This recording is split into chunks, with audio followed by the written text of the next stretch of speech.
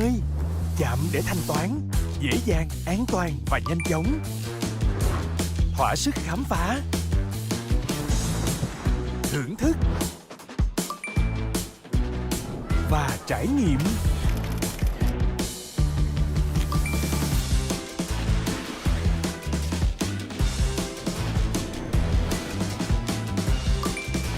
Visa trong tay, chạm Apple Pay, chạm cả thế giới.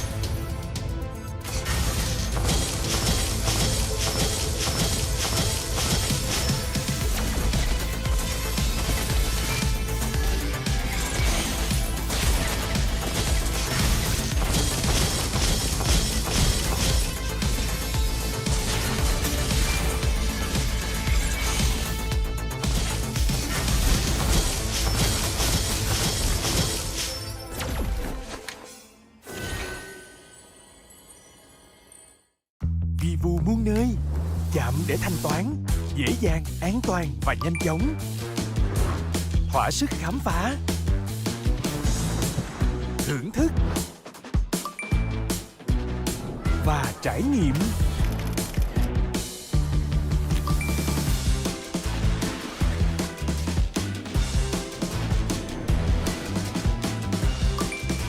Visa trong tay, chạm Apple Pay, chạm cả thế giới.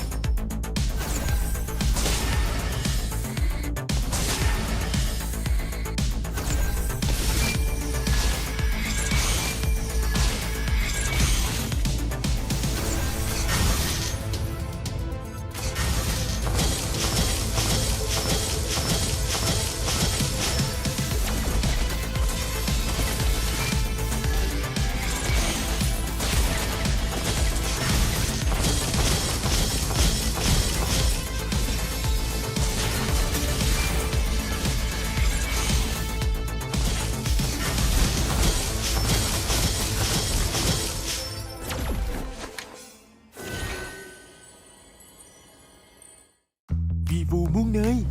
Chạm để thanh toán, dễ dàng, an toàn và nhanh chóng. Thỏa sức khám phá, thưởng thức và trải nghiệm.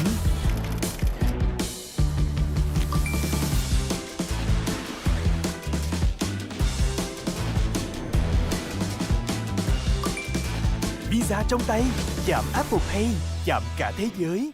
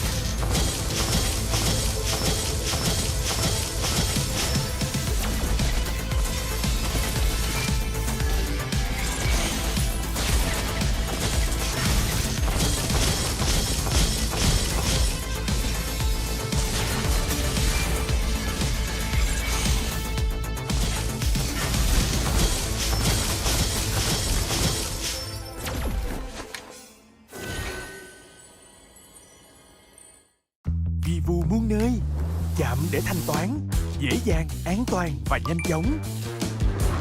Thỏa sức khám phá, thưởng thức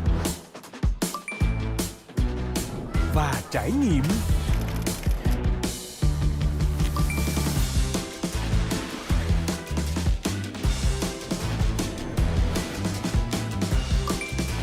Visa trong tay, chạm Apple Pay, chạm cả thế giới.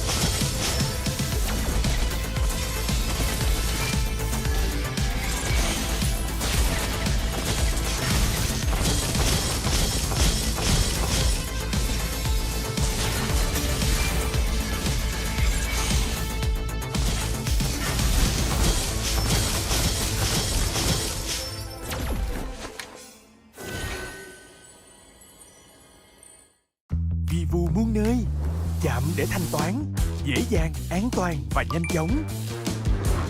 Thỏa sức khám phá, thưởng thức và trải nghiệm.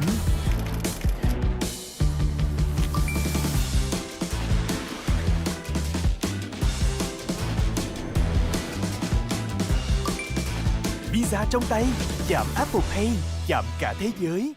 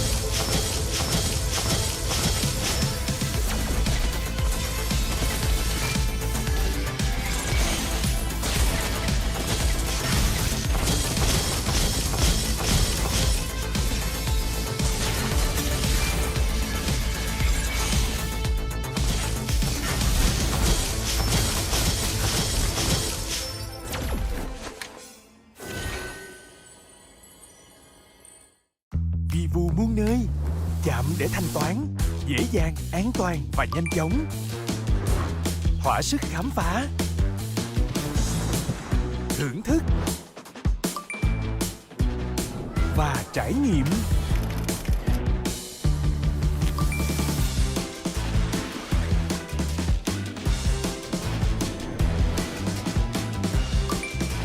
Visa trong tay, chạm Apple Pay, chạm cả thế giới.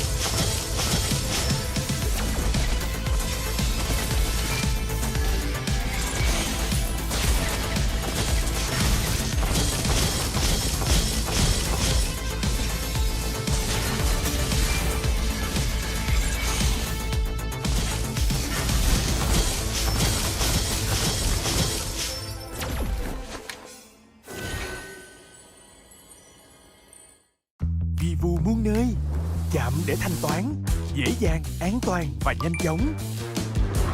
Thỏa sức khám phá, thưởng thức và trải nghiệm.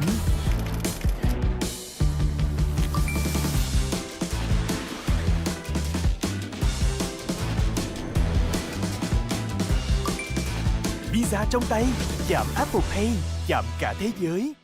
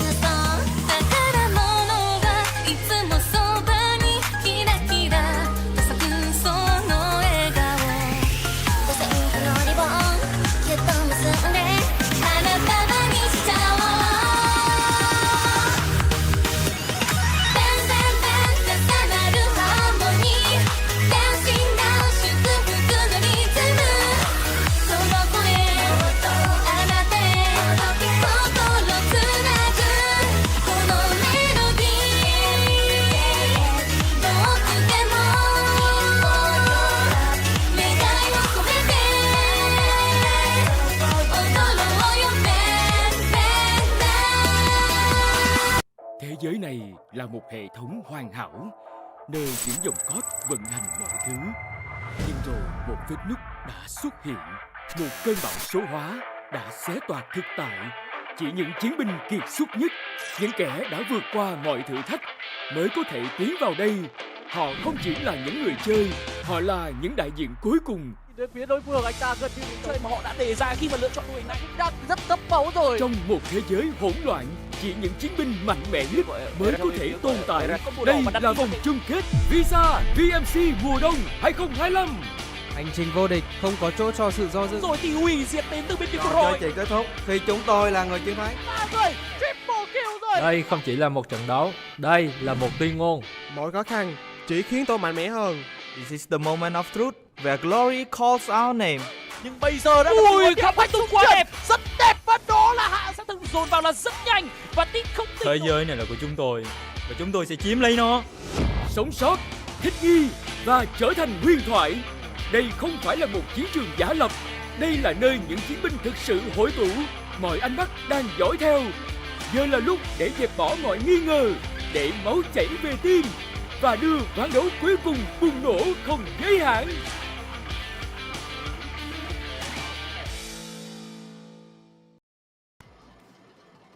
Welcome, ladies and gentlemen, to the grand finals here in the Vietnamese National Esports Championship 2025 MLBB Division Visa VMC Winter 2025, where the ultimate prize here is not only just money, but also to qualify to the wildcard stage over at the M7 World Championship. This tournament is organized by Viresa, Funtime Games, and FPT Corporation, with FPT Play, On Live Esports, and Pang TV as official broadcasting partners, and proudly sponsored by official partner Visa, with a message everywhere you want to be. So welcome to the grand finals here. My name is Afel. Alongside with me is Sheffin. And Sheffin, it is going to be an intense best of 7 here. It's going to the wild cards, but I gotta say, even the wild cards, man, is going to be a very tough journey for both teams. Yeah, for sure, especially considering that the wild card only presents 2 slots to the M7 World Championship in Indonesia. But what I'm most interested about in casting these kind of regions is how different it is to our regions, Lapel, ID and Malaysia. We can see some of the picks or maybe some of the differences in the meta that's currently being played in the Vietnam region. So very excited to see this best of 7. Well, I think it's going to be a little bit rough for you because I would say they play a little bit more like ID, where they really want to force fights, force engages, but there tend to be some mistakes, some forced mistakes, some mistakes that is really of their own, doing. But definitely, I hope some changes coming in from yesterday, because I saw some mistakes in draft where you let go of the opponent's best heroes, for example, the Fanny, and I hope I just don't see that here today because again, a lot of dongs is on the line, but also they got to go to the M7 wildcards. Yeah, for sure. Oh, Lafel, I gotta say, mistakes are our region's bread and butter. So, if they can one up ID in terms of mistakes, I would be very welcoming on that. It would be pretty interesting and also at the same time, but I always welcome the differences in the regions here. Yeah, between RLG and Saigon Phantom, I believe. So, I actually researched some of the roster that they have. The one thing that I find interesting, Lafel, is the fact that they imported rollers, which is way weird, don't you think? Because that usually the shot caller of the team is the roamers, right? And there might be some Yeah. language barriers here and there that could potentially limit the potential of the team. Yeah, honestly, maybe that's one of the reasons why we saw some mistakes coming in from yesterday. Maybe there is some communication breakdown, but honestly, I feel like in today's matches, it's really about how they draft, and I would say their mechanics, because yes, we got imports coming in from the Philippines, but the local players from Vietnam are amazing. From Radiance Legend Gaming, really got to look at Daylight, the gold laner for Radiance Legends. He is absolutely amazing. Even tried to bring out the Cho yesterday. Didn't win the game, but I think his own personal performance was actually pretty good. And for Saigon Phantom, Hyde has been hit or miss. He has times where he make godly plays, and then times where he's just very passive. It doesn't do much. Yeah. A lot of familiar names here from both teams from the Mekong regions. Names like Joga, names like hey, the start of the show. Every Oh time yeah. we cast, we always have some fun with the username and maybe a bit of a trouble too. But yeah, it would be pretty interesting to see these kind of players to step up to the occasion, man, because the stakes are higher than ever because the Mekong region will fight for that wild card. And yeah, this is a fight for the ages for the Mekong region. Oh yeah, for sure. I would say in this match, it's for both teams, it's going to be quite difficult in the sense that they understand each other quite well, because in the Mekong region, there is a lot of teams that go full local lineup, full Vietnamese teams, and they haven't been able to beat both these teams, which they do have imports from the Philippines. So there seems to be some level of refinement coming in from both, but because of that, they tend to meet each other quite a lot. And it's very interesting to see how Saigon Phantom really drafts differently going up against Radiance Legends compared to every other team. A very good example here is when Saigon Phantom goes up against other teams, Joga is willing to use tank jungles, something like a Baxia, something like a Fredrin. But against Radiance Legends, he always goes for those assassins, even if that draft is a very good draft for tanks. Really unsure why. Well, maybe one of the reason why is when you look at the group stage standings, RLG or Radiance Legions, they were undefeated, Lafel, 7-0 in the Yeah. group stages, and better yet, they are 14-0 in games, so they haven't dropped a single game so far this season for Radiance Legend. And for Saigon Phantom, we are close to replicate the same thing with RLG. The thing is, they lost 0-2 against them, so maybe that's why there's a difference in how they approach the matchup here, because you can say that this is the hurdle that Saigon Phantom needs to overcome to be able to be the champion. Well, something that RLG definitely has to do is they got to tighten things up, because in the previous best of 5 yesterday, they won the first 2 games, I would say relatively easily. It was a stomp. And then the third game, honestly, Sheffin, they threw so hard. It was a hard game to watch. They won the early game by 5,000, 6,000 gold, and then did absolutely nothing for the next 10 minutes. allowing Saigon Phantom to just farm up and then eventually end the game by taking the Lord. And then fourth game, it was just weird. So I'm really hoping for a little bit more consistency coming in from Radiance Legend, because they are definitely the team to watch. They are definitely the favorites coming in, but they got to perform a little bit better so that the Mekong region has more confidence going to the wildcards. Because like you said, wildcards, 2 teams from wildcards can qualify to the M7. But we've seen wildcards, man. It's a sluggerfest. Like, all the teams there, they're freaking strong. All of them can go to the M7 main stage. Especially if you look at the other regions, which is MCC, it seems like they are undoubtedly the #1 contender every time the wild card is coming about.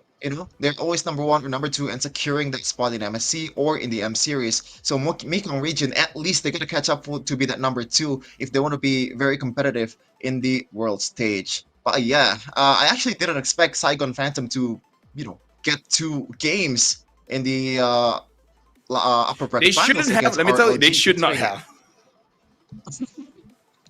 Hey, it's the bit of playoffs, right? Sometimes it's a hit or miss game. Maybe the stakes are higher, so that's why they make a bit of mistakes here and there. And the pressure is behind too,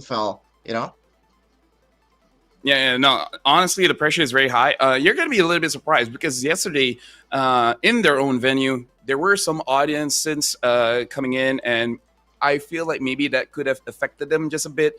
The pressure, hearing the screams, the cheers, and everything, especially when certain picks are picked. People are like, "Oh yeah, boo, great." I don't speak Vietnamese, so I can't really translate what they're saying, but I'm guessing they're excited or disappointed. It's between two. Well, sometimes when you're a fan, even though it's a slugger fest, even though it's a bad game, it's a bad win, you always take the W, right, over a good loss. Sometimes the result is what really matters, and yeah, I kind of feel that as a Geek fan in MPL Indonesia, it's not looking good for us this season. But hopefully, these 2 teams, they can put their best. Put their A games up front in the grand finals, because they do really need it. This is best of 7, so there's going to be a lot of adjustments to mid game, especially in the drafting phase, whether they want to take the blue side or the red side. Do they want to emphasize it more towards maybe mid prio, or do they want to play it more towards the fighter gold lane? There's a lot of options here in the meta, Lufel. It is quite colorful. Well, first of all, chat, thank you for coming. I see you guys say, let's go, LaFell, let's go, Chef. And right now, we're just waiting for the draft to start in this best of 7 grand finals. And Chefin, if it's like yesterday, it's going to be pretty interesting because they never switched sides. I have no idea why.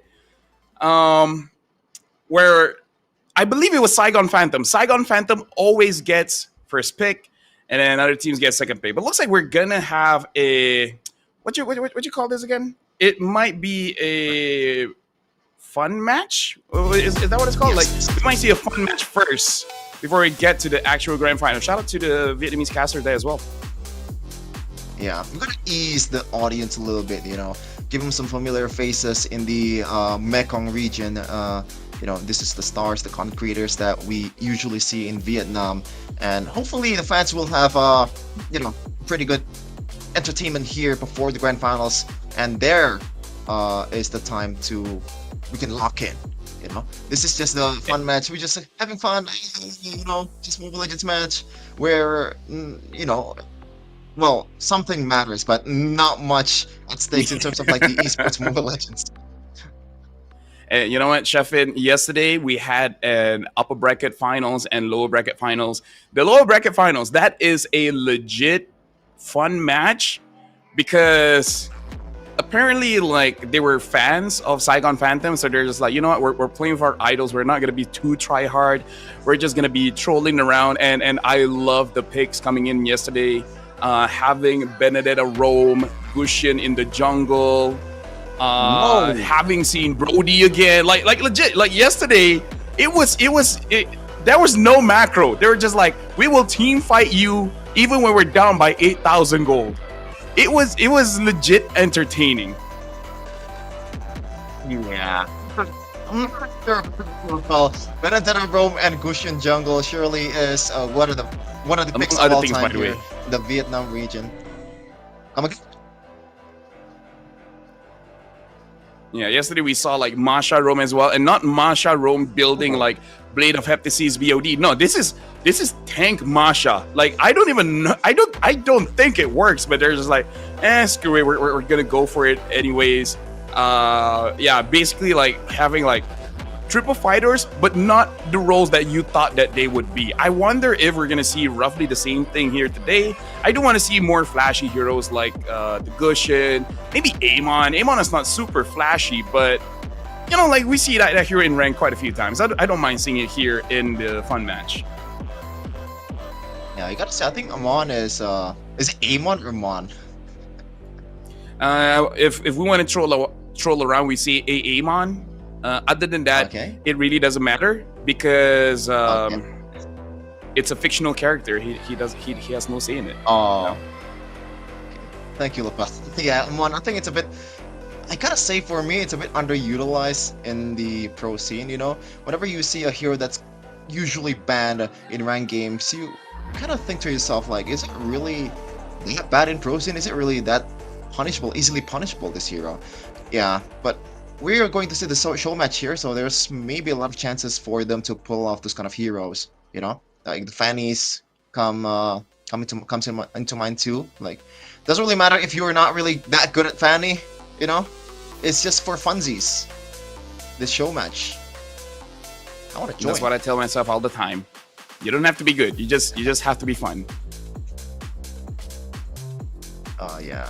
I'm not sure if that's a mentality that pro players should have, but apparently in the last match that you told me, that was indeed the mentality. You know, sometimes when you're facing a stupidly strong team, LaFell, it's either you go, pretty much you go balls to the walls, right? Just pick all the heroes that's super deep in your bag and hope that it works.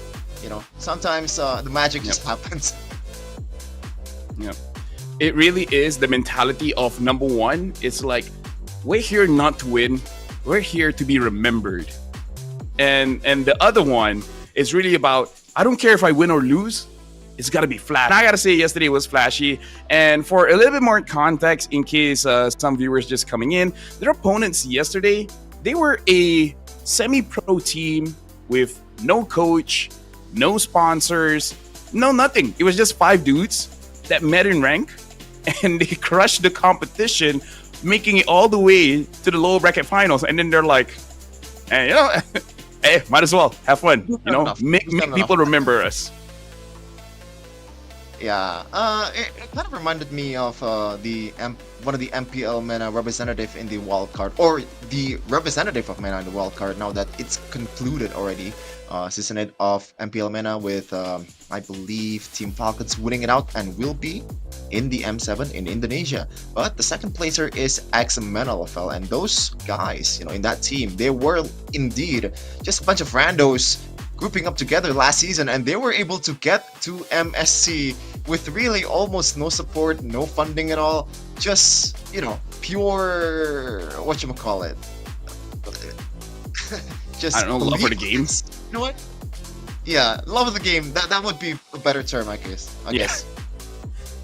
Yeah, honestly, like I love stories like that, because between us, I feel like everyone knows some pro players, sometimes they get a little too comfortable. They're like, we're too good. And then you have like a bunch of randos just kicking your ass, and you're like, oh wait, damn, there's some good people in the world. So it's very nice every once in a while to have a bunch of nobodies all of a sudden being like top tier, amazing. Something I wish we see more from other regions. I would say in Malaysia, the most famous one is SRG, where the org itself, you know, has a lot of funding, but the players, everyone thought they were like nobodies, but then, you know, apparently they're pretty good. Yeah, they are pretty good indeed. Pretty good to win the first MSC/EWC, so they are doing it really well right now. And yeah, in Indonesia, I gotta say, it's been a while since we see an actual real Cinderella story. The closest I can get to is probably Team Liquid ID in Season 14. They're not really randos though, they're just a bunch of MDL players. But the ceiling was amazing. You know, they were able to get top 2 in M6, but apparently this season, RLG just pretty much, guys, please just go streaming. Like let's not do it for the love of the game anymore, Lafel. I don't know if it's true, but I heard like lately, like this week, have they been performing or do they still suck? Oh, Team Liquid ID. Oh, they are actually pretty good. I believe in the last match that they played, it's actually yesterday, they were able to win out against RRQ that still needs a W to be able to qualify to the playoffs, which really makes you think that TLID actually win in IES despite them being the quote-unquote worst team in the league so far in Season 16 overall. But I think Mirko said it the best. The current form that TLID in right now, they definitely deserve the playoffs. But unfortunately, just a tad bit too late, Lafel. And now their mission is pretty much just dragging teams down to the red zone, and they are doing it masterfully right now. They dragged down my team, kick me, god damn it! And they are looking to drag RQ down this time. Honestly, like it's the same in Malaysia. I don't know what it is about professional players, but the moment that they can't go to the playoffs, it unleashed something inside of them where they have this I don't need to try hard kind of attitude. I'm just gonna have fun, and you don't want me to have fun because they just become beasts. Like here in Malaysia, the number 10 team, number 19, number 8 team, they're taking W's where they really should not be taking W's, and it's not for their own benefit. It's just for making other people upset, and I respect that because I hold the mentality it's not enough that I win, you have to lose, and I like that. Hey, for me, it's not just about you have to lose, Lafel. You have to have a bad time. You know, is what I'm trying to say. Yep. Just pick those heroes that for me, your I'm the kind of guy to be like miserable. I'm the kind of guy that hopes like, you know what? I hope when you go to the toilet, the flush doesn't work.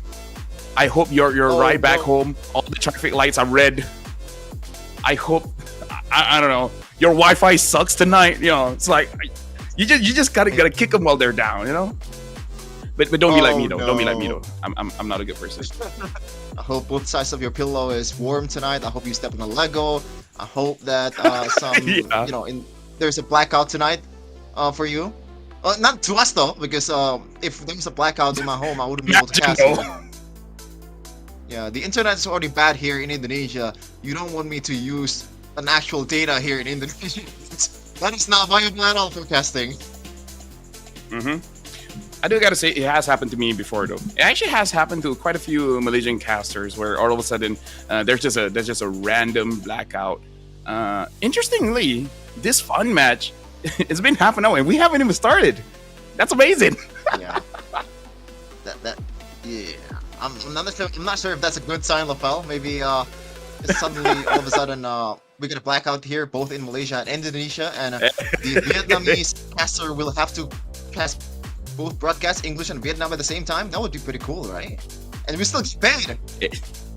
So W for us. That will be pretty cool. We'll see some trash talking there already. They're doing the thumbs down, doing the whatever gesture. I don't know. Maybe there's some Vietnamese exclusive gestures to tell your opponents that y'all are going down.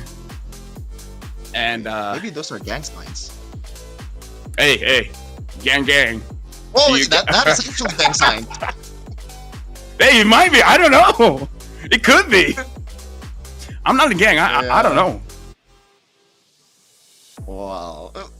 You can pass off, Lafel. Like if you join right now, they would definitely accept you. We have really? the face. Is there like a membership pass or something? Like a 10 No, USD per you month? gotta.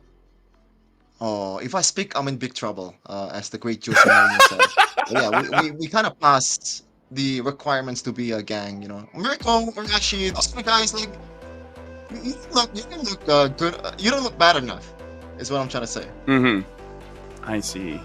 Is it easier to get in a gang or work for the government?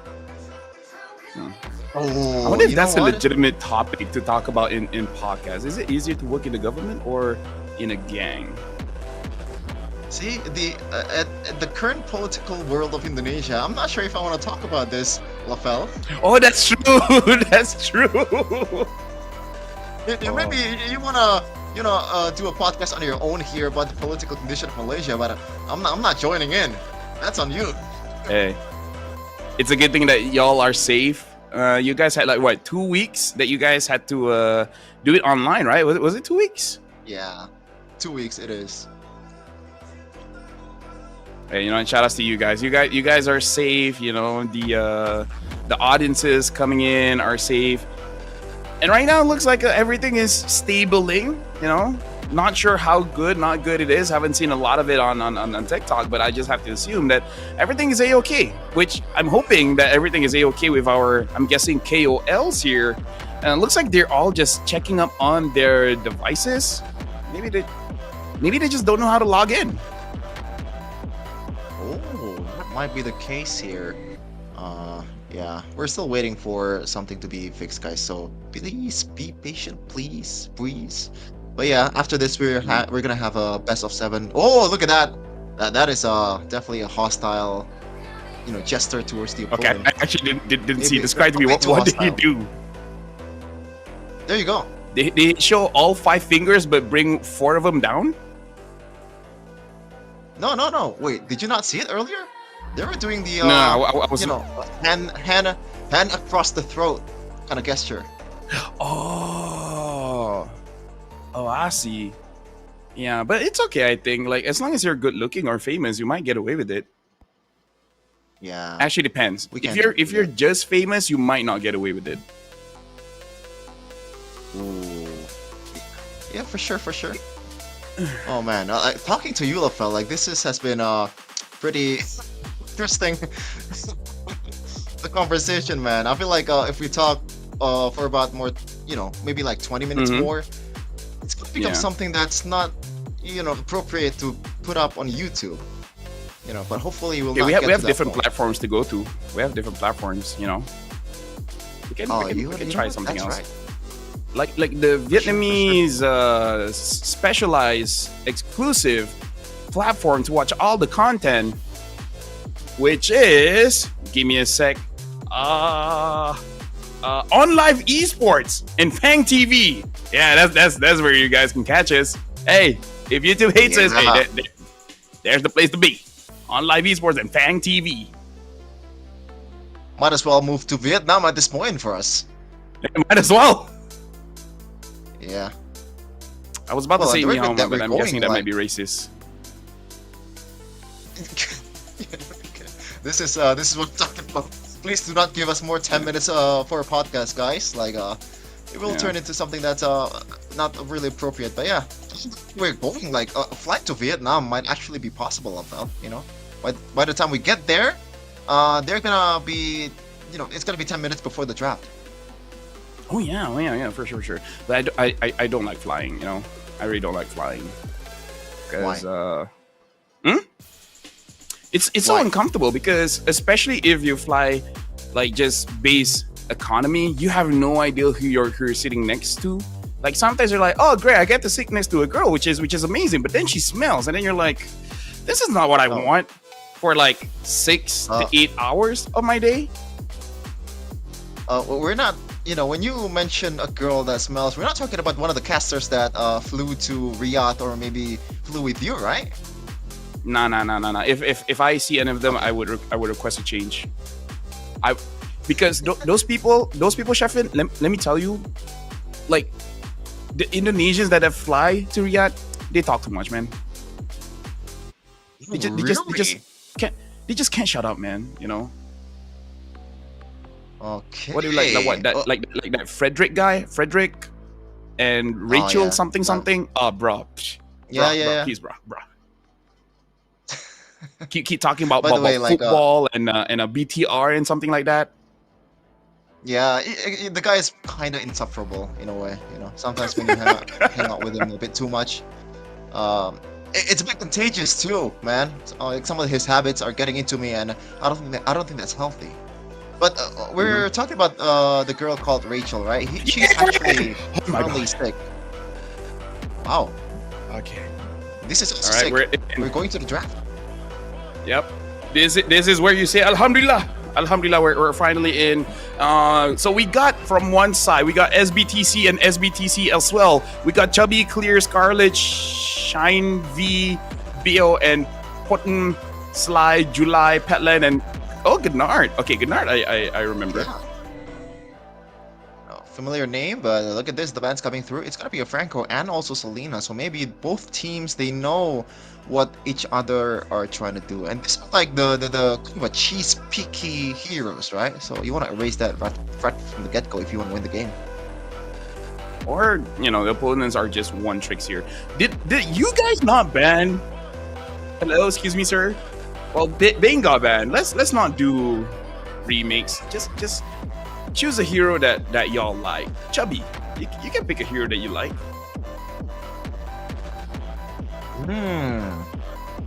That's not a chubby hero.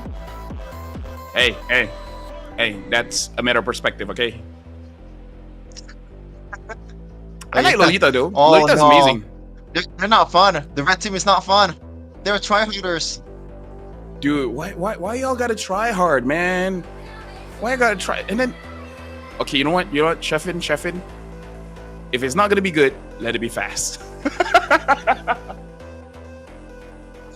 We're going full honesty here, but yeah, hopefully that's gonna be the case here. You know, if we were being super real, the right team seems to know how to draft just a bit better. You know, just a bit better. The left one, they're doing it for the love of the game, as we mentioned earlier. Oh, Nolan, haven't seen that guy in a while. Oh, A1. Hey, You said it, hey, we called it. We called it, man. We called it. By the way, Lemon D, I'm honestly not sure if we're getting the live feed. I think we are getting the live feed. It's just a bit delayed. It's just a bit delayed. So if you're there in the venue, you might see things happening much faster. So now, looking at the draft here, do you have any analysis for us, Chefin? Any analytical nuggets that you can give? I'm not sure if you know, the nugget is worth sharing at this point when you look at the draft. But my analysis would be that is a damn good skin, the aspirant from Vexana. Okay, question. I got that skin. Question. Okay, what Do you question? What prefer question? the Guinevere or the Vexana, the aspirant one? I actually think I prefer the Vexana one because the explosions give the impact feels more you know. And Vexana's easier to use than Gwyn. And the third one is that I spin for it and I got Vexana. So a little bit biased here. Yeah, fair. But looking at the draft here, yeah, I feel like this should be an easier time for the red team, you know? Unless blue team have some amazing micro prowess with the Benedetta and also the EA Amon. Well, the Lolita could potentially outplay them. You can never know, Chefin. Can Lolita ooh, Grok Vengeance. Haven't seen that in a while. Grok Vengeance. Interesting. Oh, I get it. It's to fight the Benedetta, right? Right, the Benedetta just ults in with the Electro Final Blow. You stay in the middle and then just use Vengeance and make her die. Make her kill herself. And I can say that without it being wrong. Oh no, oh yeah, oh god, LaFell. This is why you're my inspiration, man. W LaFell. But yeah, we're going to the game here. Both teams are picking some... Oh, that is a very early flame shot coming in from the Vexana just to assert some dominance. And by the way, this is also an outlet flame shot, so a lot of interesting spells here coming in. Yep, this is definitely rank meta games here. And look at that, Chubby goes in, and actually Shinvi gets the kill. Oh my goodness. You know, flicking forward, not really getting the kill just yet is Shinvi. So yeah, maybe the blue team has some fighting power here, man, if they want to abuse the Vexana pick. Hey, Chubby getting that one assist. Hey, maybe he knows what he's doing. Right now, Clear looks like he's having a good laning phase going up against July. Bullying out. And hold on. Ooh, the Arlet apparently is having a hard time against the Vendetta. This might be closer than we thought. Oh my goodness, he gets the kill. And yeah, Brooklyn gets the get back here with a clutch, you know, a bit unnecessary from Gnard. But now, down below Scarlet. He's looking for the ultimate drop, but he didn't get it just yet. July will still try to defend the turret. Scarlet finds Poem. It looks like he's gonna get eliminated here. The Grok can't do anything there, Sheffin. Yeah, it's still going on. The Sly will get bursted down even through the vengeance. And now July might be next. He's super low. Shinvei still has the skills. Clear, not getting it just yet. One more. Where are you going? What is it targeting? Sheffin, is this just Caster Curse? Where we thought the team that's tryharding is gonna win, but hey, what's going on here? Hey, look at the tryhards. They're getting the turtle. Ooh, ew, objectives on a show match? Are you serious? Bruh. Oh, and looks like unable to get a kill there. And Gunnar tryharding goes on to Shin V in the front. Scarlet can't really do anything. Already uses ult and not actually getting any kind of execute here. Yeah, we will just try to go back and get the healing here. By the way, I don't remember which map are we playing in right now. Is it Flying Clouds? No, right? Is it Expanding Rivers? That's a good question. Let me guess. Flying Clouds, because it's not dangerous grass. It's not broken walls. The plane almost gets busted down. Oh, two of the jungle there with Land, but yeah, that's an interesting use of a skill. But up top, it's a Daha Hook. I don't know how to pronounce that. It's a kill towards the Arlet of Gnard. You don't understand the strategy, man. Sheffin. All right, Shinvi flickers out, and looks like he's gonna be safe. He ulted the jungle creep to show dominance, to show them that I don't need my ult to take you down. Now that's next level aura farming. That's next level mental bullying, Sheffin. Yeah, but right now Chubby is almost got taken down. Meanwhile, though, in the upfront, Meow is gonna get taken down by the Shadow Kudu from Petland. Gnard is stacking up the kills. Already 2 for Team Red. Gnard, final slash. But it is a kill for Gnard. Such a ritual early for Red Team. Okay, you know what? The observer knew that it was going to be too nasty. It won't look good on Fang TV. So they're like, we got to censor it as much as we can. And hello items to the rescue. You know what? Shout out to the observer, man. Sure, for sure. Oh, it might be another kill. Oh, no charge. Tonic charge to 5 Natalias.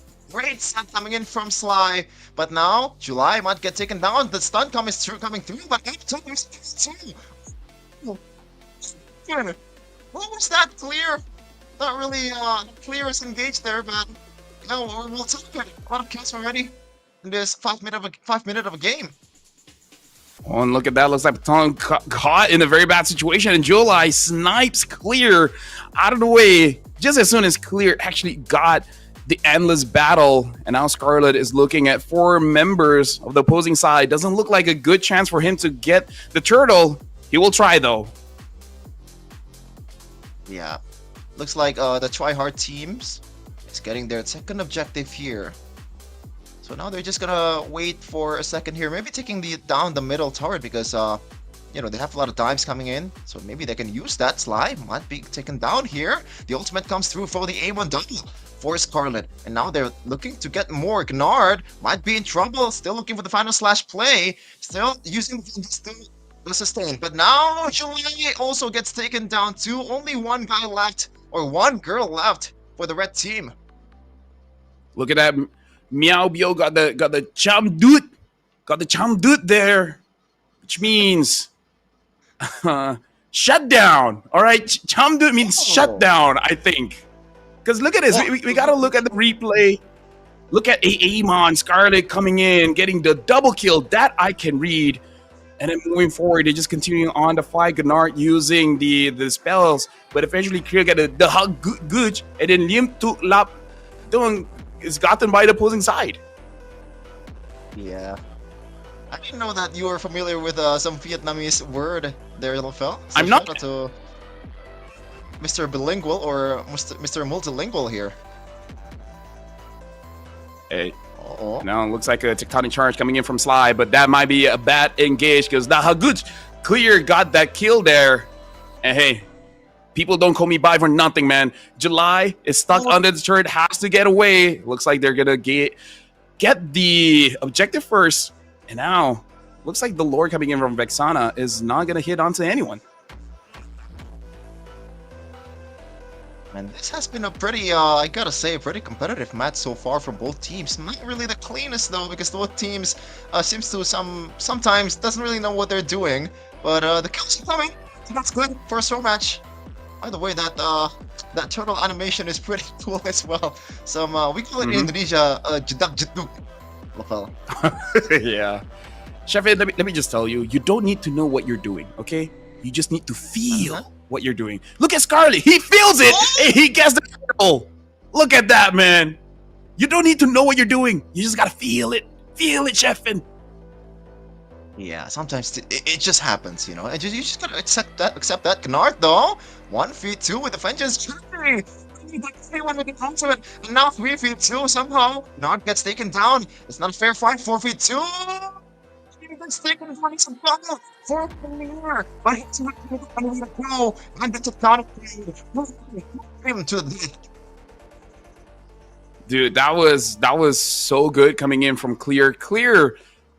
Clearly is doing quite a lot of burst damage here. So eventually it will come to a point where he can maybe like 2-shot, maybe 3-shot a few people from left, right team there. I don't know. Are they red? I can't tell. Colorblind. Oh yeah, you are colorblind now. Oh, Shinvi might be blind too to the engage of Team Red, and secured by July. Another kills coming in for the tryhard team. Okay, you know what? Let's just call him that. The tryhard team and Chubby's team. Chubby, speaking of which, using Revitalize, trying to get out of the way. But Padland actually got a kill and a Tectonic Charge onto 2 members. Looks like July is going in for the kill, able to get one, but a return kill. Clear. Make sure that he doesn't go down without taking someone with him. But see, overall, Team Tryhard here looks like in a prime position to get the mid turret. But look at Amon, Scarlet, going to the sides, getting as much farm as he can. Yeah, because he feels that he can get the turret, right? You're just playing by the feel. It's a great call first here, maybe feeling more towards the kill. Gnard! Another bad secured for this Arlen. Well, the turtle's about to come up, Chefin. It looks like, what, 9 minutes, 26 seconds? What did I say? Turtle. See, I just wanted to see if your audio is all good, because I was curious, can you hear me well and everything? But hey, it looks like you can hear me well. So shout outs to your computer settings. Yeah, very considerate. That's why you're the greatest talent of all time, LaFell.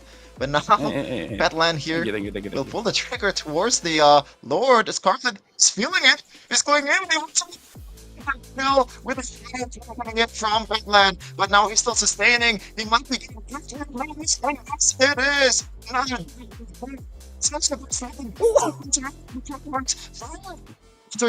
Join in the team fight. Dude, that was amazing. You know, I like Scarlet. Scarlet is just like, you know what? I don't know if this is good idea or not. I'm just going to go for it. And he actually gets the kill and almost got the Lord. But put them with this Vexana and, you know, amazing aspirin skin, by the way. A lot of explosions going on. Secures the Lord. And now Shinvi trying to protect his base. But this is going to be very difficult for a single Xavier. Yeah, but they're knocking through the doors here. Team try hard. Look at that. Some of the skills coming in from the Benedetta. Meow getting the kill. And so Slot gets taken down. They're not stopping there just yet. But looks like they're going to get retaliated. Shadow Kiru might be connecting here. Or the Quad Shadow from Batland. Finally using the ultimate. July moves forward. Still with the damage, and now it's Meow's turn to secure the kill to Batland, and it is disastrous for the tryhards. Did you just say Ogi Shadow Kiru? Yes. Oh. Not many people know that that's exactly how you pronounce the skill name, because I keep hearing people say Ogi Shadow Kill, and I don't know, people just try to westernize everything. It's Shadow Kiru, you know. It's good that you're civilized. Yeah. Nihon wa chotto dake dekimasu, you know. It's because of Arashi, man. Rashi, like his weavery is contagious. And he beat So, Japan so, earlier so. too. Hi. Oh, Miao Biao So this name. getting chased, Yeah? and he goes to the wrong way. Kong to Champa by Gnart, and Del Pa Hui coming in from clear, and they actually get a kill onto Petland, Daha Gooch, and now even the Oracle being bought by Chubby. But in the back here, looks like Gnart goes over to clear. But Scarlet, it is going to be those assassins going for their marksman, and Shinvi is down as well. Scarlet still on the hunt, being invincible. No one knows where he is. Invincible and invisible at the same time. He's gonna cut the lane just to give a bit more room for Team Blue or Team Chubby to breathe. And now he's looking for the flank here towards the Vexana. Potom, he gets taken down. Too easy for Scarlet. Oh, Gnart goes in with the first song. Now it's still going on for Gnart to connect hard. So Gnart as well, Sly with a good set. And now Chubby gets chased down by the island. Might be a triple. It's a triple for Gnart, but not for long. For Finland, it might be over by the side. It's the only lone defender. Flickers forward by July. Now the flicker backwards for the Xavier. But the numbers not secured for the tryhards. They are technically tryharding and foul. Shinvi is... I respect his gutso. I respect him moving forward, trying to make a play, but I kind of feel like as a Xavier, it's completely fine for you to say out of harm's ways, using your ult to clear the minions, you know, like try to use your passive for your own advantage. But either way, right now, Team Tryhard here, looks like Chubby is getting caught and forced to use the Revitalize. Very early Revitalize here coming in from Chubby.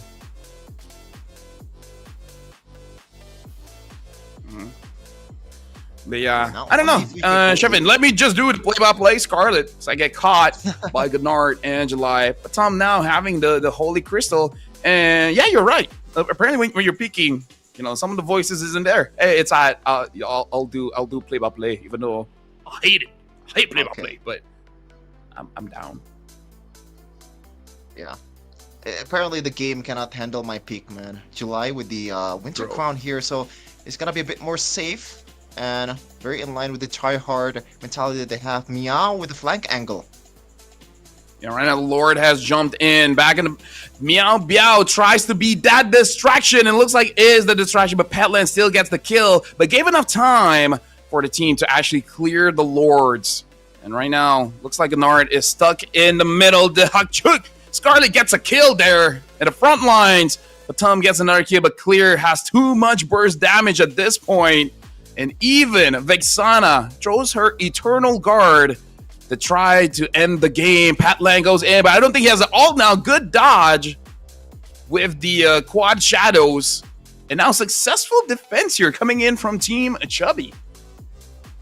Yeah, to be honest, if we're being real here for a second, they have decent wave clear with the Clint on also the Xavier. If Meow can just solo lane and take care of a single lane and makes it a 4v5 in the base, but there is still, you know, a lot of wave clear maneuver that they can use. We'll see in a second if it's gonna be another wave or like one straight push to the base for Team Tryhard, because all the inhibitor turrets are gone, Lafel. This should be real estate for them. Oh yeah, for sure. July actually flickers forward. He put himself in a very dangerous situation. Now Scarlet goes in, Winter Crown, fool, but still the kill goes over to Clear. We can see the Gnart. Oh, hold on. That's a botch engage coming in from the Grog. Meow Biao is in between. And now even all coming in from the Xavier trying to deal as much damage as they can. And the Hayabusa gets caught. Gnart is the only one alive. 14 at 6 and 11. Arlet, can he really do anything against him? Scarlet is on the chase and Gnart stuns him down. Yeah, they have to take care of the base first though here. And maybe just push the lanes first before they want to take the Lord off. What? How did that happen? Not sure. Clear. Oh, Gnart goes in. And Chubby is there to the rescue to make sure to clear. doesn't get humiliated by Nart, and Nart! Immortality popped. Oh, actually good timing, but still the kill goes over the clear. Yeah, unfortunate, man. And when you're, it's should be a full damage outlet, right? That's why the damage was super clear from clear cleanse. And now it's gonna be a Lord fight here from both teams, 4v4 with Scarlet. It's gonna come anytime soon. Badland super early. Yeah, a lot of damage being dealt to Petland, and already using the Ogi Shadow Kill. In the top lane, it looks like Miao Biao is going to use that opportunity to actually establish some kind of split push here. Knowing that the Hayabusa doesn't have the Ogi Shadow Hiru, probably not going to be a threat here. For sure. Now 20k already on the Lord. The Artifusion is not going to be there. Tectonic Charge hits on to Clear. Clear still survives. There's no follow-up, but now July using the Wind of Nature, trying to protect himself from the damage coming in from Clear. They got the Lord. They were very happy with that outcome. Patlan comes in. Ogi Shadow Kiru and Shinvi, where did you use your ult? It hit on the opposite side of the map. And now minions coming in, but Clear tries to clear the minions, doing quite a lot of burst damage here. Able to clear the Eternal Guard and the 2 minions, and all the while, the Lord is already at half part of the map up top. I wonder if they can keep Team Tryhard here. Can the Lord just end it? Okay, probably not. They're not doing anything to stop them. Yeah, like that ultimate from the Savior from Shinfi was pretty sussy there. Maybe he's seeing someone outside of the map, you know, just giving him the benefit of the doubt. That was for the fans. Gennard? For sure. Oh, Tectonic Charge alone. Gennard gets the kill onto Clear though. Chubby has to run away. And now Shinvi, he does have the Dawning Light. Not gonna do anything with it though, because right now we can see that Scarlet finds Gennard. Gennard able to get out of a lot of the damage, but Miao Biao gets the final kill onto Gennard. Gennard stacking up the deaths here. Scarlet goes for July. July able to escape Dev's door. Miao Biao has to run away. Electro find a blow to the back, finds Patom. Eye for an eye, trying to get out. Petland gets a shadow instead of Miao Biao. Goes to the shadow and finally gets the kill. But now having no skills left, Chubby and Shinvi alive 19 minutes in. Chefin, I did not thought this fun match was going to be this intense. Yeah, it ain't so fun now, you know, not much blunders here. Well, there's a lot of blunders here and there, but it's a better quality match than I thought, you know. Maybe you can pass this off as one of the games of MPL Indonesia. You know, it's actually good enough, to be honest with you. But yeah, back to the game here. Really? Already 19 minutes. Yeah, it is, man. Like, it is that bad currently in MPL Indonesia. Hey, I respect the energy.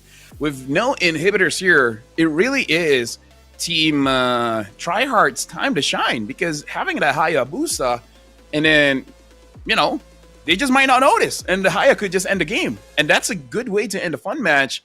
Looking at Nard as well, moving the minions along. The Lord is going to spawn around 30 seconds. Unless a cool play happens from Team Chubby, it's going to be pretty difficult for them. Yeah, but right now Team Tryhard seems to have maybe the tool to make the more cooler plays, you know, compared to Team Chubby. This is more of a reactive kind of composition, Lafel. You know, there is some playmaking potential with the Electro Final Blow, with the Petrify, but overall, you want to be on the responsive end, right? Because you have the, you know, the Lolita. I forgot the name of the hero because it's been a while since I see her.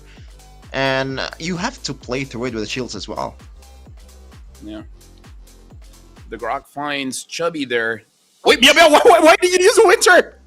Out of nowhere.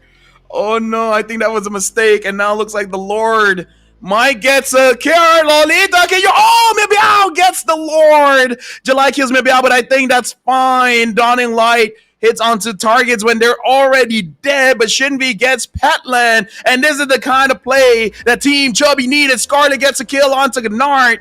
July as well as Baton tries to run away, but Clear, look at the damage coming in from the Clint. Chubby being the front line, having the shield to bounce back the damage. The Lord pops. Team Tryhard might actually lose here, Chefin. Yeah, for sure. Now, don't think that Winter Crown play was a mistake, Lafel. It is aura farming. He knows that he's gonna make the play. He's gonna steal the Lord. He's gonna get the kills at the same time. This guy, man, meow. Somebody stop his class. Yeah, my bad, B. I forgot about aura farming, man. But now they get the mid inhibitor. One hit, got it. Now they got a mid inhibitor. So far, it looks like the minions are doing a very good job stopping the Lord in its tracks. But the Lord is an unstoppable force unless killed. But right now, he's unstoppable. He's moving forward, waiting for someone to take him down. It is his purpose to kill or be killed. Ooh, almost there with Nard. Uh-oh, do you want to go in? No. He's gonna use the sentry here to spot pretty much everyone on the Chubby team. And they're gonna let go of the Lord just a second, get some hits, and just go away. We'll see if they can use the Numinant Blast here, even though there's no flicker. So, last set potential, but surely they have enough to be able to break down the base. All right, Chubby, you just have to keep on doing that. Oh, hold on. Meow goes to July. July already using the Wind of Nature. And now even the Tectonic Charge only hitting onto one. Scarlet gets Petland. And then the Dawning Light gets the Immortality from the Grok. Only 3 members left from Team Tryhard. Eva Batam is having a hard time. And looks like Team Chubby, they're just seconds away from ending the game. And there you go. It doesn't help to be Tryhard here, Sheffin. You played the meta, you played for the objective, and then you got taken down. I'm not sure if they even play for the meta or the objective, LaFell. They're just playing for themselves, you know? They're just playing for fun. As you said earlier, this is the spirit of the show match. You gotta show something for the audience out there. Like, stop picking this meta picks. What are you, man? Like, what is this cowardly pick? You don't want to win in a show match? You wanna assert dominance, you know, play those Laylas in Rome and still win the game. That is Orm.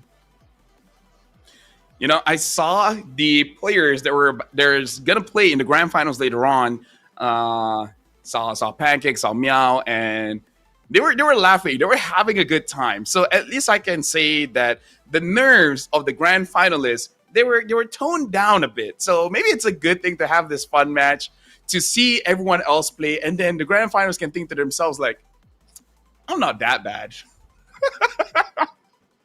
Or maybe, on a better scenario, LaFell, they get inspired, you know, and pick some of these picks, man. Oh, hold on a second.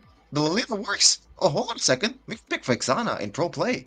That might be the idea here. And also just a Winter Crown play out of nowhere, just the aura farm, you know. That is a very inspirational play from Meow. They're like, hey, you know what? Xavier is so good at clearing minions. And guess what happens when you don't have minions? You can't end the game. Then they're like, Coach. Sounds insane, Coach. But if we just clear the minions, Coach, they can't do anything. 40 minutes in, they get tired. We smash them. Not in that way, but you know what I mean. I mean, if you want to do it that way, I think it's still welcome. But we'll see, though. Best of 7 here, grand finals for the Mekong region. Finally, we get to see a bit more serious match. Hopefully, you know, the fun match earlier will not change the serious tone that we're gonna have after this. You know, because the stakes are higher than ever. That was me being serious. Sure. What are you implying, Sheffin? I was doing my best. That was high quality casting that I did there. Yeah.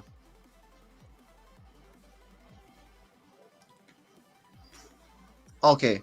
Seems like we are told to buy time before the grand finals. You know, I think this is a pretty. I gotta say, it's been an honor to be able to cast with you, Alpha. Like, you're, you know, I'm a bit nervous coming in, but after you crack jokes here and there, apparently we're on the same wavelength in a way, or maybe both of us is on the spectrum. Yeah, no. I have autism and ADHD, but I got medication for that. I keep offering to other people, but they keep on saying no. I told my doctor, and my doctor is like, yes, they should say no, but that's besides the point, right? Going to this grand finals, we're gonna see the players set up, and it is going to be an intense match, Sheffin. This will be not like any other match that you've ever seen. For the good or for the bad, I don't know. But you've never seen this kind of gameplay. Actually, that Again, could be bad, but you've true. never seen it before. Yeah. Sometimes maybe good, sometimes maybe subpar. That's the meme goes. That's how the meme goes. But yeah, that's also my experience with MPL Mena as well, man. It's been a kind of a routine for me to cast MPL Mena every season. The grand finals or the playoffs come around, and we're told to cast this MPL Mena, and there's a lot of interesting things that they do there in the Middle East. Sometimes it's not always the same. Maybe the Khalid pick, for some reason, is a bit more. It's a bit more stronger there, just because of the fact that they're playing in the desert. Hey. Is that racist? Salam alaikum, my Habibi. MENA region is strong. It's getting better. Sorry, what? Ahlan wa sahlan, ya akhi. Yes. Walaikum salam. Anyways, for this matchup, I hope the players are having a good time, because I think going into game number 1 there might be some nerves, because if I remember correctly, especially from Saigon Phantom in the first game of their best of 5 match yesterday, I don't exactly remember the draft, but try to imagine this, Sheffin, where you already have a counter towards that hero. So it's okay for you to let the enemy take that hero so that you can counter it. But then they end up taking that hero themselves, like super denying the enemy, and then just end up with a draft that has zero synergy with each other. Something like having a Lunox with no pickoff or no one to set up. Honestly, no crowd control at all in the team, and then just the Lunox couldn't do much. The jungler assassin didn't have any room to make plays, stuff like that. So, like, if we're being more serious, I just want to see Saigon Phantom actually just hunker down on the draft. That's all I ask. Even if they lose the game, at least they have a good draft. Yeah, at least you have some good foundation, right? But I gotta say, LaFell, I thought you know the answer on why they are so gung-ho on denying the picks, man. You told me that your mentality is, as long as the enemy suffers, maybe I'm not having fun, but as long as my enemies didn't really get the pick, that's the mentality that you're supposed to have. And they are just doing it in pro scene. Get with the program, LaFell. This is your thing. Yeah. I mean, honestly, yesterday I called a lot of plays, a lot of drafts, and yet I forgot about that. I thought I was Vietnamese yesterday. And today I've been reminded I'm not Vietnamese enough. I'm only Namese. I'm not Viet. You should have a Vietnamese plan. I don't know, man. By now. I'm making it work. I hope I'm not saying a racial slur. I hope I'm not. I should be fine. I should be fine. Do you like racial slurs? Oh my god. Oh. I hope not, because you're... No, right? It's not cool, right? Bro, I've been telling people racial slurs are not cool. Stop saying it. God. Oh my god. See, LaFell, before I joined MPL Indonesia, do you know what I said to Mirko? Like, I'm trying to be a caster like LaFell. Someone that said something that maybe okay/not okay to say on broadcast, but apparently I need to step up my game because, I'm nothing compared to you currently. No, you don't have to. Just chill, bro. Don't be like me. Yeah. I mean, like, to be fair, I've been casting for how many years? 6 to 7 years now. So... yeah, I had like 3 to 4 boring years, and then the rest, I just be me, man. Yeah, the tism just kicks in, right? Speaking of which, let's see here. Not sure whether the teams are ready or not, but something that we do have to discuss, if everything goes as planned, there is actually a chance for Radiance Legend Gaming, being the favorites here, to actually get a 4-0. But based on the extended showings in draft coming in from Saigon Phantom, I do actually feel like it can go all 7 games. The thing that I was slightly pissed off with is that Saigon Phantom, in the game against Radiance Legend, we called out, this is an amazing game for a Moskov. This is an amazing game for a Cho. The entire best of 5, they never use those heroes, right? And then I just have to assume, like, okay, maybe they just don't have that in their repertoire. They just don't know how to use those heroes, at least not in professional play. And then come to the lower bracket finals, they were amazing at it. So I'm like, okay, were you just holding back you just really want to go home just a little bit late, so you go to the lower bracket finals, so that you can stay in the mall for just a few extra hours. I don't know. Maybe yesterday they were just holding back. Maybe they were just like, I want the opponents to think I'm trash, so that today I can Oh. kick them in the behind. Yeah, strike them where they're expecting it the least, right? That's Yep. one of the quote in Art of War Strike by them in the Sun boo Tzu. boo. I'm just yapping currently. But yeah, hopefully this is gonna be a fun match here because when I look at the statistics or the overall region's most prio picks, I see a very Mhm. unfamiliar face there, which is the Irthel. Even in Indonesia, I don't remember the last time Irthel is picked in the gold lane. It's mostly just fighters currently. It's Yep. one of the most prio right now is probably CC. And if you're trying to Mhm. build towards the late game, it's probably gonna be like Granger, or push come to shove. As you said earlier, Moskov, someone that can handle the long lane. But Irithel, out of all the heroes, man, maybe they want the safety, over anything else. Yesterday, I did see a second pick Iritel, but it's mostly trying to fight like the comfort here in the Macau region is that Granger. So sometimes people just pick up the Iritel before it gets banned out, so that they essentially have a way to fight against the Granger, essentially, right? Mm-hmm. The other thing that I would say is very interesting, because even in Malaysia, Iritel is a very rare pick, and when it is picked up, it basically loses, right? There's just nothing much that the Iritel can do. I'm more surprised in Indonesia that the CC gets let go quite a few times. Here, even in my rank games, I'm never letting that girl go. Because have you been hit in the face with the yo-yo before? I have, and it hurts. It hurts like it hurts like when someone tells you, "I love you" as a friend. Actually, no, maybe it hurts even more than that. Speaking from experience there, LaFell. But yeah, I think the I'm CC married. It's is okay. automatically. Oh, you are? Okay, Yeah. congratulations. I'm married. How late I'm married. I have 4 how late I cats. am how late I am in I congratulating thought you you froze. on your Oh my marriage. god! Wait, You just what? stayed still. Wait, are you frozen? Am I casting No, alone? Oh no, my no. goodness. I was waiting for you to talk because there's a delay here. I don't want to, Oh no no no I don't want to interject here. no. So I've what been was the I've been question married for again? I like what? forgot. I've been married for like 2 years or something. Ah, I think I gotta check. okay. I think it's 2 years. Okay. The $1 million question: has marriage changed your casting?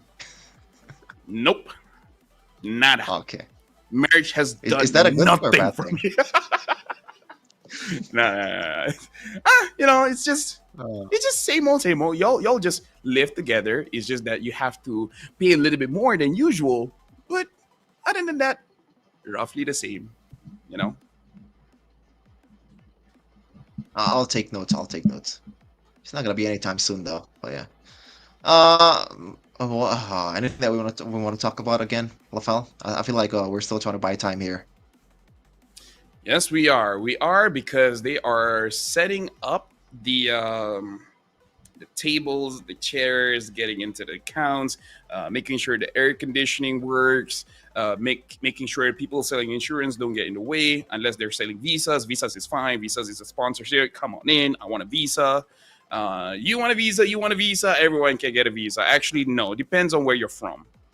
Because apparently, in certain places, it's hard to get a visa. But hey, everywhere you want to be, okay? Visa brings the world closer together through a network of fast, convenient, and secure payments. Visas, bomb. Yeah, that's the Visa. that's the requirements, right? Not just Yep. convenient. The secure part is super underrated because you don't want to get your the whatchamacallit, pretty much the visas from some shady places, right? You want to get it from a secure place.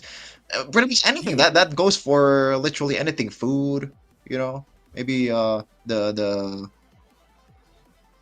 the medication that you take, maybe Lafel. You don't want to get it in the back alleys. It's nice Get to it know from that you've been spending money on food and nothing else.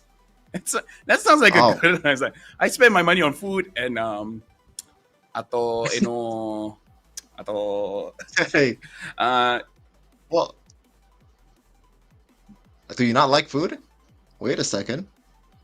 I might be lagging dude, I here. love food. Look, dude, I love food. Have you not seen how big I am? I'm 100 kilos. Oh, I'm getting there, which is not a good thing, man. I before MPL I was like 65 kgs. Now, I'm 85 or something, which is a good thing in a way because I was pretty malnourished before MPL. So shout out to MPL for feeding me the right way here, to a better shape. But yeah, I gotta get in a bit more shape here. There's a belly sticking out already, and I'm not a dad yet. No, I'm just embracing it. It's like, okay, you know what? I'm 100 kilos, still gonna go to gym, just get a bunch of muscle. So instead of blitzing my opponent, I'll just jump on them, and then they get crushed to death. You know, like my idea of fighting now is like being a bowling ball. You know, except that I'm not like a black bowling ball. I'm more like a caramel pudding kind of bowling ball. You know. Well, I've never really been in a bowling alley, so I don't know which one is the caramel bowling Whoa, ball. But I'm really? gonna take your word. No, I've never been in a bowling alley. It seems like for me, I wouldn't. Well, I've never been there, so I can't really say. But from the looks of it, it doesn't sound like the most fun thing to do. You know. Bro, are you serious? Don't let my wife know that because she loves bowling and I don't like going bowling with her. But you know, it's like you've never been bowling. That's interesting. Like after this, you're gonna say something like you've never been in a jet pilot thingy, helicopter. Have you never been in a helicopter before? No, like I think probably You've only never been in 0 a point something helicopter? population. Have you been in a helicopter? Have I ever been in a helicopter? No. Okay. Okay. Because that would Yeah, be pretty I'm not cool, in I that gotta tax say. bracket just yet. Oh yeah, but you're getting there though. I'm still broke. Still broke. And you know what? Enjoy being broke where you don't have to pay taxes just yet. You know, just enjoy yourself. Just enjoy Oh, yourself. that is actually true. You know, like when I'm talking in the talent room, sometimes we discuss taxes, and I feel like left out, super left out, because like, what are you guys doing? You guys are paying your taxes. Like, someone never came to me and asked for. Oh wait! I shouldn't say that here. Oh. Yeah, I shouldn't say that. no. I'm not talking We're about. not gonna discuss Did I that. mess up already? Did I mess up already? No. Please don't come for No, me. we're good. We're good. You know what? You're young. You're like what? 16. You don't have to do it. You know, like chill. The game I'm though. actually 25. Oh. All right, let's go. I think we're Let's ready. go. We're gonna start the game. The best of 7. This is like what an hour and a half ever since we started the cast here, Chefin. I hope you're excited because I'm ready to be loco. No, I just gotta plug this thing. Yeah. Okay, good. I'm also excited. Ready to be loco, as you said. That term, I actually don't really know what that means. Is it just crazy or? Loco means crazy Oh, okay. Loco. in Spanish. That's fine. In Spanish. Why is it? Why do we use Spanish? Is it just because of the Filipinos or? No. It's actually a very popular term where I guess you use it in American humor a lot because there's a lot of Mexican there, so they're like, "Hey, loco, ese," you know, stuff like that. So when you're on a locomotive, you're on a crazy train, right? Is that how it is? No, Okay, that was a bad joke. No, a locomotive is when you have a very bad reason to kill someone.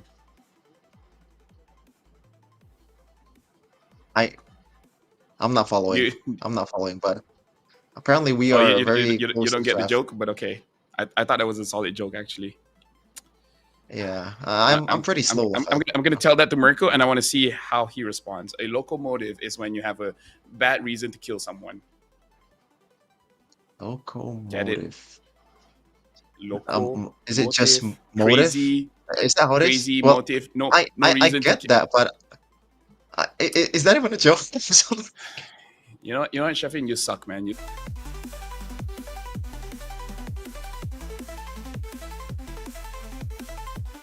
Playoffs bracket here first. As well as Lafel. SGP. Oh, with the zoom in, very fancy.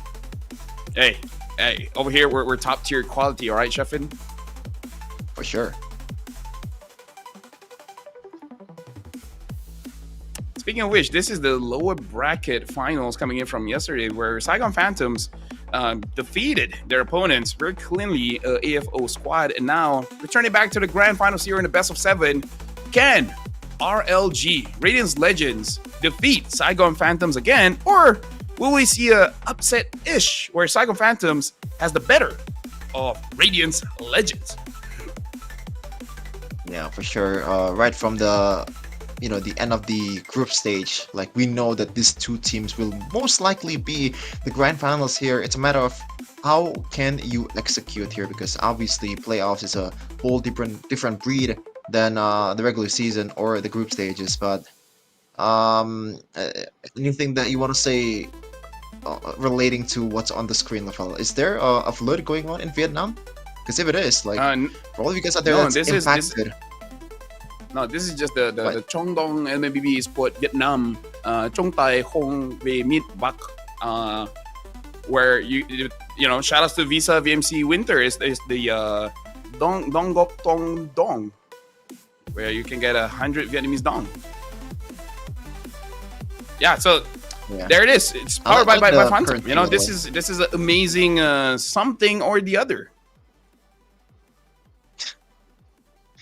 Oh man. You know what? I'm gonna pull out my Google Lens in a second here, and maybe we can get a actual. Oh, never mind. It's already gone.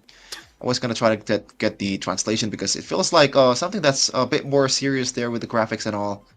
But yeah, we'll see. Best of 7 incoming, and it's a battle to get to the wildcard stage of M7 in Indonesia. It's back to Indonesia again, Lafel. Like, where was the last time you were in Indonesia?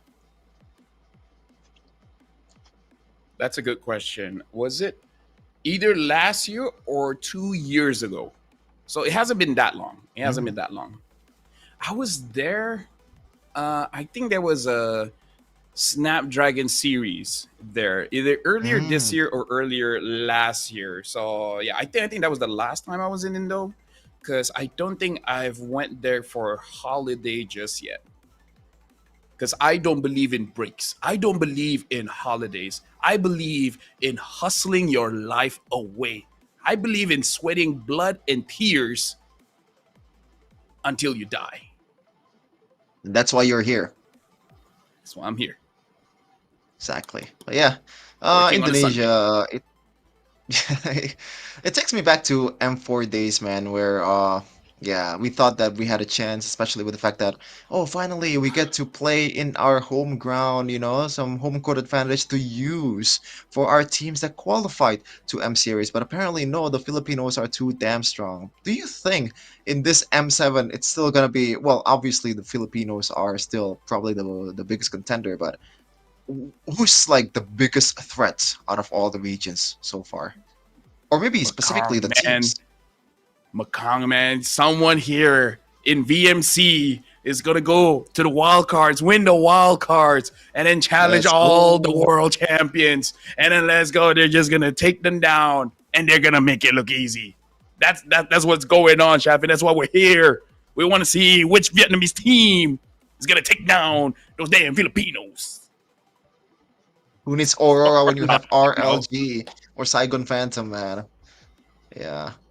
It seems like every region there is this team that's completely dominating the regular season, right?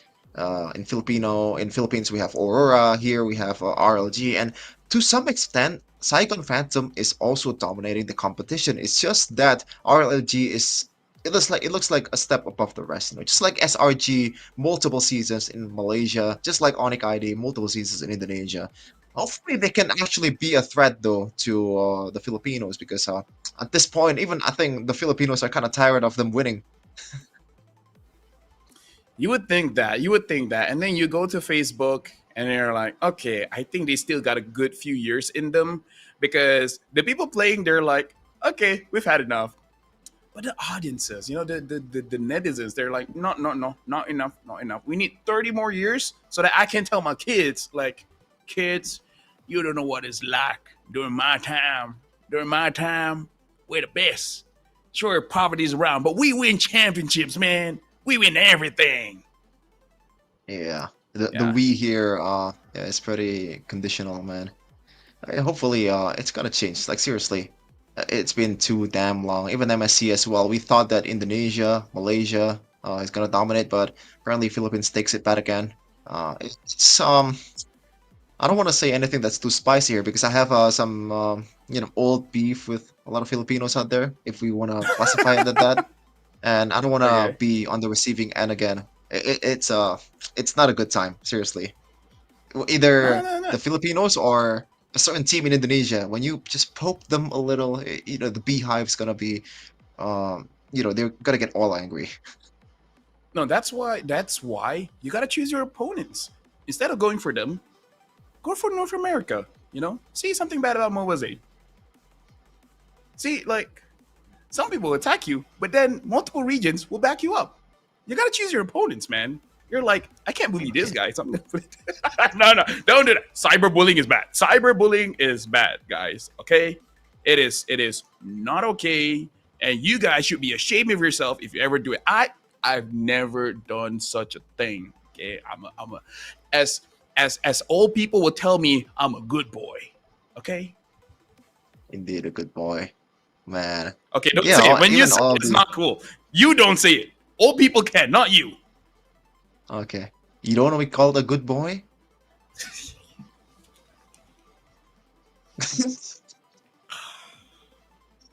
Oh my god. I've never cringed so hard. I've never cringed so hard, Chevin. Let me tell you that. Please. I don't know.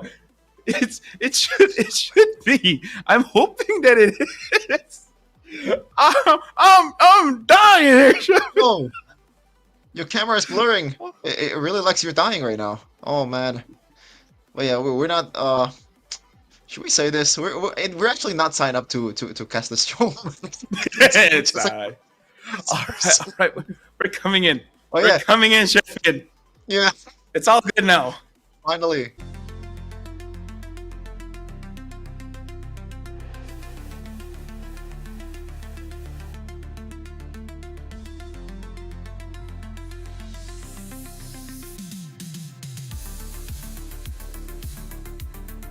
Just RLG only, they actually didn't lose a match nor a game in the group stages, going a perfect 14-0 in game rate. Meanwhile, for Saigon Phantom, they only dropped a match, and that is towards RLG in a 2-0 fashion. So this is a chance for them to retaliate, to get a get back here in the most important match of the VMC Winter 2025.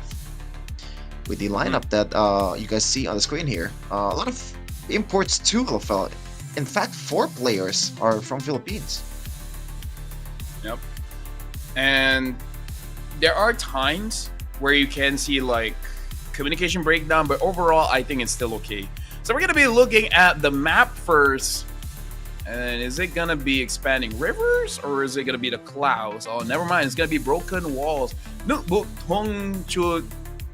okay, never mind. Jushin gets banned out by RLG, and this is already different. Yesterday, Saigon Phantom is permanently on first pick, but this time they're going for second pick here. RLG banning out Jushin.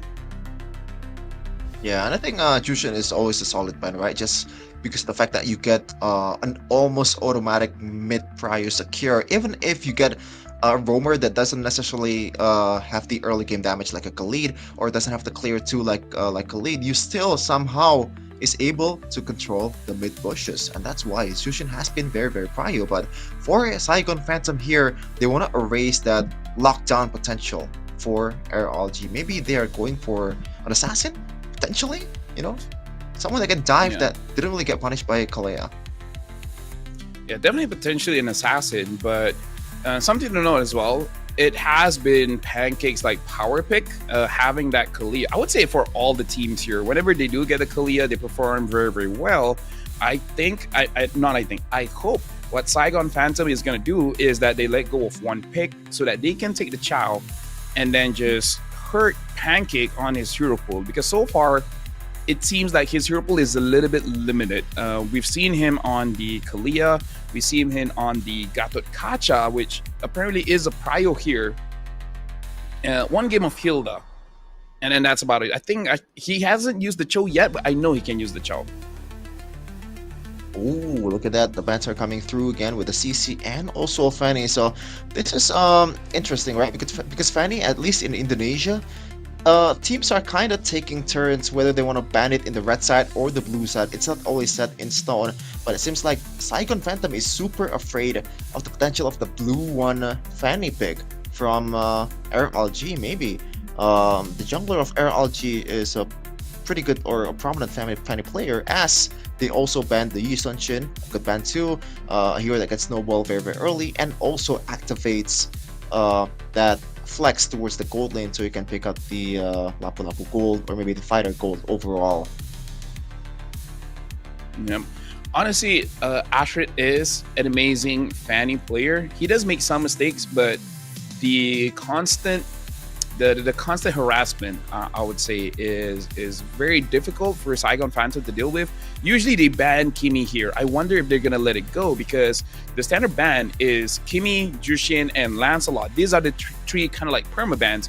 It looks like they're gonna ban the Angela instead. So they're gonna have a trade here. Whichever RLG doesn't get, they're gonna get it. But there's one of the probably the most prio hero in the meta currently, that is the Baxia. It gives you flex potential in the roamer and also already a solid jungler, but no, they're just biting immediately on a Lunox. Very, very straightforward and also honest. Now the question would be, I think you mentioned it earlier, Lafel, sometimes they do pick the Lunox without a proper set. The Kalea is gone currently. There's still other heroes that you can use to set, even though it's a bit less, it's a bit more telegraphed, like Kajas maybe, the Cho. It's not as strong as Kalea in the mid prio too. So do you think this Lunox is gonna be a bit more a hero that stands on her own, or do they want to amplify it or enhance the potential of this hero with the center? There is a lot of strong reasons why Lunox is a first pick here in Mekong. One of them is actually a deny, because both mid laners, Hyde as well as Hehehe, is very good on the Lunox. So that's number one. Number two is to make sure that you don't get ganked in mid, because sometimes your roamer does go somewhere else, so you're gonna be solo mid. You just need a hero that can survive very reliably. And the last thing is, there's a lot of Lord burst downs, kind of like the moment you see your enemy just a little bit far away, you want to burst the Lord as fast as they can. So there's not a lot of Lord dances here. You're just waiting for your opponents to go and clear the wave, and then you just rush the Lord and then hope no one steals it. Yeah, but that is if you have that late game pressure, right? If you have the map, and Baxia and Kimi will be secured by Saigon Phantom. That is a scary hero to face up against, but Team RLG, they erased the flex potential towards the Lunox in the gold lane and picked up someone that can kite towards the Baxia and the Kimi reliably, which is the Granger. And the Cho also gets picked off, and I gotta say, so far that is a decent set towards a hero like a Baxia, even though it's not really the most the best target that you could go for. But there is a reason why the Lunox is there, right? Because they kind of anticipated the Baxia pick, and this is why this is the set that I'm talking about. They're setting it up for this mid Lunox to be able to flourish and also clear the lane fast at the same time with the Jikundo's potentially concussive blast for the Cho, as the Lapu Lapu will get picked for Saigon Phantom. This is a pretty good early game first objective kind of composition, Lafel. Honestly, I love the draft coming in from both teams, and now I'm very surprised because they did not bring this kind of drafts yesterday. So I don't know what happened between yesterday and today, but they're really locking in. Where the thing that I like, Chef, in here for both teams is that they draft logically and they draft in a very simple simple matter. Sure, it's straightforward, but game number 1 in a long series of a best of 7, I think it's important for you to get an early momentum, especially mentally here. So pick up something that's very easy to execute and your win condition is very clear, so that in game, you know when you're gonna win, you know when you're gonna lose, and it's hard to tilt when you're having this kind of draft, you know? Yeah, sometimes a clear winning condition just gives you a bit more like easier winning conditions, right? And that's usually what you want to go for in a team that just pretty much wants to get a composition that does not have, or maybe has a lot of room for error. Now the bans are coming through too with the Esmeralda and the Lancelot. I like the Esmeralda ban just because of the fact that it's a good lane matchup against a Lapu Lapu, and I think that's gotta be the main point here. Although there's still a lot of other EXP laners that does well against the Lapu Lapu, might not be so much against the Kimi and the Baxia though, which is the Uranus, a hero that's been kind of prior to in ID and I believe Malaysia too. But how is it in this region? I believe we talked about this, right, Lafel? Oh, they love it. They usually first pick it. That's how much they love it. But personally for me, looking at the lineup that SGP has right now, a very solid pick is the glue, but I haven't seen the glue just yet, so I don't know if they're gonna be using that or not. But yeah, I feel like it's gonna be a bit risky for Uranus just because going up against the Baxia, so I do prefer the glue, but maybe because of comfort, they might just still go for it, you know? Yeah, not just that too. Like you can even go, throw it back to multiple seasons ago. Like the usual matchup in the XP lane was the Yuzhong and the Lapu Lapu. Even though currently in ID, we're starting to see more Yuzhong pick getting more and more prioed. Even Onyx actually first picked it in one of the matches against Alter Ego earlier, or not, yesterday against in MPL Indonesia. But the Clot will come in here, so they are really depending on these two marksmen scaling down to the late game. And I kind of like that because they already have a solid early game with the Baxia. It's just a matter of who do you want to put in the roamer. Maybe something like a Khalid will complement the early potential of the Baxia. If it's ID, usually want to go for either a Halkert or a Franco, but I'm not sure if Saigon Phantom has that,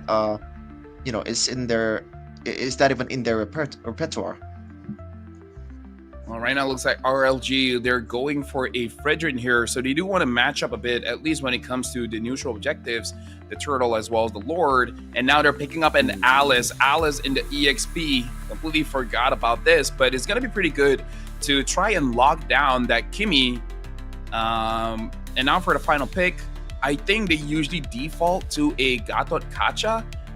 I don't know if they're going for something else, something with a little bit more set, but I think Gatot is a relatively safe pick here.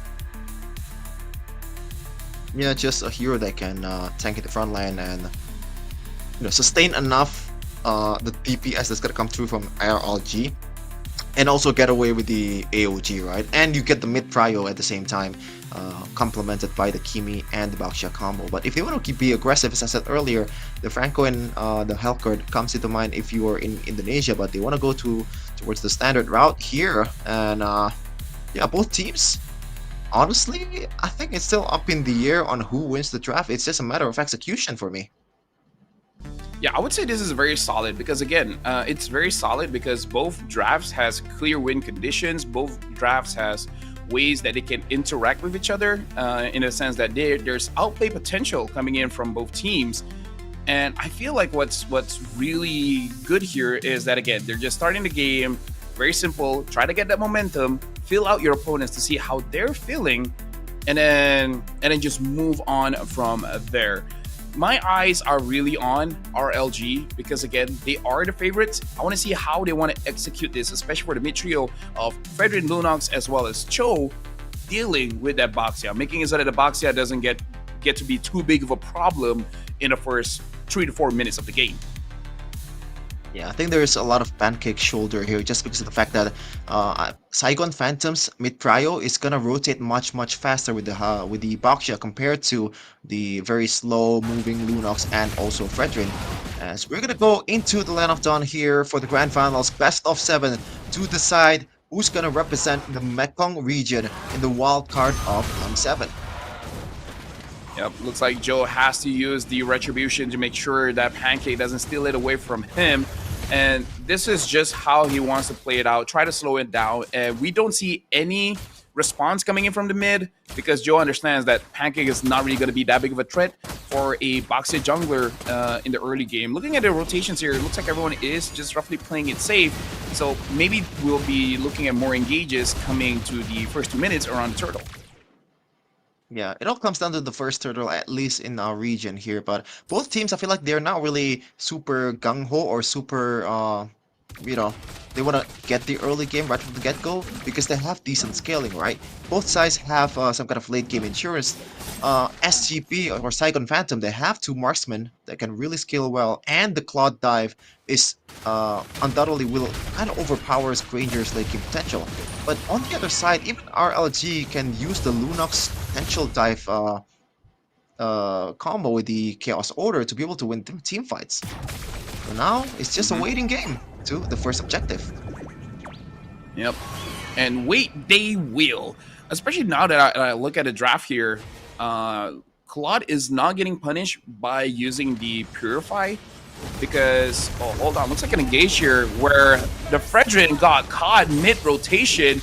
Ashray will be the first to go down, and then SGP looks like they're gonna get this hurdle for free. Yeah, it's just, that's not what you should do. Leave the scouting to Pancakes because that's literally what the show is for. Now, still one contest on this one. I don't know if it's a good idea. Yep, Throne of Ruin hits onto 2, but Heihish N is taking way too much damage, and Hey comes over to help out. Looks like Malik is getting a very early rotation to get that double wave, same as Daylight. So even with a lot of aggression going on, there's not a lot of economy shifting between the teams. Yeah, but it's still, I think it's slowly building now towards a Saigon Phantom win here in the mid game, especially with the fact that RLG, they got punished super early, man. That shield unity stun is super underrated. The best part about it is it's super fast too, and you can rotate like this. They see you roll and then they hate it. As he also takes the Lethal Wonder too, I believe. So now almost 1,000 gold lead here for Saigon Phantoms. This is already looking much better compared to what happened yesterday, where from the early all the way to the end, RLG seems to be having their number all the time. Looking at the goal difference here, looking especially in the gold lane, there's really not much goal difference. The big difference that we can see is in the jungle. Speaking of which, looks like Pancake this time gets caught, has to use the flicker, and looks like it is going to die to the traction pulse. But hey, it seems to actually catch Meow mid-rotation. So it is going to be roughly a trade between Roamer and EXP. Yeah, and that is a W for RLG, at least for now. You know, maybe if Hyde already has a Sky Piercer, that could potentially benefit them a bit more, but no, it's actually prioritizing towards the glowing one first, I believe, as the rotation is coming in. AOG hits onto the Alice. Looks like hasn't channeled anything yet. Now using the Throne of Ruin, chance to fight back. He still dies, but hey, to the side. Using the Darking, using the Chaos Assault. Looks like there is no damage, having to use his Brilliance just to run away. Same as Ashrid. Looks like they don't have enough damage engaging against SGP. Yeah, it's just too much DOT coming in from SGP right here that RLG cannot consistently handle because they don't have the items just yet, even though they actually have a decent tankiness. Oh, look at this. Big mistake here where the Fredrin tries to go in all alone. As of right now, RLG, very solid draft, but it looks like they're playing a little bit away from their win con where they're moving alone quite a lot here, Shuffin. Yeah, for sure. And also the Chaos Order. AOG will not land. Oh man, it feels like an MPL Indonesia match. But yeah, so far it is a W in all fronts for Saigon Phantoms. The only silver lining that I can think of is the fact that the person that gets 2 kills is Hey, and he gets the early glowing one here, so maybe he gets a bit more, you know, his scaling gets a bit faster as the time goes on. But yeah, they're gonna set up for more kills too for the other members of RLG, especially Daylight, because he is prioritizing that Sky Piercer over the Hunter Strike, even though in this game I think it's better for him to kite, especially with the amount of dive that SGP has. But he wants to play it a bit more aggressively here. Same with Joga. Yeah, 100% agree here. I'm glad that you feel at home watching a MLID-ish kind of game. Right now for RLG, I think the biggest problem is they can't deal with the front line just yet. Hey doesn't have the damage just yet, so I'm really hoping for them to change how they approach the fight and try to catch Hyde first. If you're able to do that, then I think you're in a very good standing of actually winning the team fights here. And now Joe forcing out the Brilliance away from but it should be fine because the turtle is going to be up around 23 seconds, and by that time, the Brilliance should be up again. Yeah, even though the Brilliance and the Chaos will be up for good itemization from Joe here. He's actually prioritizing towards the Silence Robe, I believe, earlier. Not sure if he finished it towards the Radiant Armor. I believe so. So now the magic damage, not only from the Lunox, and also from the Alice from HHN, will get a bit less relevant. As that's a good poke, by the way. And now RLG fights it. Oh, Flicker coming in from Meow. Trying to stop Astrid, and looks like the turtle Meow secures it for his team SGP. Looks like he retributed a little bit too early, Astrid, and now Joe, he wants to continue fighting, but looks like the rest of the team wants to focus on the mid, and all the while, Malik has been farming up pretty freely, now having the Demon Hunter sword as well. That is so unfortunate for RLG, but up top though. It looks like Joe got caught just a little bit, but Pancake, even though tanking the turret, looks like it's not going to be enough. He just can't do much against the box here right now. Yeah, that's the Radiant Armor power from you. A good rush towards that item. But yeah, let's talk about the objective earlier though. The build-up that RLG has built, like in the minute before they bite on the objective, was pretty much thrown away just because of a single mistake of a bad retribution. That was actually initially a really good poke towards MZU on the Gato Kacha. He was forced to use the Revitalize and also go back to the base at the same time.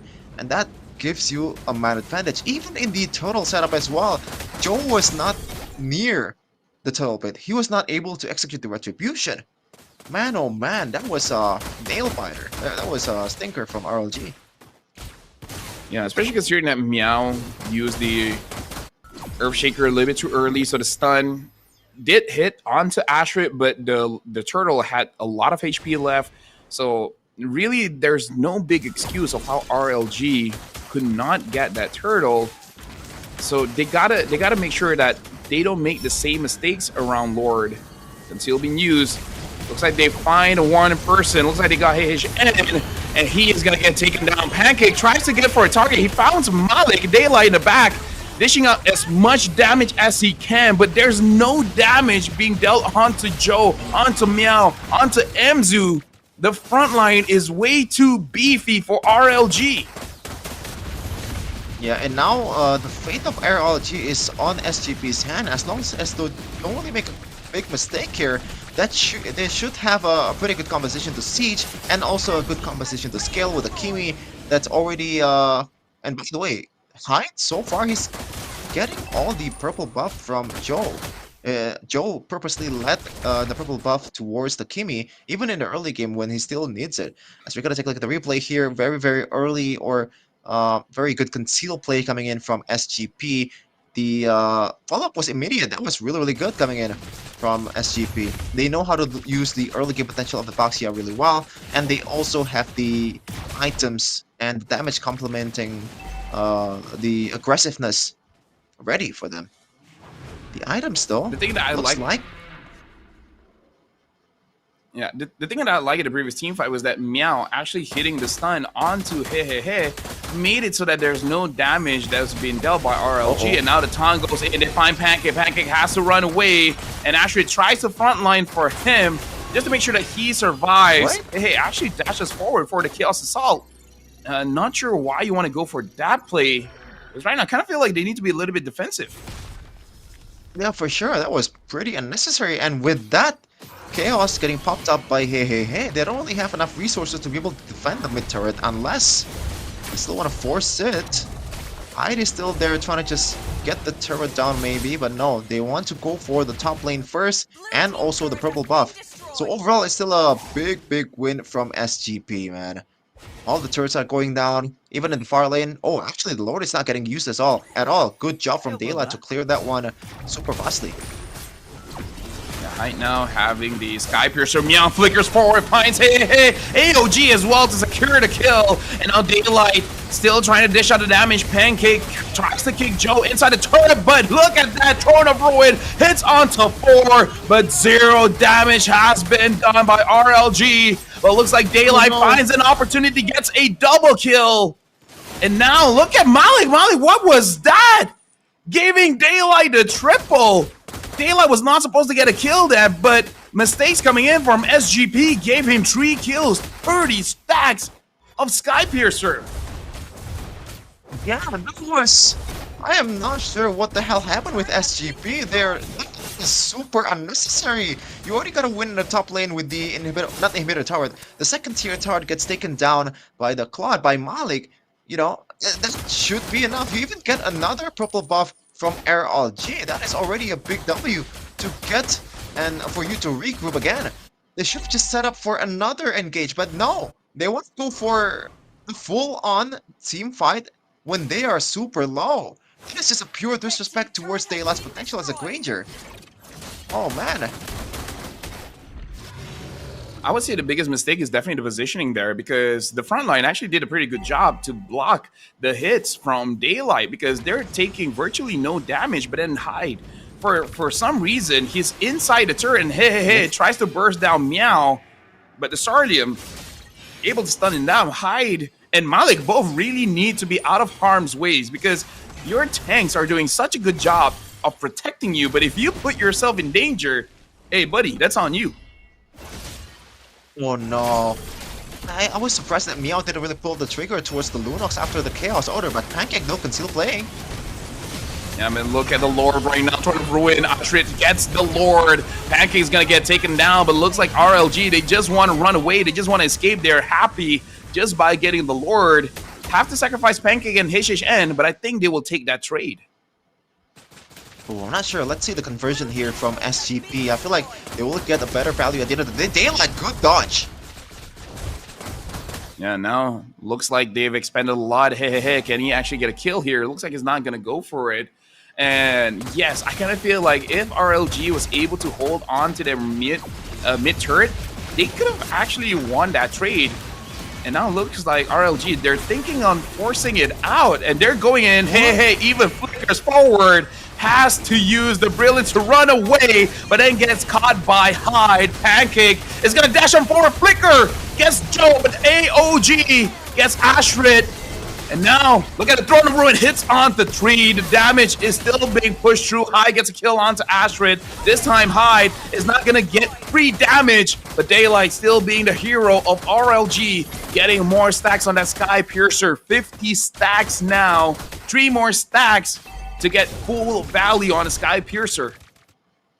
Yeah, as we're gonna take a look at the replay and what happened. Hey, I'm sorry, but that was true to his name. So far, the Chaos Order usage has been laughable. But good thing though, Daylight has been doing the front to back composition, or has been carrying this composition really well. You know, the Sky Piercer stacks are stacking, and Malik as a Claude, his potential is kind of limited in this kind of pure honest front to back team fight. He has to dive, he has to use the Blazing Duet to be able to deal damage towards the preferred target, which is Daylight. That is what the Claude is there for. But unfortunately, I think it was on cooldown, and that is why Malik cannot get inside RLG. They gotta set up a bit better here and maybe a bit more aggressive jump home. Look at Pancake. Pancake is looking for a situation. He didn't actually get anyone, and now the kills is all being used by Hey. The conceal has been used just to reposition for SGP. And yes, actually the Claude did not have the Blazing Duet because it was used earlier in the mid turret. And now look at this, RLG. They're able to get the second tier here down bot. And Malik is taking quite a lot of damage from just one shot of Donata. RLG is getting back into the game because looking at the goal difference, it's barely 300 of difference. And the kill score really doesn't matter at this point. Yeah, it really does not matter. But good thing though for RLG here, even though the turret is equal in number for both teams, the long lane will be pushing towards the SGP just because of the fact that the second tier tower of RLG is still pretty much intact. And they do have the Lunox to burst down the Lord, as you said earlier in the draft, Lafel. So they should be able to control the Lord Pit a bit better here, unless SGP made a reading play, but okay, I don't know what. Pancake made a big mistake, and now the front line comes in. Look at Meow. Meow chases for daylight with the nature being used. Meow has to run away, but all the while, HHN with the Throne of Ruin hits onto two AOG. The Brilliance saves. It looks like with that kind of engage, Ashrid was the one that had to pay the price.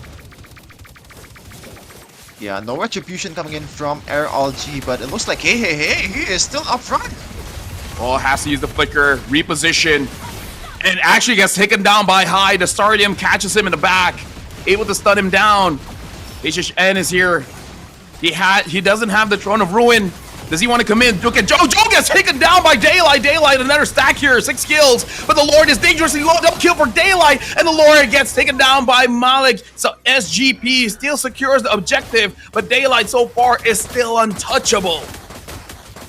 Yeah, good thing Daylight still has a lot of Skypiercer stacks on his hand.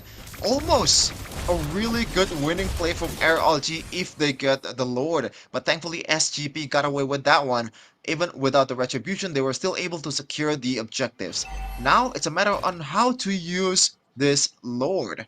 Looks like RLG, they want to clear it as fast as possible here. They're rotating towards top, or no, Daylight. Just gonna clear the mid lane first here, and maybe Pancake and the frontliner of RLG, they want to just zone out on the members of SGP for Daylight to be able to clear this one. But Pancake is still flirting with the combos. Joe jumping on forward. Malik opening up the map, finds Pancake. Looks like they do want to go and try to do something. He is waiting to the side here. Traction pulse, pulls onto Ashrid, but he should still be fine. Good kiting so far coming in from RLG. Not getting caught, and Pancake stops the rolling coming in from Joe. And I feel like RLG, for to really have an impact, I kind of feel like he needs Wishing Lantern besides the Divine Glaive to actually deal with the front lines of SGP. And overall, SGP able to get value there still. Yeah, for me, first of all, maybe that will help the Wishing Lantern, but first of all, it's the set, man. Just not, don't be too trigger happy with your ultimate. You are the main damage dealer at this point for RLG. At least for the frontliners, for the Gatot Kachas, for the Baxia. When you are using it so, not really calculatively, that is just death sentence for RLG. You're miss out on a lot of damage potential from the Lunox. Because so far, hey. I cannot even recall a single, oh, there you go, by the way. I cannot even recall a single good use of the Chaos. He has the mindset of you miss every opportunity you don't take. So he takes every opportunity, whether it's good or bad, He's like, guys, yeah. I'm trying, okay? Luck hasn't been on my side just yet. He built the Lightning Truncheon. So I feel like what he thinks his job is to deal damage to the backline, kill Hyde and Malik as quickly as possible. And not to say that's a bad idea. That is a very good idea. Yeah. But so far, it does seem very hard to do. Yeah, it's just a matter of the execution, because honestly, I think it's very feasible to do that plan because of the fact that there's not much peel from Saigon Phantom. Maybe you can use the Unbreakable to be able to taunt the Lunox in the backline, but that is in itself a bad use of that CC, right? Even the Lapu Lapu, this is an engaged tool, not a peeling tool. So hey, he has the flicker. He should be able, or he has the opportunity to use that plan to perfection here. It's just a matter of execution. Pancake finds the positioning of Meow, waiting inside of that bush. Now Daylight, I'm pretty sure it's very nerve-wracking for him. His 7 kills, 70 stacks of the Sky Piercer. At this point in the game, you really do not want to die. And hey, tries to get to the flank, but in the front line, Pancake is in trouble. Looks like HHN tried to engage, but a good with their ground coming in from Malik. High kills and kills HHN, and Daylight still untouchable in the back. Is able to proc quite a few immortalities, but with 2 members of RLG being taken down, looks like RLG might have to let go of the ward. But same as SGP, they did not commit for that one. They're gonna go back again. I think they thought that RLG is still in the vicinity because of the fact that Joe does not have the retribution just yet.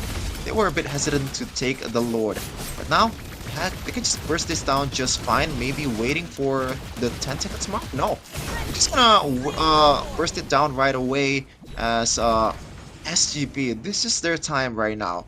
Not the greatest sets coming in from the frontliners of SGP, potentially with the Gatot Kacha and also the Baxia. It is super telegraph, but you do have a lot of good sieging tools in 2 marksmen, especially Hyde, that is so far has been racking up the kills. 12, 1 and 6 on the KDA, and not really sure how many Sky Piercer stacks that he has, but I'm pretty sure it is high enough for this occasion, as SGP is trying to knock through the doors of RLG.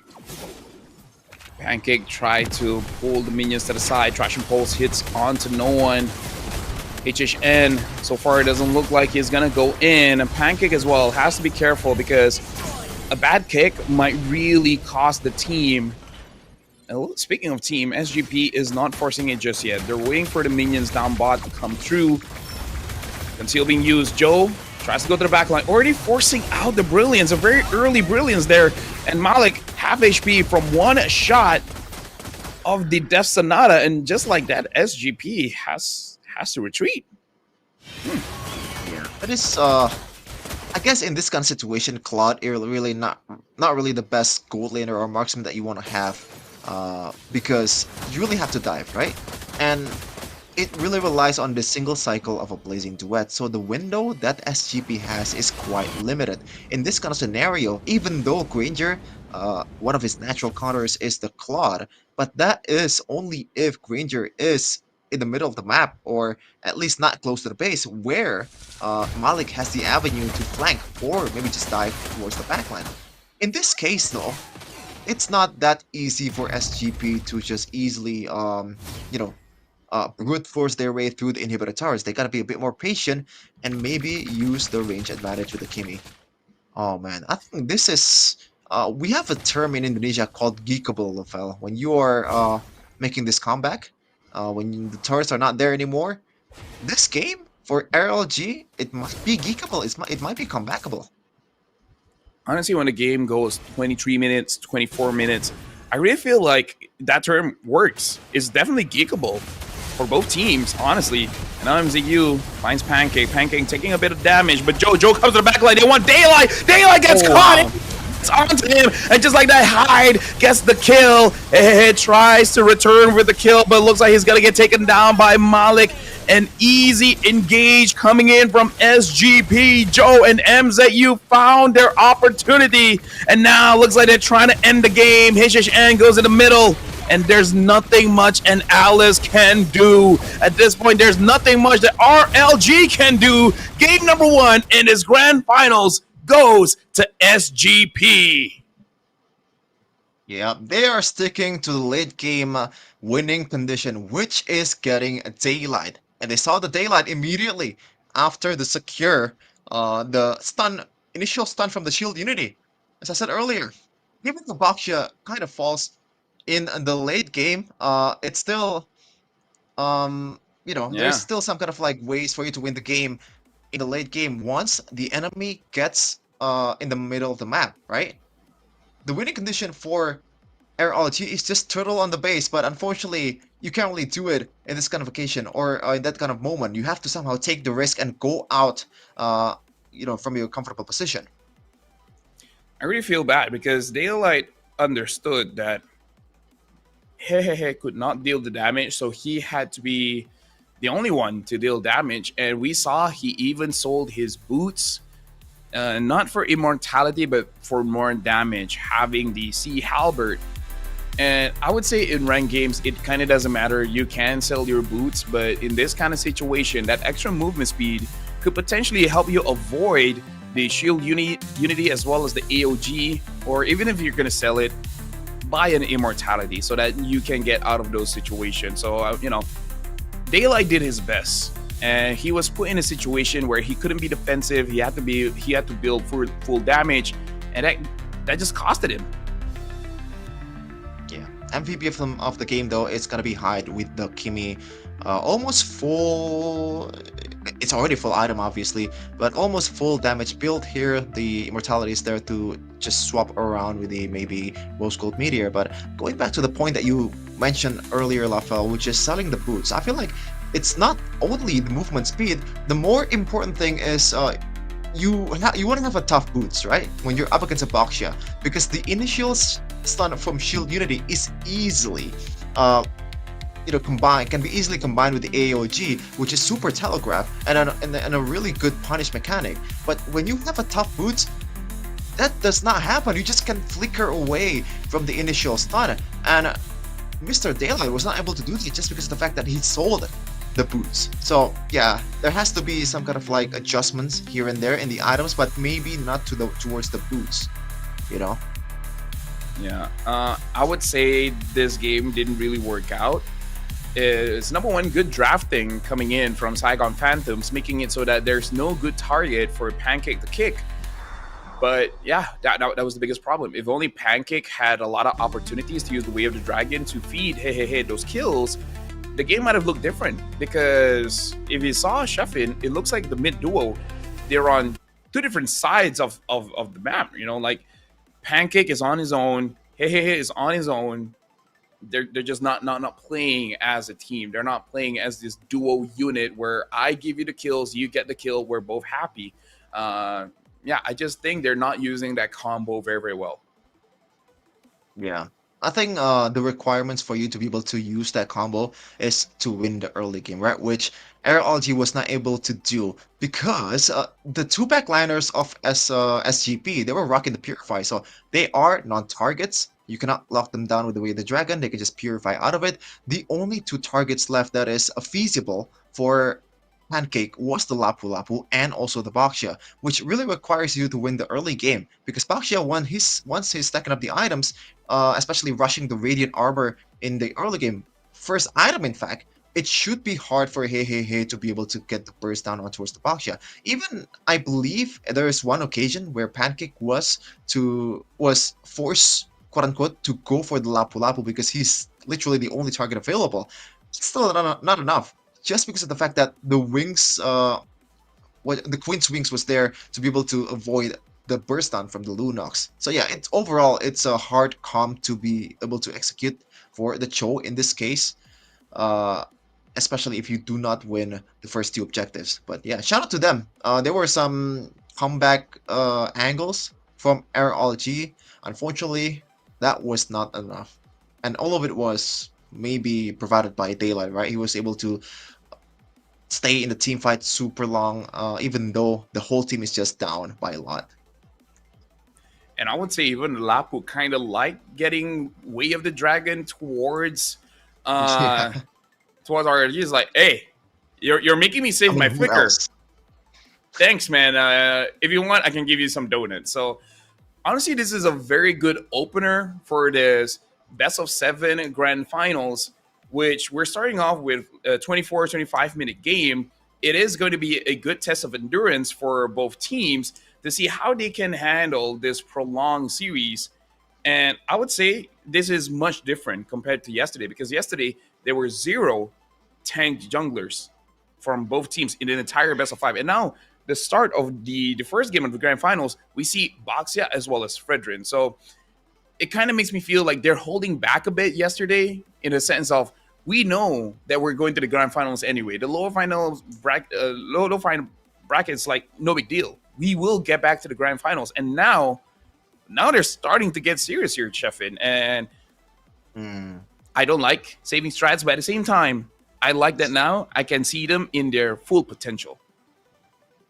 I gotta say, Lafel, I think it's not about holding back. It's about like just making sure that your composition does not have you have a lot of room for error, is what I'm trying to say. Because when you pick an assassin, yes, you probably have a better skill ceiling as a composition, but it requires a precise execution, which, to be fair, in that match earlier, was not really present even for both teams. Yes, SGP was able to use the early game to their advantage. Then there were some clean engages also, but overall, there's a lot of mistakes that you can point out, and that is why, for me at least, the reason why they were picking the utility junglers was we want to have a composition that we can't really mess up, you know.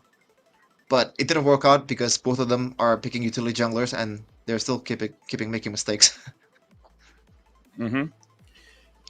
So going into this, I kind of feel like it's just something for Pancake to keep in mind is that if he wants to go for a catch kind of hero, has to roughly understand what he's going to go up against. Because if he's going up against a Fredrin or a Baxia, then it might not be a great idea.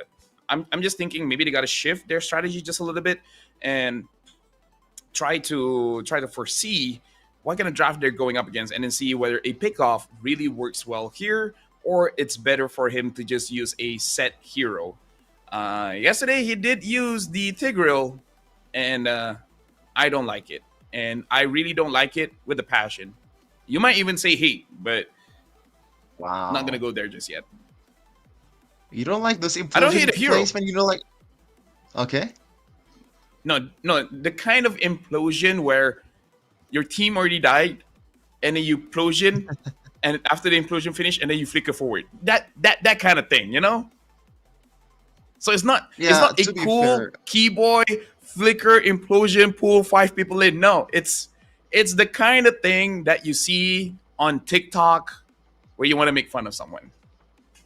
so in essence, stay on TikTok for Tigreal, right? But yeah, to be fair, in this kind of patch, Tigreal doesn't really fit the meta, you know, especially in ID. Even probably one of the best Tigreal users in ID, which is Edok, a roamer for RIQ, was not able to make the pick work. You know, yes, you get the comeback potential. Yes, you get that late game insurance as a roamer because you have this really huge setup tool. But if you're not winning in the early game, it's really hard for you to be able to flourish in the game, right? Because, you know, it's all a matter of like whether the opposing team will make a mistake, right? Because this purifies usually will be there. They're gonna peel. They're gonna just spot the Tigreal quite easily, and it's super hard for you to get the flank angles to be able to use the implosion towards multiple enemies, you know. And that doesn't really fit well, I guess, in this patch. Yeah. But maybe in this game, because that was 20-ish minutes, you know, might as well, right? Yeah, might as well. Just to add on, I kind of feel like it's harder for the Tigreal to work because there's so many mobile heroes with a lot of ways to cleanse crowd control, and the heroes that they don't care. You know, like a Baxia, they're just very tanky. And then you go up against someone like a Lapu Lapu, where during his Warrior Slash, it's just like, yeah, I'm immune to crowd control. Your implosion does nothing to me. But either way, we will talk about that more once it does get picked up. In this game, the big highlight coming in from RLG is definitely Daylight. And for SGP, Hyde made a mistake, yes. But he made a mistake once. And other than that, he's been absolutely amazing. He's the reason why Hehehe could not do his job, is the reason why all the front lines, even HHN, was basically a non-factor. The moment he is able to get outside of range, he just like the damage was enough, I feel like, even by himself, to deal with multiple targets from RLG. Malik had a good time. He just had to deal some splash damage and then it's all good. Yeah. But it could be a little cleaner for SGP, right? If they want to secure the next game quite easier. But yeah, pretty good game coming in from Daylight, pretty good game coming in from Hyde. The other picks though, this Alice, oh man. Usually when we see Alice in ID, the thing that you're trying to do is obviously secure the first 2 objectives because of the fact that the ultimate is super useful to use that to be able to utilize, right?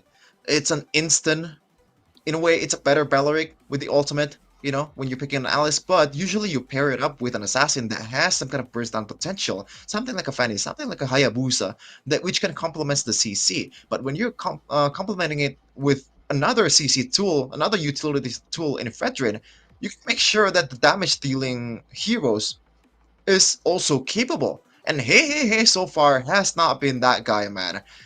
I am not sure. It feels like a guy playing Lunox for the first time. I'm sorry to say this, Yeah. that was disrespectful, but that was the reality. Yeah, honestly, like, want to jump on Alice because bit of a tangent. People think that Alice is like a Phoveus, like a Thamos that can stay in the front line for a very, very long time. And yes, she can, but in a way that she gets a very big burst of crowd control in, and then your damage dealers has to back her up, because compared to other EXP laners that can just force their way into a 1v5, is that their healing is very, very strong, because most of them will build a War Axe. And until we have an itemization for Alice where you can have a concentrated energy in the build, we won't see her just tanking 1v5. So Alice is honestly like a glorified tank in terms of setting a big play. And then in the early game, you're unkillable. But come mid, late game, your build going up against damage dealers is really not enough. Yeah, and the damage is also not there, right? It's not the old Alice where you can slightly deal damage and also sustain a team fight at the same time, which is usually what happens. When you're down, you're getting a 5-man, 4-man Throne of Blood or Throne of Ruin. Really does nothing to the opposing composition, because it's also only immobilized. You know, it doesn't really necessarily stun you. And so we're gonna take a look at the or get into the second game draft here. Already a difference in sides. First of all, SGP is actually taking the blue side, and RLG is moving to the red side. The bands also is different. The Fanny on the blue side. So it feels like SGP. It's not about them, you know, playing the blue side or red side Fanny. It's just SGP maybe not really confident to use the Fanny by themselves, right? Because they ban Fanny on both sides. Yeah, I haven't seen Joe use the Fanny, and game number 5, they had the final call of banning either the Fanny or the Yisun Shin. And I think that gave them nightmare, Sheffin, because that Fanny was basically 1v5 in that final game. And I feel like they're just talking to themselves, never again. Because in all the games that RLG lost was on the Yisun Shin. So in hindsight, it made no sense to ban the Yisun Shin and let go of the Fanny, when historically he won with the Fanny and lost with the Yisun Shin. And funny enough, RLG, they're like, you know what, screw it, no more Lunox. But the Kalia is open though. Oh, you know what? If Lunox is banned, even though the Kalia is there, and CC has already been banned, surely Baxia will be the first priority here for SGP, right? It worked in the first game, why not just pick it for the second time? And it also gives you that flex towards Roamer too. Although it's not really, I'm not really the biggest fan of Baxia Room because the utility is super limited, but you gotta consider that in the back of your mind if you're the opposing team. Now SGP, they're actually taking quite a while here. I thought it's gonna be an auto Baxia, no brainer, but yeah, they're still setting up something. We'll see in a second. What will it be? Kalei first. Okay.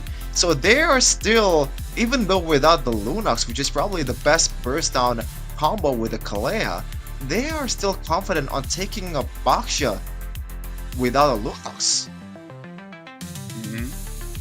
Huh. I mean, not so weird for me, because the Baxia was actually quite weird. We don't see the Baxia, at least for Mekong, getting prioritized that much. Now this is going back to what happened yesterday.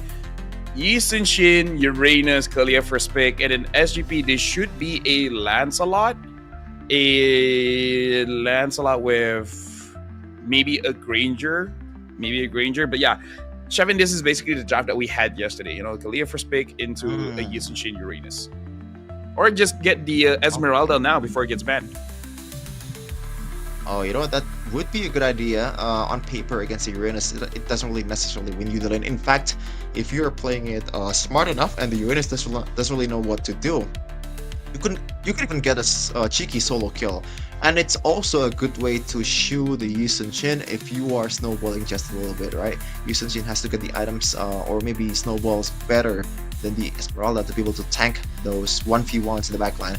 But this is very, very interesting. SGP, they went out to go for securing 2 backliners, which is also 2 mages in a way, 2 magic damage dealers. So you can expect something like a Hayabusa or the Lancelot will be the jungler for SGP, but I feel like RLG, they should be able to read that in this draft in the second phase. Now, what would be the other options then? Yep, the Gato does get picked up as an answer towards the Farsa. I can understand Kalia and Farsa, and Harf is good, but I do feel like it might have been taken a little bit too early, because RLG, they do have the option of just banning both the Hayabusa as well as the Lancelot, and then force SGP to pick up something like a Joy. And then Joy is still a strong hero, but then they can just build a lot of MR and then tank their own damage come late game. Yes, and yeah, this is as expected. Lancelot will be banned by RLG. Now, for SGP, they want to limit down the backliners of RLG in this case, right? No old lane and no mid laner has been secured here. Maybe something. What else is there for either RLG? ban Granger Claude and maybe even consider a Kadita. Oh, you know what? Granger Claude should be the bans here. Like Kadita, I think it's reaching a bit too far. It would be. It's what they've been using yesterday. Oh, really? Yeah. So it's like one of the picks here. Yeah. Okay, but not sure if you want to pick a Kadita towards a Harith here. But yeah, Hayabusa and Lancelot, as we expected, has been banned by RLG. You expect the Granger ban coming through for SGP, but it might be a Kadita. And also not sure too if you want to pick. Wait, okay, I got it mixed up. And there's no real set too, right? If you want to pick a Kadita, the only real CC that you have is the Monochoker and also the AOG, which is super Telegraph. And as a Kadita, unless you have a Flicker, it is super hard for you to catch up with the Rough Waves combo. We'll see though, they're taking their time here. They're thinking, oh, the Bane. Honestly, a Bane is a pretty solid ban here because of the Yusunchi and the possibility of a double fighter. So maybe we might even consider seeing a Ruby, but I think just to be safe, maybe still go for that Granger, or just pick up your mage first and then figure it out later on. Honestly, I'm not really liking the Bane ban, considering that you have a good enough range to work with, especially with the Farsa. That should be an easy punish towards the Bane. Also, the Pirate is not really that, good of a matchup against the Bane either. And the Kalea can punish easily. Now for RLG, they shift their focus towards the mid lane, which is the Kagura. It's a safety tool in the mid lane. Now, she's not really a target for the Kalea, but still, in a trade damage with a Feather Airstrike, you gotta be able to micro it. So, not really the best winning condition for RLG here. I'm not liking it so far, but if they close it off with a Ruby, I think I'm liking it a bit better.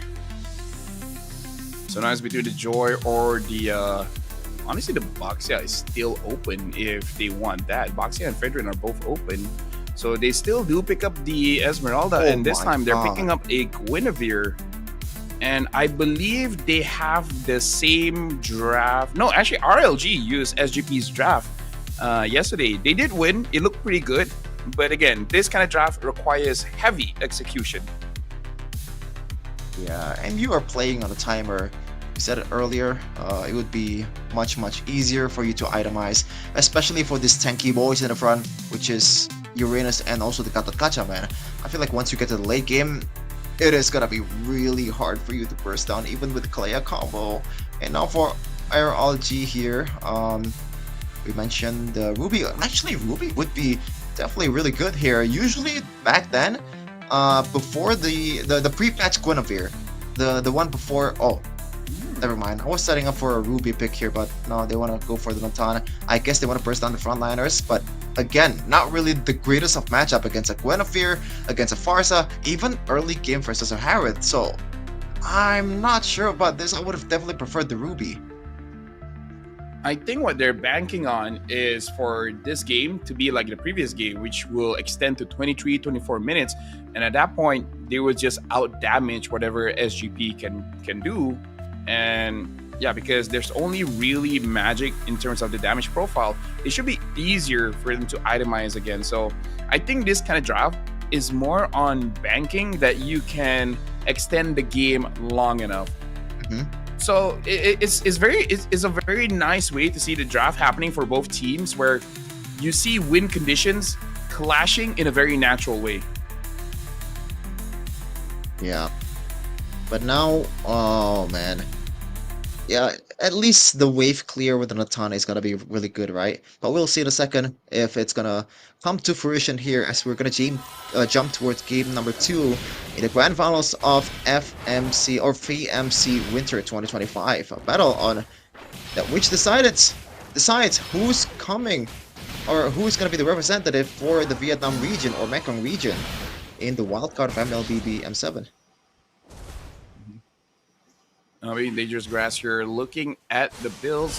SGP tries to get something here in early game. In terms of the emblem setups, not seeing anything too wild here. For me, we mentioned about weathering the storm in the early game for Natan, right? But he actually went to go for the Barracan Hunter, which is not really in line with what they're trying to do, but right early. Yeah, and Joe immediately gets punished, really disrespecting, thinking that, oh, this is a late game comp, we can deal with this. And Hyde using the Purify, it might still even die. HHN is chasing after him, same as Hehehe. And looks like SGP, they're getting punished hard. Where RLG, they're getting a lot of advantages in the early game, and now Meow tries to get some return kills over. And looks like MZU tries to hold on HHN, but he's still able to get away. SGP gets nothing out of those trades. Amazing. Just amazing calculation, especially for the Uranus, right? You get 2 kills in the early game. This is the winning condition of the Uranus. One of the reason why we are so... I hate the Uranus pick is that they have to win the early game. But now they have the formula here. Even though they are technically the lesser team or the lesser comp in this kind of objective fight, in the first one, they should be able to fight here. MZU looks like has got the COD, but Ashrid with a turtle bow hits onto Joe, and he does not get the turtle. The turtle goes over to Ashrid. Pancake tries to get Meow in the bag, and Meow gets taken down. SGP, they're just taking all the L's in the first 2 minutes here. The Mali tries to fight back Zaman Force. Not going to be enough to deal enough damage to Pancake to get a kill. Oh man, this is not good at all. Especially with the fact that we mentioned over and over again, it's only magic damage. Even in fact, 5 of them relies on magic damage to be able to kill the opposing team. And now the timer becomes lesser and maybe much worse for SGP here. With the fact that the Gacha and also the Uranus will be able to tank much more hits. And you get the snowballs with the usage. And also, this is a target too. Esmeralda might get bursted down. Yep, Turtle Bolt hits onto Meow. Easy kill here. Full combo of the Yin Yang overturn. And now they're getting quite a lot of gold here in a planing down bot. And this is why we see that in Vietnam, the Mekong region, they really like the Assassins. They like to increase the tempo. Even on paper, we thought there'd be a scaling comp, but they're like, hey, what if we just scale just faster? You know, instead of, you know, staying even, how about we just win? Oh, down below though, might be a spatial migration. Yep, not able to hit. Oh, but AOG hits on to Meow. Oh. Has to use the Vengeance. I didn't actually realize they should use the Vengeance. Yeah. Interesting. I didn't realize. Oh, for sure. Yeah, especially with the fact that there's still a bit of CCs that's gonna come in from RLG. Maybe not so much. That is why he went to go for the Vengeance. And it also allows you to tank the burst down potential from the Kagura in the early game, right? Maybe also a punish tool in a way for the Natan once he gets his items. Not sure, but we'll see if it's gonna work out for himself in this one, as the dangerous grass so far is working for SGP. They got a bit of a lead here. Able to get HHN, but Purify out of there. And it looks like two members were caught by Ashrid. Ashrid gets the kill. Same as and even gets the turtle. Right now it's 6-0. Joe has to run away. Meow is there to the side, but I don't think he can really do much here. RLG, even with a good set, kind of same, like, yeah, just not able to do anything. Yeah. This is the MPLID vibes that I'm talking about, Rafael. Usually, when you're on the 5-minute mark, you see 3k gold lead, 5k gold lead. Even one point, we saw a 6k gold lead in ID. We just call it right now. This just might be over for SGP currently. They're playing with a timer, and now Purify is there. Not much of a problem. Oh, Zaman Force as well. They try to get onto Daylight. No more Purify. And it looks like he's going to get taken down by Hyde. And tries to get out of there. Pancake even AOGs to safety. So you at least get something there. But Daylight with no kills, not really giving any shutdown goals. Yeah. Still overall positive trade for SGP. They gotta do that more often. But yeah, Daylight gotta be a bit more careful with the fact that sure, you evade the CC, the main CC to evade, which is the Tsunami Slam with the Purify, right? But there's also layers of CC that's gonna come, which is the Special Migration combined with the Filed Requiem combo. And the flank angles is gonna be there for Joe because he is, I believe, more of a utility jungler here, so he can roam around the map without really getting punished with the tank build. We'll see in a second if Daylight can be or will be adjusting better here. But Enzu, they see MZU already forced out to use his ult, and High gets Daylight. Daylight didn't notice that they were there. Good Violet Requiem juggling 3 members. Ashrid in the back all alone. It looks like still survives. Meow could not get a final hit there, and then Malik looks like he already used the Zaman Force earlier, so unable to deal consistent damage against HHN. Yeah. I think it's more of the fact that they cannot catch up to the team fight soon enough there. If that was communicated betterly or better by SGP, that would have probably resulted in 2 kills, but no one was able to catch up, and Ashford was able to get away with robbery pretty much. He should have died there, and he gets the turret or the turtle instead. Well, at least they were able to get Daylight in that previous fight, which I think was the main target. Asher was something that I feel like they just had to call an audible there. But Asher now having the Endless Battle, so gonna be having a lot more burst damage, and looks like they're able to get someone there. They got HHN, and HHN gets bursted down, but same as well. Looking much better compared to the Lunox. Already bursting down. It looks like there's nowhere for to go. Maybe I should not have said anything nice about it. Maybe he could have survived. Yeah. Yeah, as well, getting caught by the turtle boat. Now MZU tries to chase after Ashrit, but with no Tsunami Slam, unable to get the Yusin Shin. Oh, brother, I said it earlier that it might be over, but so far RLG is not really doing a good job of keeping the lead. Yes, they do still have the lead with 1.5k. That's actually a lead that is quite decent in this case. I don't want to sound like a broken record, but we just want to remind you all again that RLG or SGP, they are playing with 5 magic damage dealers, so the potential in the late game will be very much limited. You see there a lot of CC is coming in towards the Uranus, but he's not going to die here. Yeah. Okay, I kind of feel like in that situation, you don't need to use the Tsunami Slam, especially because there's really low value. Honestly, like a 5-hit play would be to let Pancake get another kill so that you can actually get a shutdown out of him. Well, SGP right now, at least they still have enough damage to be able to fight in the mid game, right? But they gotta be a bit more aggressive here, man. Yes, there's a lot of Purifies there. There's a lot of heroes that can tank the damage, the initial damage from the Tsunami Slam and the Special Migration combo. But you gotta find at least something. Just risk it at this point, because you won't be able to fight in the late game. Yeah, look at able to get Malik, almost burst him down, and Ashrid gets the Lord. And now they really should not be fighting here, so they're gonna kite away. And this is what I was saying. They try to find situations where they can just take the Lord out of their noses. And by the way, interesting build here. Daylight, after getting the Feather of Heaven, goes for the Wind Talker instead of builds like the Starting Scythe or the Holy Crystal. Yeah, maybe he's a bit taking notes on what happened in the first previous 2 occasions. He's on 3 deaths actually. I thought it was 2. So maybe he wants to play a bit safer here with the movement speed to get away from the feathered airstrike range, or maybe just kite away from the Esmeralda that has a vengeance. So the Esmeralda will be much more of a problem towards the Matan. Eventual migration towards the Uranus. Yep. Uranus still survives. AOG hits onto no one. And in the back, Astrid finds Hyde. And Daylight is able to kill Meow. Overall good engage here coming in from RLG.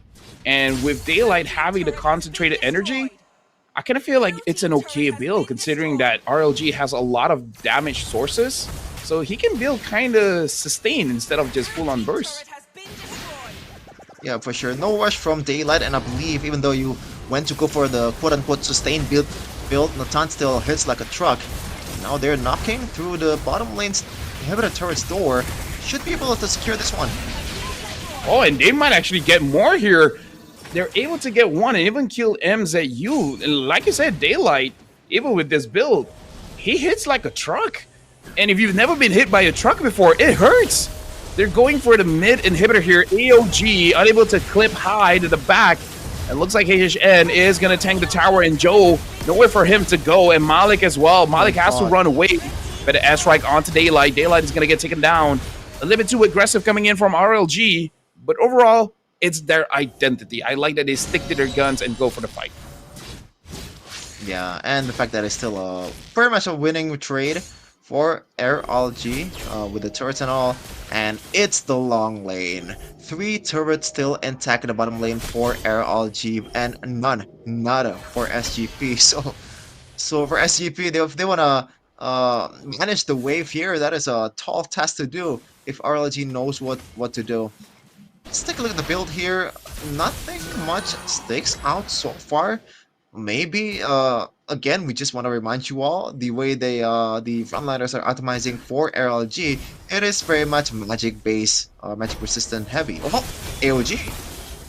Yep, did hit onto Malik, and Malik now dancing around inside the Zaman Forest. HHN taking a lot of damage. Meow in the back line. Joe able to get 2. Violet Requiem. That's a good chain combo. Hyde gets Daylight. Daylight the first to go, and now even the Tsunami Slam able to get Ashrid. Ashrid gets caught, and dies over by Malik. And now it's almost a wipeout here. Only HHN is alive. It looks like they're going for a mid turret here. The Lord is up, but they don't have the HP just yet. HHN unable to clear this minion. Good trade coming in from SGP, and very messy coming in from RLG. Very messy is kind of an understatement. That was really bad. And HHN might get taken down here and still has to purify. My goodness, like, it's probably the worst case scenario for LRG. There's no reason for them to fight. They should just maybe kite the Lord towards themselves and use the long lane advantage in the bottom lane. What was that fight? Even if they want to fight, they should have a bit more respect towards the set potential from Joe. Yes, you have the purifies, but as I said earlier, there are 2 layers: the Tsunami Slams, the special migrations with the Violet Requiem, and Daylight so far. He is having a stinker game, man. 5 kills already towards him. Yeah, I'm not comfortable. Hold on. By the S-Strike use. And now even the Tsunami Slam brings HHN to the back. Meow all alone and getting 2 people again. Violet Requiem juggling all of them. Does not have the burst from the Yin Yang Overton, but Pancake goes in with the AOG, and the fight, they're very scattered all around. Meow is all alone, and again, Joe jumps back in, hits onto 2. Malik gets Daylight, Zaman Force in, and able to get Ashrid. They bought enough time for the Zaman Force to come back up, and now Malik gets a double kill, and HHN can only run away, but again, the jump comes in, tries to stop him. They got the inhibitor down mid, and now they're looking at top as well. Looks like they're gonna get that. Minions, not sure if it's gonna be enough. Goes in, gets MZU, and Joe goes over to now even the Tsunami Slam brings him in, and just like that, SGP wins another game. That was a throw and a half. What the hell was that from RLG, man? They have all the avenues, they have all the advantages in the world, and they just threw it on the over the window. I I I, I am speechless. That was even in MPL Indonesia, it's not as bad as that. Holy moly! I'm not Saigon comfortable. Phantom. I'm not comfortable when Daylight and Hey Hey Hey trade on how good they are. Like game number one, Daylight was amazing and Hey Hey Hey couldn't do much. And then it's the reverse for game number two, where Hey Hey Hey actually did pretty good. But then Daylight looked very uncomfortable in that one. So yeah, this is very off. Again, SGP, this draft is a proven draft, has been used yesterday, and again, to success as well. Hey, shout outs to Malik, man. Malik played around all the timings of RLG and SGP and just waited for the Zaman Force and just clean up house. And shout out to Joe as well. A lot of good sets. Even though the last set towards the the two frontliners of SGP was, I gotta say, quite bad. But overall, he played a really good game. As when the odds are stacked against them. And MVP of the match is gonna fall towards Malik, as you said. LaFell, he's playing with the cycle really, really well. Even though, in one moment I recall in the late game, he didn't really have the Zaman Force to be able to use to sustain, but he knows when to push the button. He flickered forward, even though it's just a synchro vision, and also the chrono dash. That is more than enough to secure some kills towards Daylight that's already on 5 deaths. Oh man, I feel bad in a way for LLG, but at the same time, no, they did it to themselves. They should be able to secure this one really, really easily and get back to the equal position and make it a best of 5. But no, right now they're down 2-0, which is, in a lot of series out there, a 2-0 lead usually is a death sentence. That is a big lead to come back from. But we'll see if they're gonna be able to, turn the odds against them, because there's a reason why RLG was undefeated in the regular season, even not only in the match rate, but also in the game rate. But so far, already 4 losses or 4 game losses this playoffs or this season, all is coming from Saigon Phantom. Man. Yeah, I gotta say it must be very uncomfortable for them, because even though it went 5 games yesterday, they had a very good start. So them actually losing 0-2, this must be uncharted territories. And we saw the excitement from Saigon Phantoms, the way that they celebrated. I feel like they hold a lot of animosity there. They're like, we've been getting our ass back to us. Now, finally, we get wins. We get convincing wins. We get comeback wins. Hey, you know what? Saigon Phantoms, they got the momentum here. I just hope that they don't overheat. They don't feel themselves too much and then start making unnecessary mistakes. Maybe they one of the necessary thing that they have to do is to fix the draft, right? Even though, yes, you won, yes, the draft kind of wins you the game with the fact that you have 2 layers of CC to take care of for the opposing team. It's still not really the most optimal draft, man. It's just RLG with a believable performance. They fold under no pressure, LaFell. I don't get it, man. This kind of match makes you speechless. Like, we don't really have to analyze much. We've already talked about what happened in the game, or maybe I have something to say about the Kagura pick.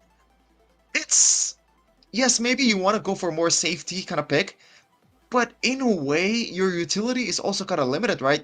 Usually in the previous game, right, you have 2 scaling mid laner.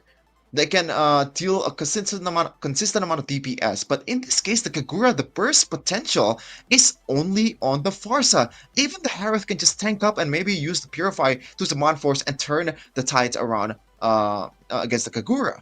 So, what was the Kagura even for? Is it really just safety, or is it just a comfort hero, for them? Not sure. I really feel like yes, it's safety, because he just doesn't want to get caught by the Kalia. But also I think they have like this job description where hey, your job is to deal with Hyde, right? As long as you get to kill him, everyone else, Ashrit can deal, everyone else can deal. So honestly, I agree with you, your assessment on the Kagura, but at the same time, I can see like based on the games that I've seen, I think his job is just like, you only have one job. You just kill that one guy. Everything else, let everyone else deal with. Ashrit, though, he had 2 games on the Yisun Shin, and honestly has not been performing, hasn't been really good. I wonder if coming up next, they will shy away from the Yisun Shin. Maybe go for more like a Hayabusa or a Lancelot, because for some reason he doesn't really look all that comfortable. He doesn't look all that aggressive. And with Yusun Shin is you want to somehow be aggressive and be safe at the same time, right? Yep. Yes, you are not the most tankiest jungler out there. In fact, you are super squishy, but you also have that setter tool that a lot of junglers out there does not have. For utility jungler, you can set, right? But you don't really have damage. For assassin junglers, you have damage, but you cannot set. But for Yusun Shin, he is in both worlds. With the Mount Shocker, that is a really, really good setting tool, and also the burst down combo that he has can be complemented with some of the mid duos that they have to be able to use in the early game, but that was not present at all. Or maybe that was present? I'm not sure what happened in the early game. They do win the early game, but yeah, they just didn't manage to stick to the plan, man. Daylight, what happened? In game number 1, he was the safest person out there, man. Yeah. In fact, I would go as far as to say, if he were to build the tough boots in the first game, he could play the perfect game. And in this case, it was full 180. He is not playing safe at all on the Natan, even though he's going for the safety build, as you mentioned, Lafel. Maybe he got tilted, like getting ganked twice by the Farsa. And he's just like, you know what? Let's go next. All right. I'm not having fun. Y'all not having fun. It's the best of 7. We can lose 1 game. All right. We'll come back later. Maybe he has to talk to his coach like, Coach, no time. Okay, give me something with a proper dash, not like an alt dash, like a skill 1, skill 2 kind of dash. I coach. Yeah. I can kind Speaking of of which, relate to they that. picked Like, the I time can- when they already saw the far side as well. So that's also something that maybe he has something to talk to his coach about.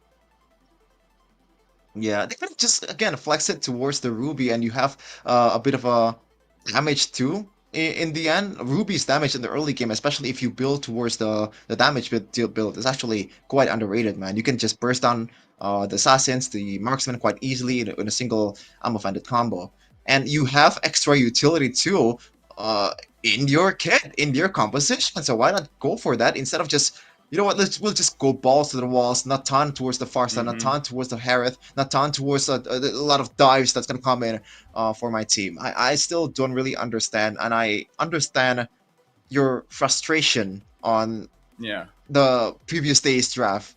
Yeah, see, now you get it. Yeah. By the way, Sheffin, It is what it let me is. just tell you, I kind of feel like for today, we're going all the way. No breaks in between. We're not going to be stopping the action as long as the series is not done. Until we get our champion, we're not stopping in between. The players will just keep on going and going and going and going. That's what I'm feeling. Based on what happened yesterday, it's just nonstop action. Nitros all the way. Yeah. Who needs rest, man? Casters do not need rest. We just happen here. It's not that hard, right? It's not that tiring. You're just sitting all alone in your room, in your home. You can get snacks if you want to. We don't need a rest. We can just yap all the way if you want to. Yeah, hopefully, like for real though, hopefully the series will go on to maybe 6-7 games. Lafel? That would be ideal for the Mekong region, and also maybe we can see a bit more on what the region is all about, especially in the identity of the draft, right? Because we mentioned it earlier, the Irithyll Cryo is super, super weird. I feel like this is the only region out there that does this consistently. Even so far as second in Cryo ranking, that is it's a huge question mark for the Mekong region, man. But I feel like they do have their own identity. Maybe they want to go for the safety route for a lot of backliners out there, and that is why maybe they want to go for the Gura in the second game that could be the reason on why they are super gung-ho on using that. But again, the Natan pick was also a curveball towards my theory. Like, if they want to play safe, Natan is definitely not the way to go. Or maybe the gold laner of RLG is not really that comfortable on a fighter, and the fighter gold laner, you need a special kind of guy to be able to pull it off, man. In Indonesia, we have a lot of players that already do that, and in fact forced to do that. Skylar getting more comfortable, even though he got pummeled by Alter Ego. Aman is definitely one of the best gold laner in the world currently. Best of both worlds. He is awesome on gold laner marksman / mage with Harith and Lunox. He's amazing too at fighter gold lane. So yeah, these kind of picks are super important to expand your horizons and expand your weapon. Even usually we mentioned that the Kimi and the Yi Sun-shin will be the enabler towards the flex towards the gold lane, right? But in ID we start to see more like, you know what, let's just go fighter just to win the early game. That's why I think having a gold laner that can be both very aggressive with the fighters and also very safe with the marksman is super valuable. Yeah, I don't know if you already brought this up, but something that's, just a bit weird personally for me is that I'm not seeing a lot of Groks here, especially considering that they want to be aggressive. I could have thought that a roamer like Grok would kind of fit their playstyle, but apparently not. They don't use. I mean, I'm not saying like Grok is the #1 roamer for everywhere, but I kind of feel like when there's no other options and you don't want to play pickoff, I think it's a solid pick. Yeah, for sure. Not only Grok is a very aggressive pick, it's also a safety pick, right? Just because of the fact that the first skill gives you immunity towards the CC, and also you have that built-in shield whenever you want to proc. And now first pick for RLG on the blue side will be the Kimi. They want to go for the previous route, I believe, of having a scaling mid laner, but the Lunox is still on the table for SGP, and also Kalea is banned. Baxia. Never mind. That's true. Baxia is good though, going up against a Kimi. Oh. They pick up a Granger first. I think if you want a Lunox, you can get later on, because the Kimi is most probably going to be mid here. Do they go for a tank jungler or a assassin jungler? Because Yi Sun-shin is up. But no, they do pick up the Baxia. So overall, a very good opener here coming in from SGP. And I feel like since I just feel like a Claude might be a solid pick for RLG. So that on first phase with the Granger. Because looking at how the things have been going, it might get banned later on. I'm not saying it's optimal. Is true. I'm just saying, based on what I've seen, that's how the drafts have been going. So no, they pick up the Yi Sun-shin. Don't know how to feel about this, because again, he hasn't won the Yi Sun-shin just yet. Yeah, but it gives you a bit of flexibility in the gold lane, right? Although going for a 3 marksman comm would be pretty greedy. It needs a bit more scaling to be able to flourish, but it is an option for RLG, so it's not out of the table just yet. Going towards the second banning phase here, or no, there's still a red 3. Never mind. Farsa will be picked. Good pick towards the Kimi, and also Yi Sun-shin got punished with the further airstrike, but not so much towards the Gacha though, because it's not really a hero that can burst down the frontliner. And also, Farsa will have a target in Gatot Kacha, or Farsa will be the target of Gatot Kacha, usually with the AOG, maybe just to cancel out the feather airstrike, etc. We'll see in the banning phase here. No frontliners has been secured for SGP. RLG, they don't have the side laners, and they ban out the Uranus. Yeah, I'm on Harvey's board been with banned that. out. Yeah, Harvey's been banned out. So either a Claude or either a Claude or I don't really see a lot of other gold laners picked up here. If they don't want to ban a side lane, honestly, a Lapu would be a good ban, and then they pick up something else, or they themselves pick up Lapu. But yeah, Claude, like I said, that's how the bans has been going. Yeah, but Hayabusa will be banned too. So wow, so they are not really convinced that the Baxia will be the jungler here. They technically there are still I'm sorry, flex potential on towards the Baxia, and the Hayabusa will be a good punish towards the two backliners of RLG. But I'm not sure if they wanna fully commit towards the Hayabusa ban here. Oh man, SGP players and coaches, they are super safe in discussing the draft, man. They know that their mouth is still easy to read for the opposing team, and they don't want to take any chances. In Vietnam, they have lip reading classes. All right, Chefin? You take it in like primary 3. So everyone knows, okay? Unless you speak Malay, then they won't know. That is factual. Good information to dump here in the drafting phase, Lafel. But we'll see. RLG, two side laners for them. Good lane matchup against the Esmeralda would be something like a Dairoth, but it would be too. For me, it's not the worst. But now that the Arlot has been popped off, I don't think Dairoth will be on the table for RLG. They want to go for the Ruby instead. Yeah, this time we do see a double SGP, fighter. Yeah, so you and just honestly, go like there's a lot of or... chain CCs here. Hylos is actually not bad. Hylos is not a bad pick. Again, I would prefer Grok, but yeah, probably not gonna see that. Same. A lot of options though for SGP. They still need a body up front, maybe they want to go for a pretty unconventional route and go for something like a Franco. The initial combo would be disgusting with the Shield Unity, but they want to go for the standard route here, a composition that's hard to mess up with, right? That's the idea of picking the Baxia early. That's the idea of picking up the Esmeralda and the Hylos. The worry would be RLG with the Kimi, especially if she has the right tool to penetrate the frontliner. It is a bit hard for you to stay up front for a long time. Yeah. Honestly, Chefin, do you think RLG will have enough damage to deal with Esme, Baxia, and the Hylos? Ooh, that is a good point. Especially with the fact that the Farsa is on the other side. Exactly. Yeah. We'll see though if that's gonna happen. There's a bit of a damage, like lackluster damage from the side laners too. Ruby is, as I mentioned earlier, an underrated damage dealer. Maybe towards the backliner, not the frontliner though. It's not a shred tool, but we'll see here. Yeah. Chance to further the lead here for SGP.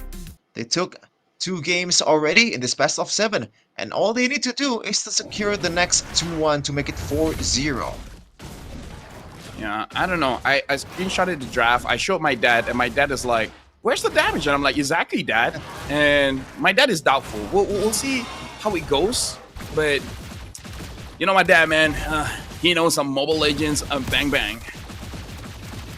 Yeah, like the bang bang. And now looking at the emblems here, interesting that 3 games or 2 games in a row, Joe goes for the Vitality as a Baxia. Usually in ID, we see more of a thrill kind of a focus just to make the farm a bit better. But yeah, they want to go for a more safety route. Again, I think that's the name of the game for this region, man. That's why they pick something like a Kagura. That's why the Irithel is so prio. But yeah, no Irithel sighting so far in this series. I think they just trust Malik to kind of like carry the game, because this is again one of his more comforts. Speaking of which, we do see Granger, and yeah, we don't see any Irithel here. Might just be a top 2 team kind of thing where they're like, yeah, Irithel is not it. And now in an engage coming in, they want to steal away the purple ball. It looks like Joe actually gets it. Mzu though, looks like he got it caught. They're gonna trade it off with Pancake. So roamer to roamer, HHN chases after Hyde, but Hyde, being the silly goose that he is able to get away right now. Meow having to use the Purify quite early, unable to purify through the Stadium, and gives a kill over to Hehehe. Oh, a bit too overzealous there. They're not really respecting the early game damage or base damage from the Arlet. And also, the biggest part is probably the fact that Joe was not able to get the retribution. Good stunts, I believe, coming in from Pancake. and it snowballs towards the turtle. So already almost 1k gold lead for RLG. This is the early game that they're looking forward to have, right? With the fighters and all, you know, the rotating power of the Ruby, even though it's not really used, they were still able to get the early advantage. And this makes life a bit easier too for HHN, because initially the Arlot will have a hard time in the lane against Esmeralda, but if you get the early kill, that would be a different story, Lafel.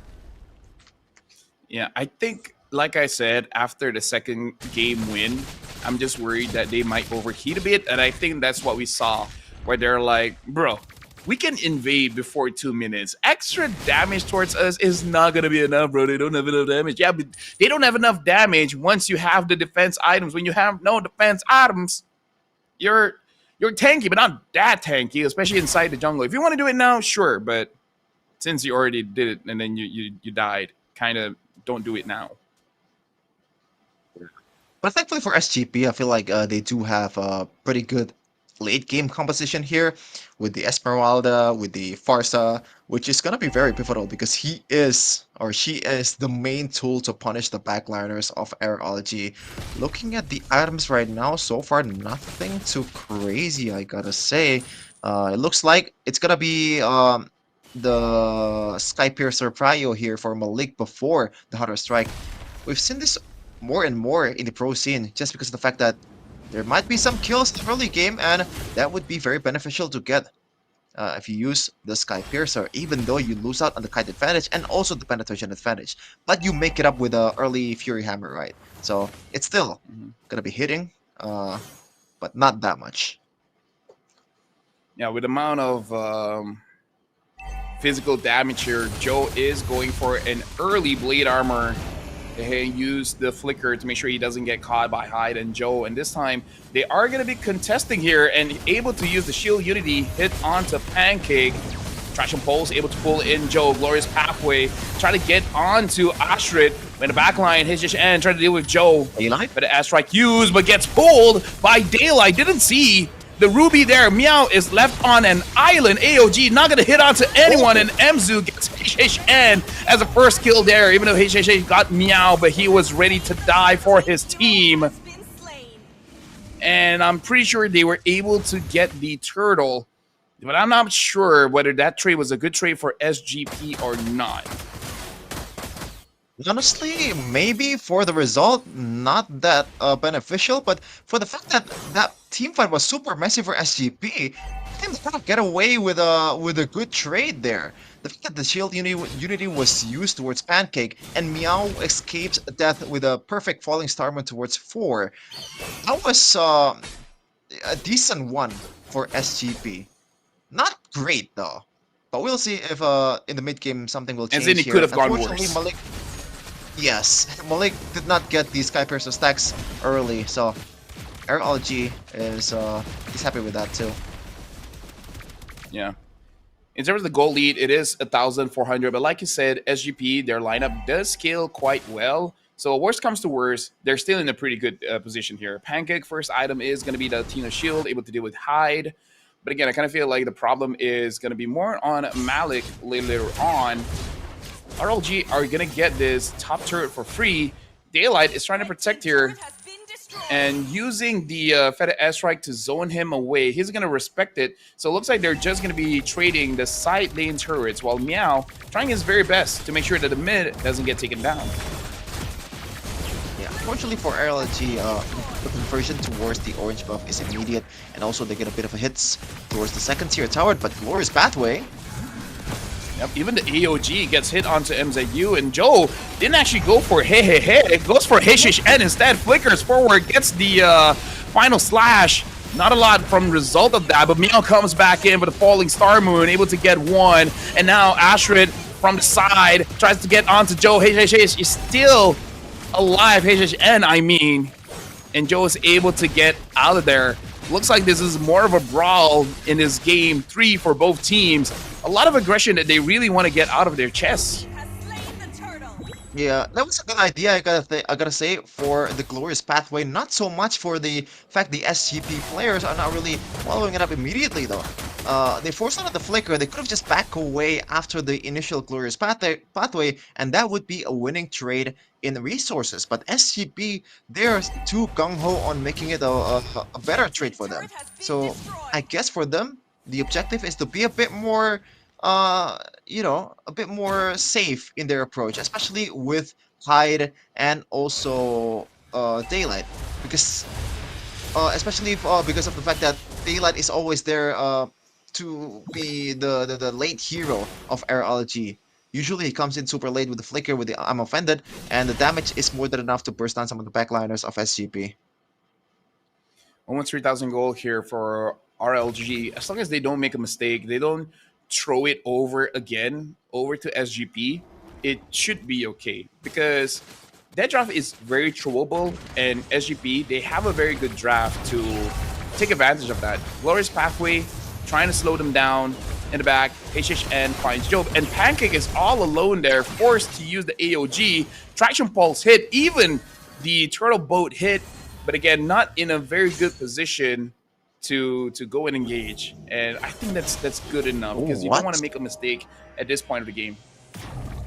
Yeah, speaking of mistakes, hey, did you see that? He was checking the bushes in that area? That is not what a mid laner should do, man. Like, sure, you have the golden advantage, sure you have the flicker and also the second skill to get away, but you don't want to flirt with that, man. Sometimes those kind of habits can kill you. Oh, brother, hey. Ever since the first game, the movement of this player has been very questionable. Hey, you can't even say he's a funny guy, okay? Either way, right now, looking at RLG, they're not going to be putting too much pressure on mid. The Lord has spawned. Hey, is going to try to get that.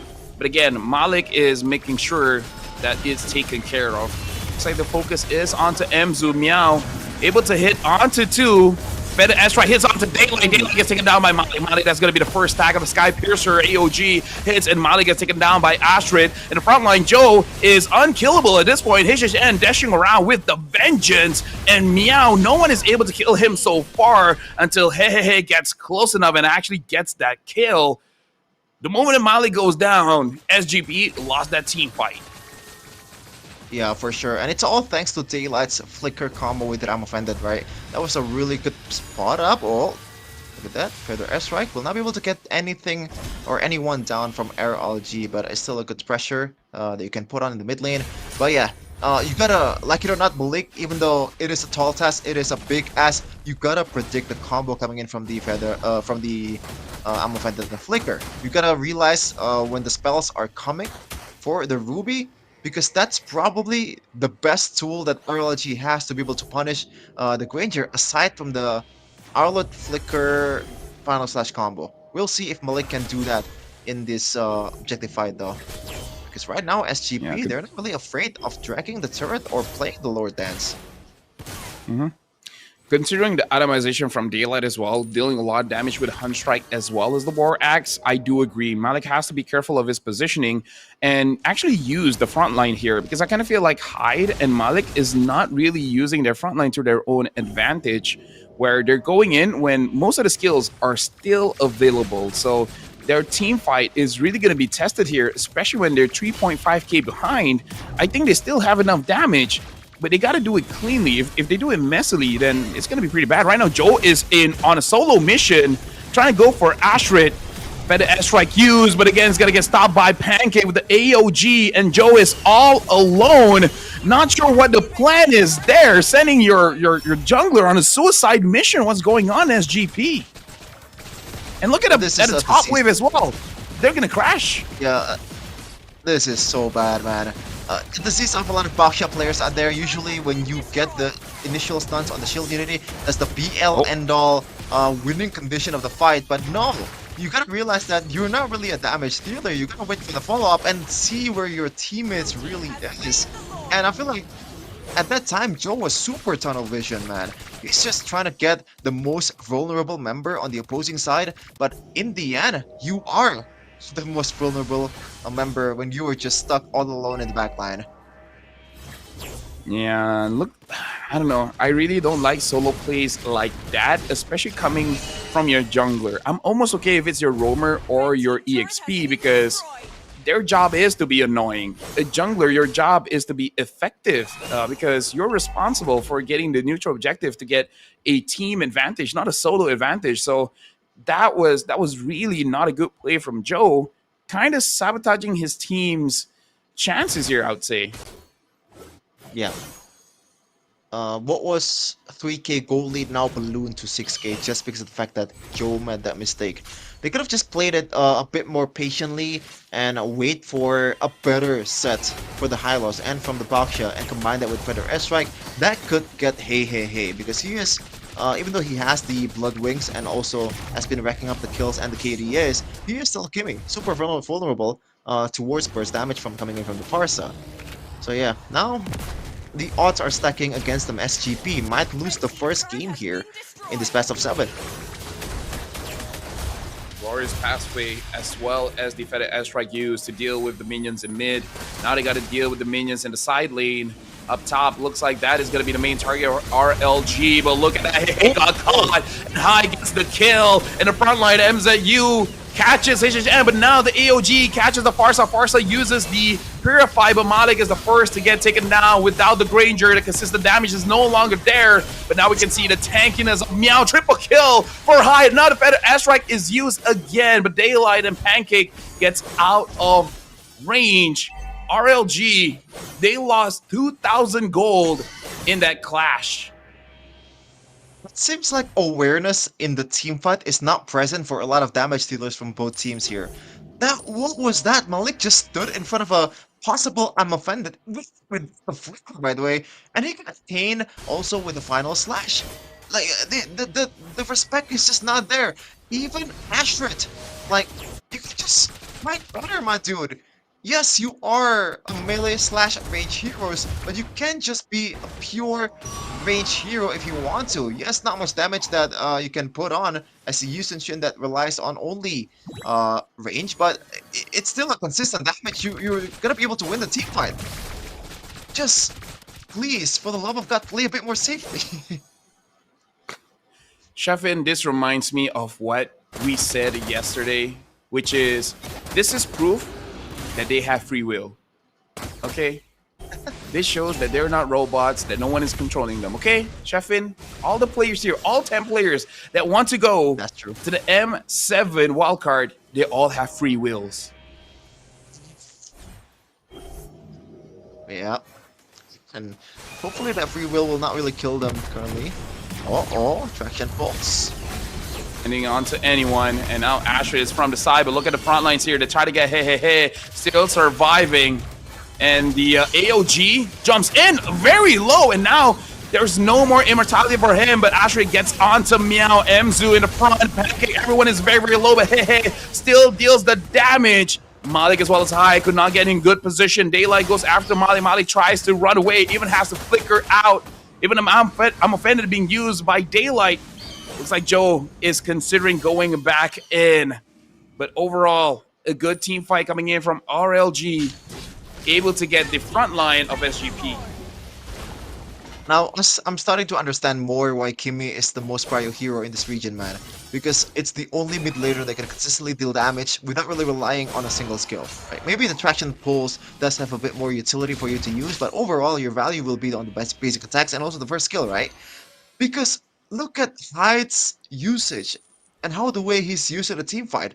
That was terrible from SGP.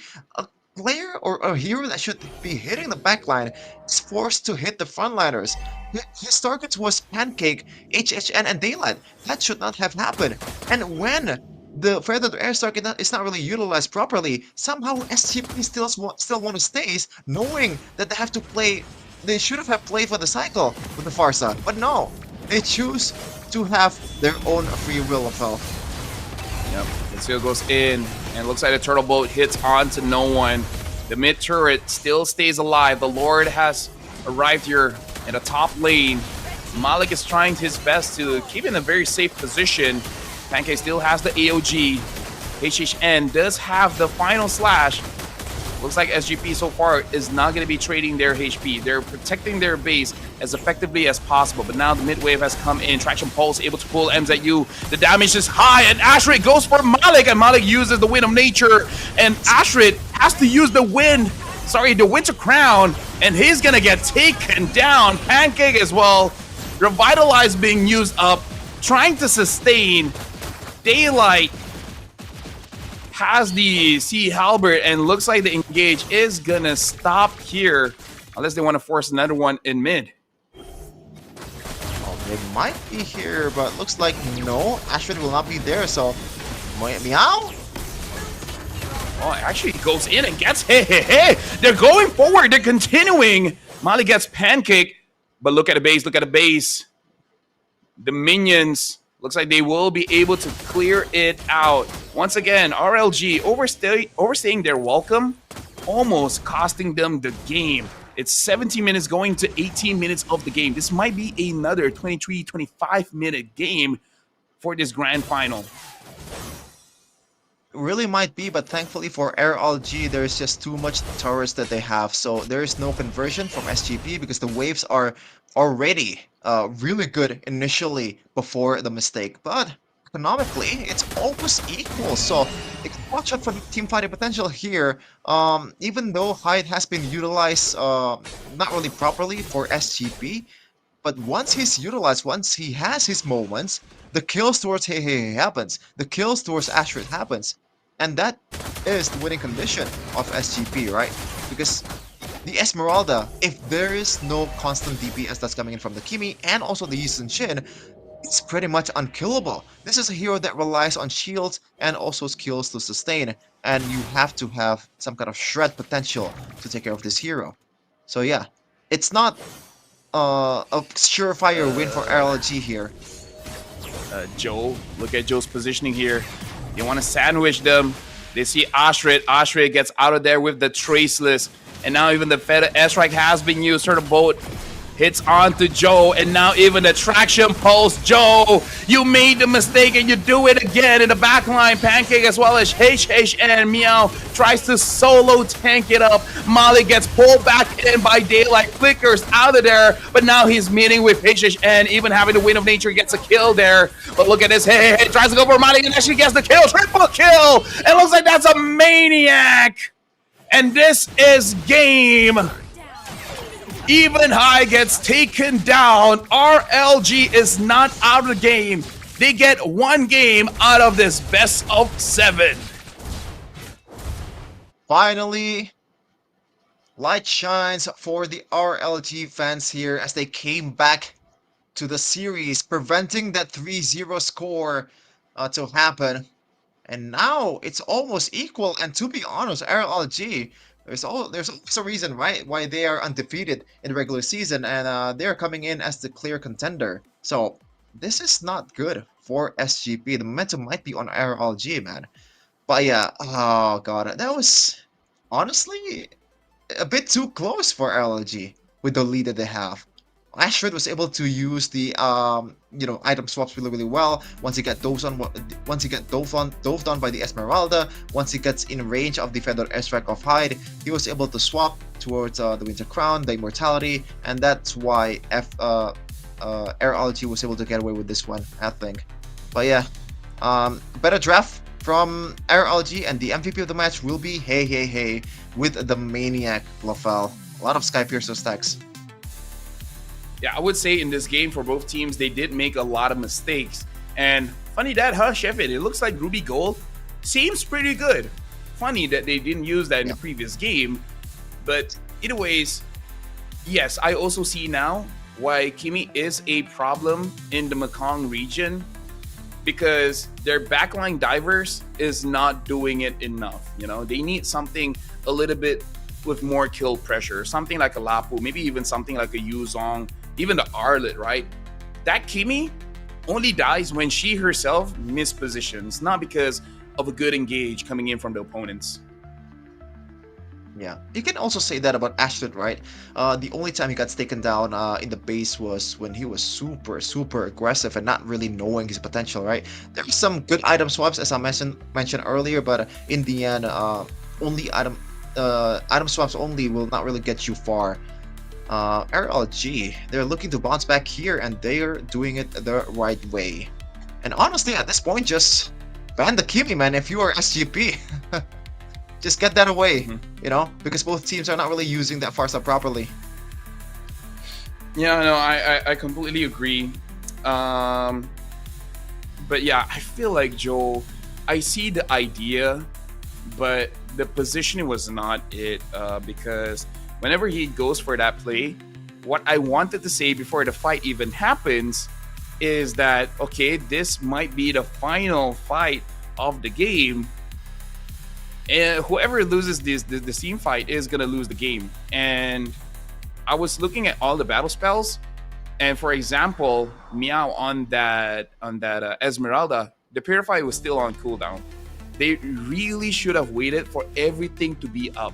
Wind of Nature is up, Winter Crown is up, all your spells is up, and then go for the fight. So I really feel like one of the big mistakes of the teams is that their impatience, where they think it's a good opportunity, and the opportunity window is so small that they're forced to go for it. When we see in a lot of international games, in the M Series, MSC, etc., is that if the opportunity is not there, they're not going to force it. They're going to wait. There are certain situations where they will force it, but at least you can see the logic behind that. That one, yeah, I don't know. You already botched it once, you botched it twice. Honestly, I think there are actually adjustments from Joe. After the initial stun on Shield Unity, he was actually backing off in the second occasion, right? Compared to the complete all-in on his own, so shout out to him for that. But unfortunately, when you are using a Baksha in the late game, you gotta play with the conceals. You gotta play with the whole team backing you up, man.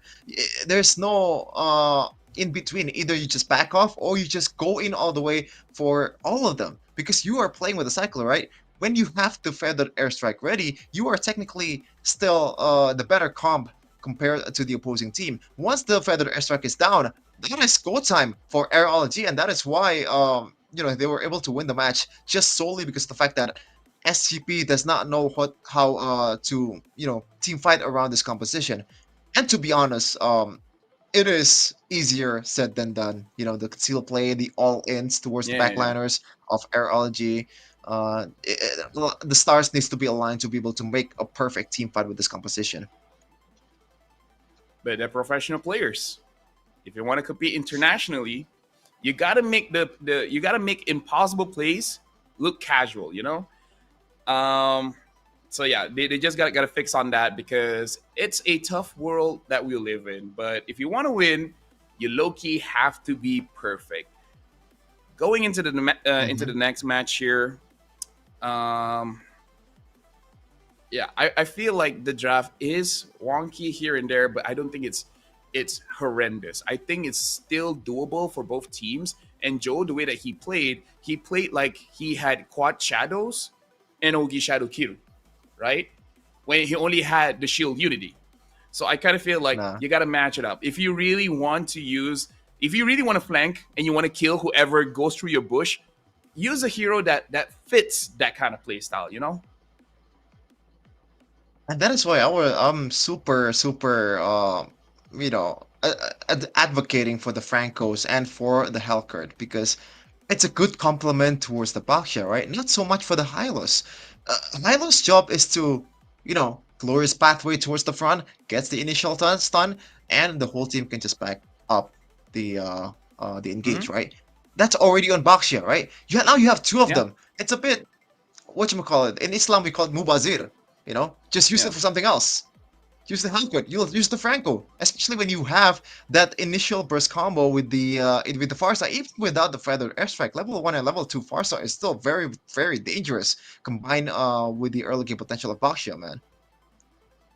Yeah, I just feel like they're not playing as a team. Like, everything that we're saying, we're breaking it down in detail, but the overlaying thing is just that they're not playing as a team. And just to lower your expectations, so far I've not seen any Franco as well as any Hellcurt. I've not seen any assassins as a roamer.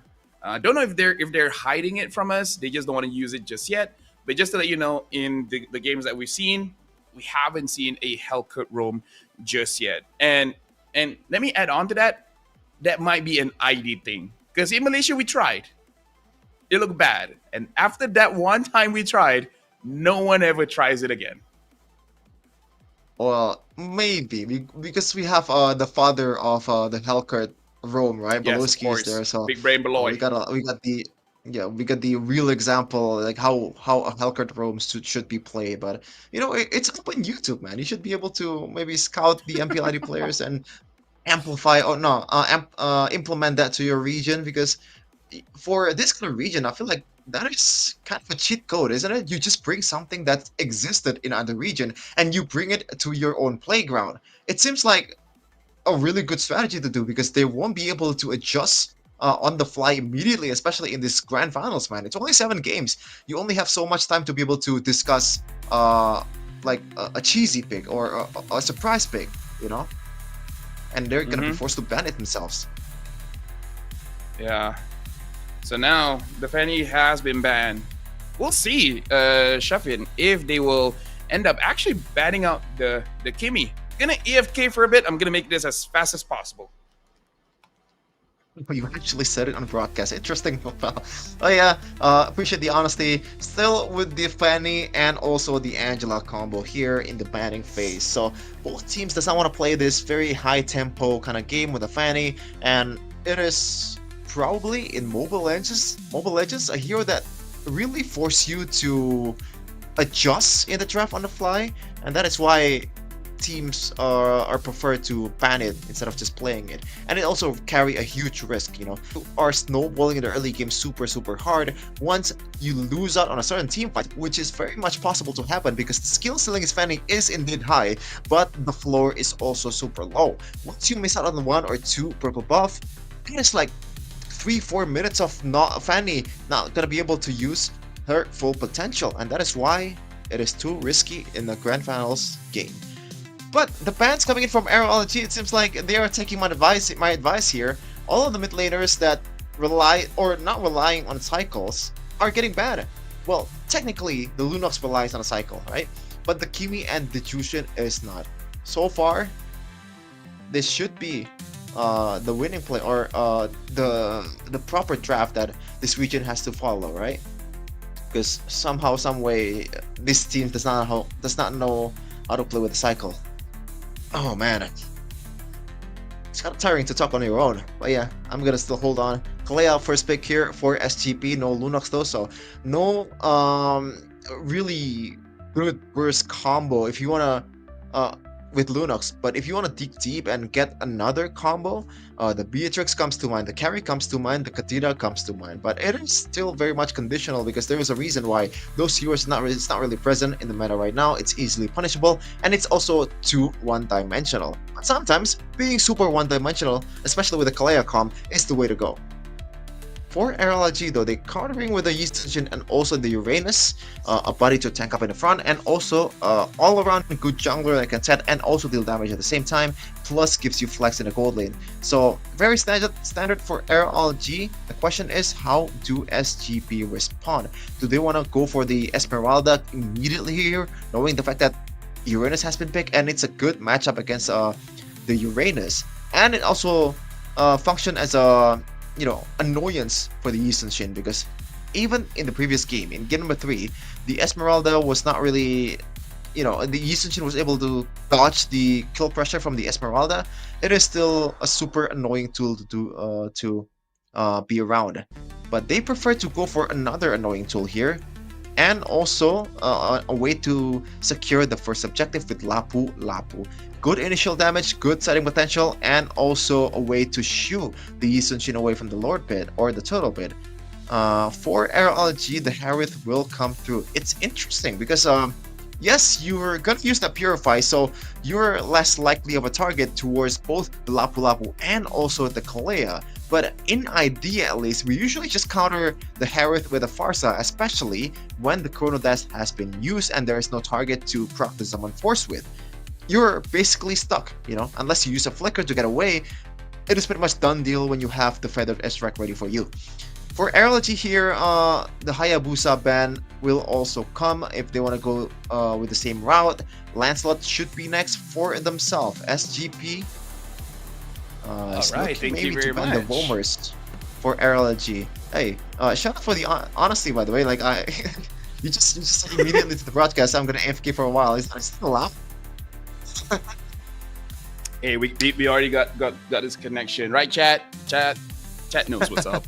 Yeah, got the Kacha getting banned out. So okay, very very solid here.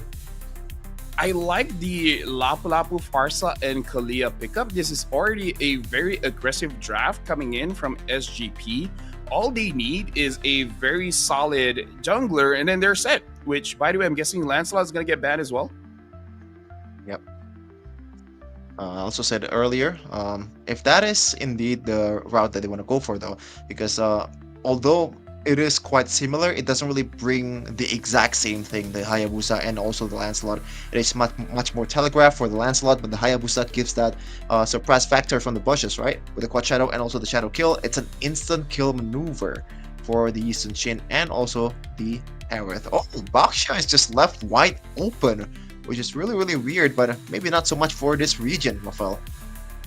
Oh, not so much for this region. Getting the Boxer is actually the rare thing to happen. So now SGP, in terms of the bans, I think a solid ban here still might be the Cho. Again, I'm weirded out there's no Grok, because I kind of feel like Grok is a pretty good answer towards the Kalia as well as the Farsa. Either or, for RLG right now, they don't have a lot of crowd control here, so they ban out the high loss. I think that's fine, but still, I think one of RLG's weakness right now is just the lack of control here. Maybe they'll remedy that with the mid, something like a Eve or something. Ooh, Eve, it could not great against possible, the Lapu, I understand, but yeah, you know, yes, but still, you do have that range to play with, so it's still kind of safe initially. We'll see though if that's gonna be the case. But yeah, again, like, it really should be just an automatic Grok here if it's another region, but we'll see. Something. Oh, finally! All right. The Rock. We manifested, Chefin. We are manifestors. Manifester. I think it's more you than me. All right. I'll take it. I'll take it for this one. As a roamer, I love using Grok in this patch. Win or lose, it is just a very satisfying feeling to use the Earthen Rampart as well as the swing, the mighty swing. So now SGP, I feel like you need a marksman that's hard to catch. Thinking of the Claude here, Claude might be solid. The Granger is still up, and I guess that is okay as well. But the jungler is going to be the important one here. Lancelot is still open. I'm not entirely sure if the Lancelot is good. The Joy is not a good pick, and they pick up a Joy. Oh, yes. Yes, I was going to say Esmeralda would not be bad here against the Uranus and also the Harith at the same time. So you can place both Esmeralda on the gold lane and also the XP lane and really wouldn't lose that much value. But I expect Lapu Lapu would be in the gold lane just because of the fact that it loses out on against the Uranus.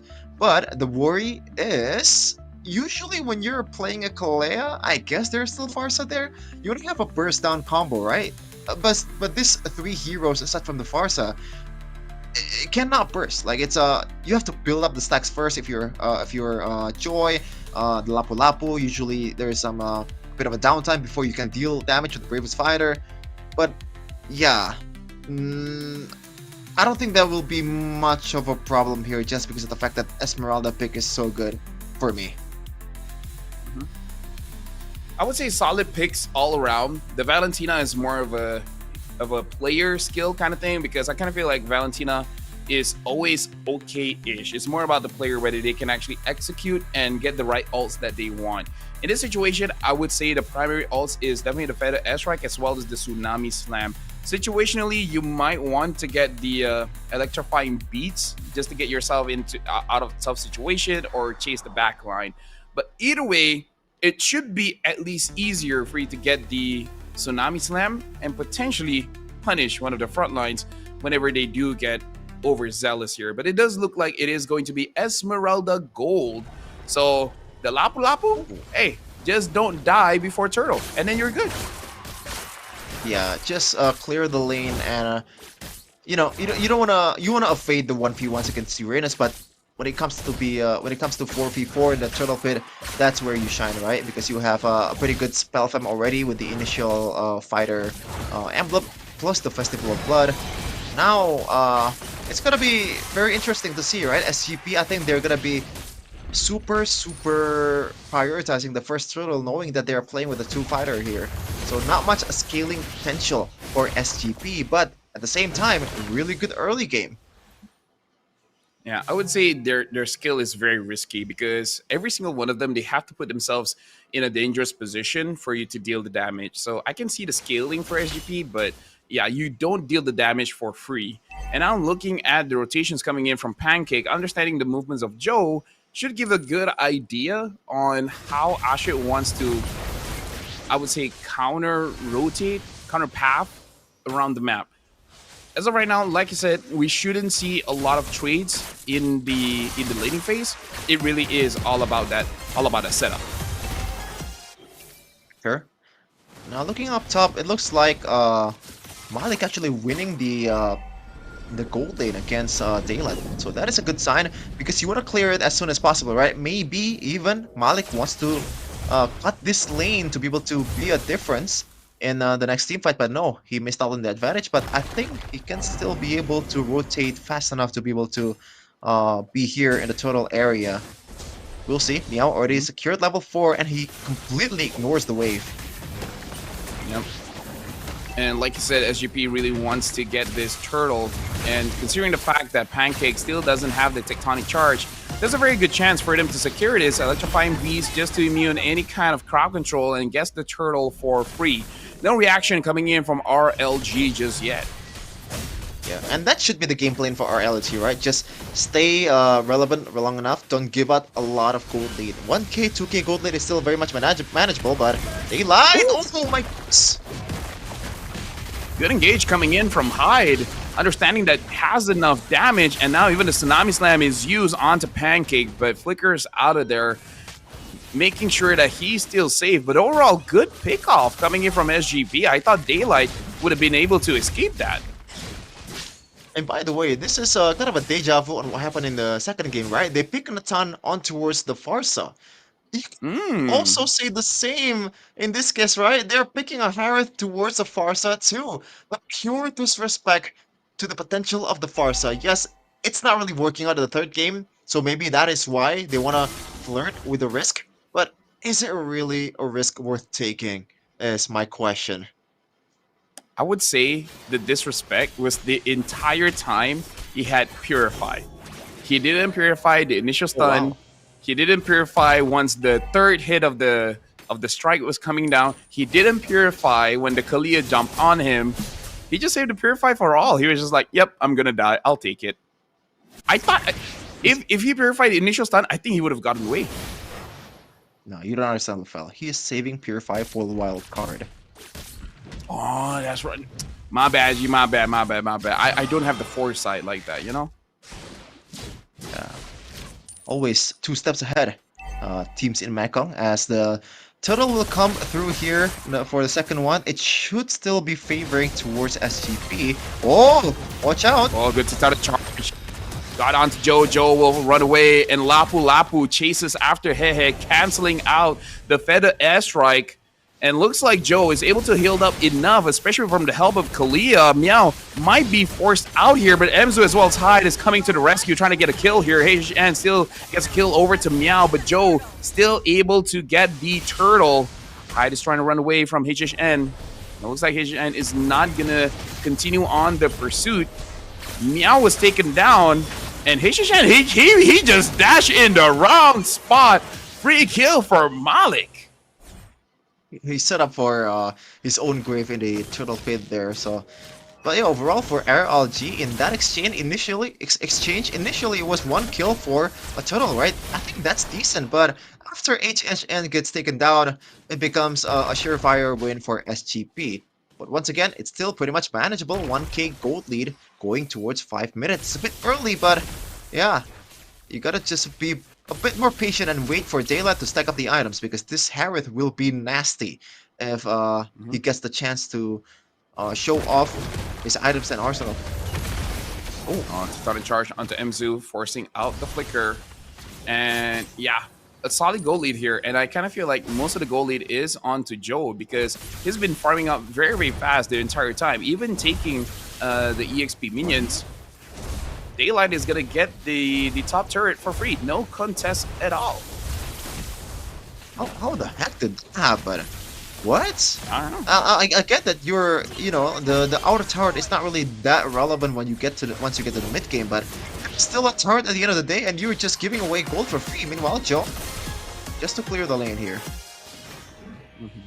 They're really giving all the gold here to Joe. They want him to possibly get the Holy Crystal as soon as possible, and then just snowball out of control from there. So I'm thinking that no matter what, side laners don't go to the side lane. Joe gets top, mid, bot, jungle. Your friends, your mom, your uncle, everyone is for Joe. Joe rules the world here. We'll see though. Oh, early feather airstrike. Yep. And cancelled out by MZU as well. And that was a tectonic charge. Completely wasted here. So RLG, they're going to be contesting this turtle with limited resource in terms of their ults. Even Hehehe doesn't have anything just yet. So looking at the turtle here, Daylight is getting zoned away by Malik. Same as Pancake, same as Ashrit. Mistakes coming in from the mid duo causes a free turtle for SGP. Hey, man. It's been 4 games by now. You gotta realize when to pull out your resources. Conceal play, though, got read out.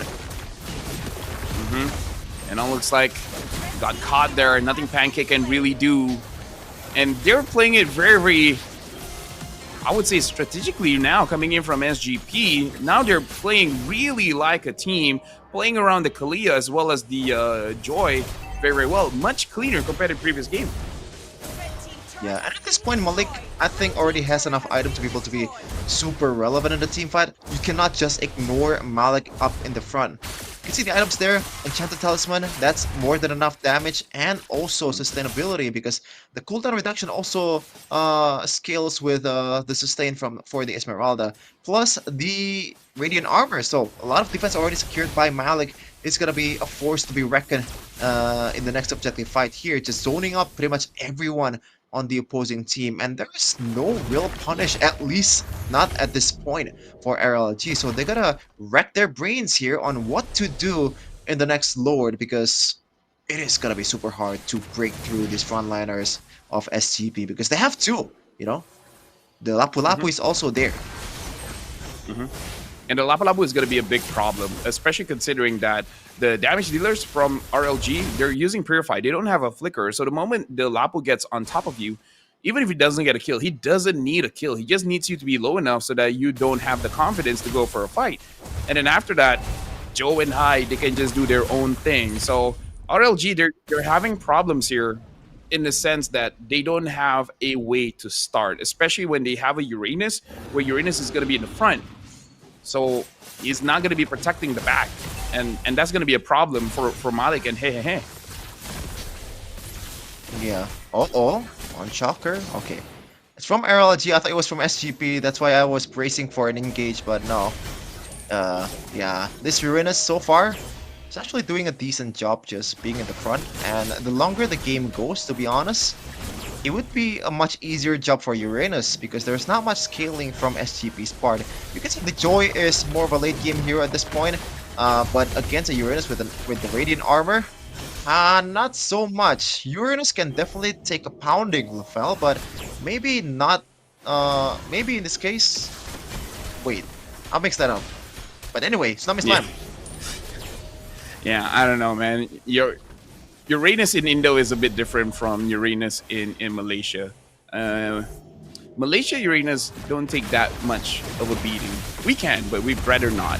And now it looks like Malik is able to get out of there. And again, a tectonic charge that was dodged. Coming in from the side here, Joe looks like he's not going to commit. And Hehehe as well as Pancake and Ashrid does not have their ults right now. So they might be able to get a good trade here around the Lord. Even if they don't get the Lord, I think it's a good opportunity for SGP to try to find a kill.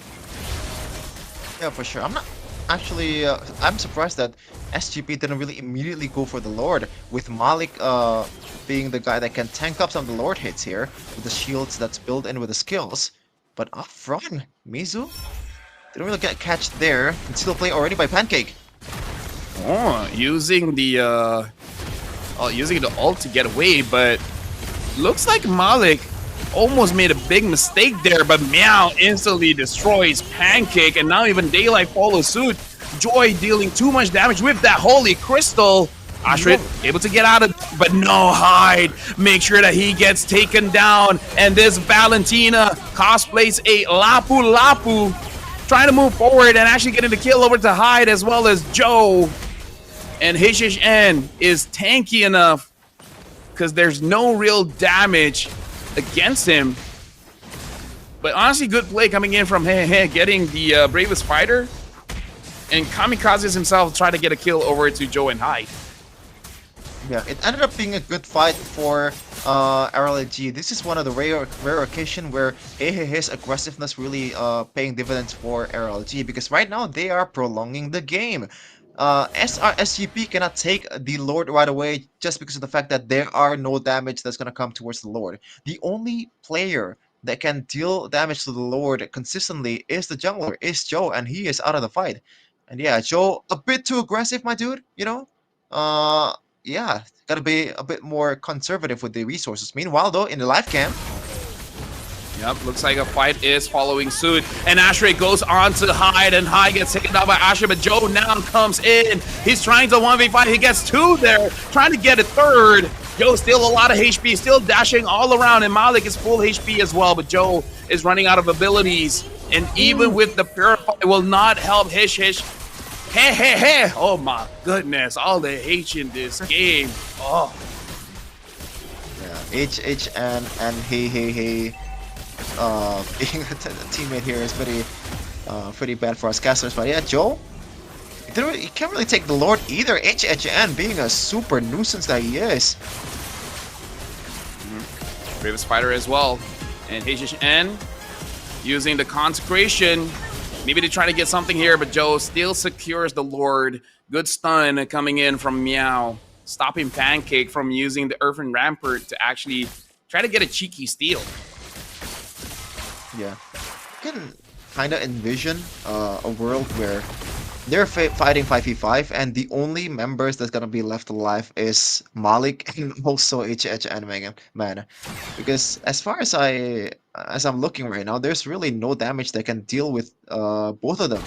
These two frontliners up top, though, it might be 1v1. Ashrid is waiting for it. He's not revealing himself just yet. Okay, now he sees it, and Joe taking a lot of damage, but Hyde is there, and Ashrid saw it. HHN getting pulled back. Can he deal with the 1v5? 1v5 up in here, and HHN finally gets taken down by Hyde. Joe having that Divine Glaive, and Hyde, just to be safe, having the Blood Wings as well on the back line.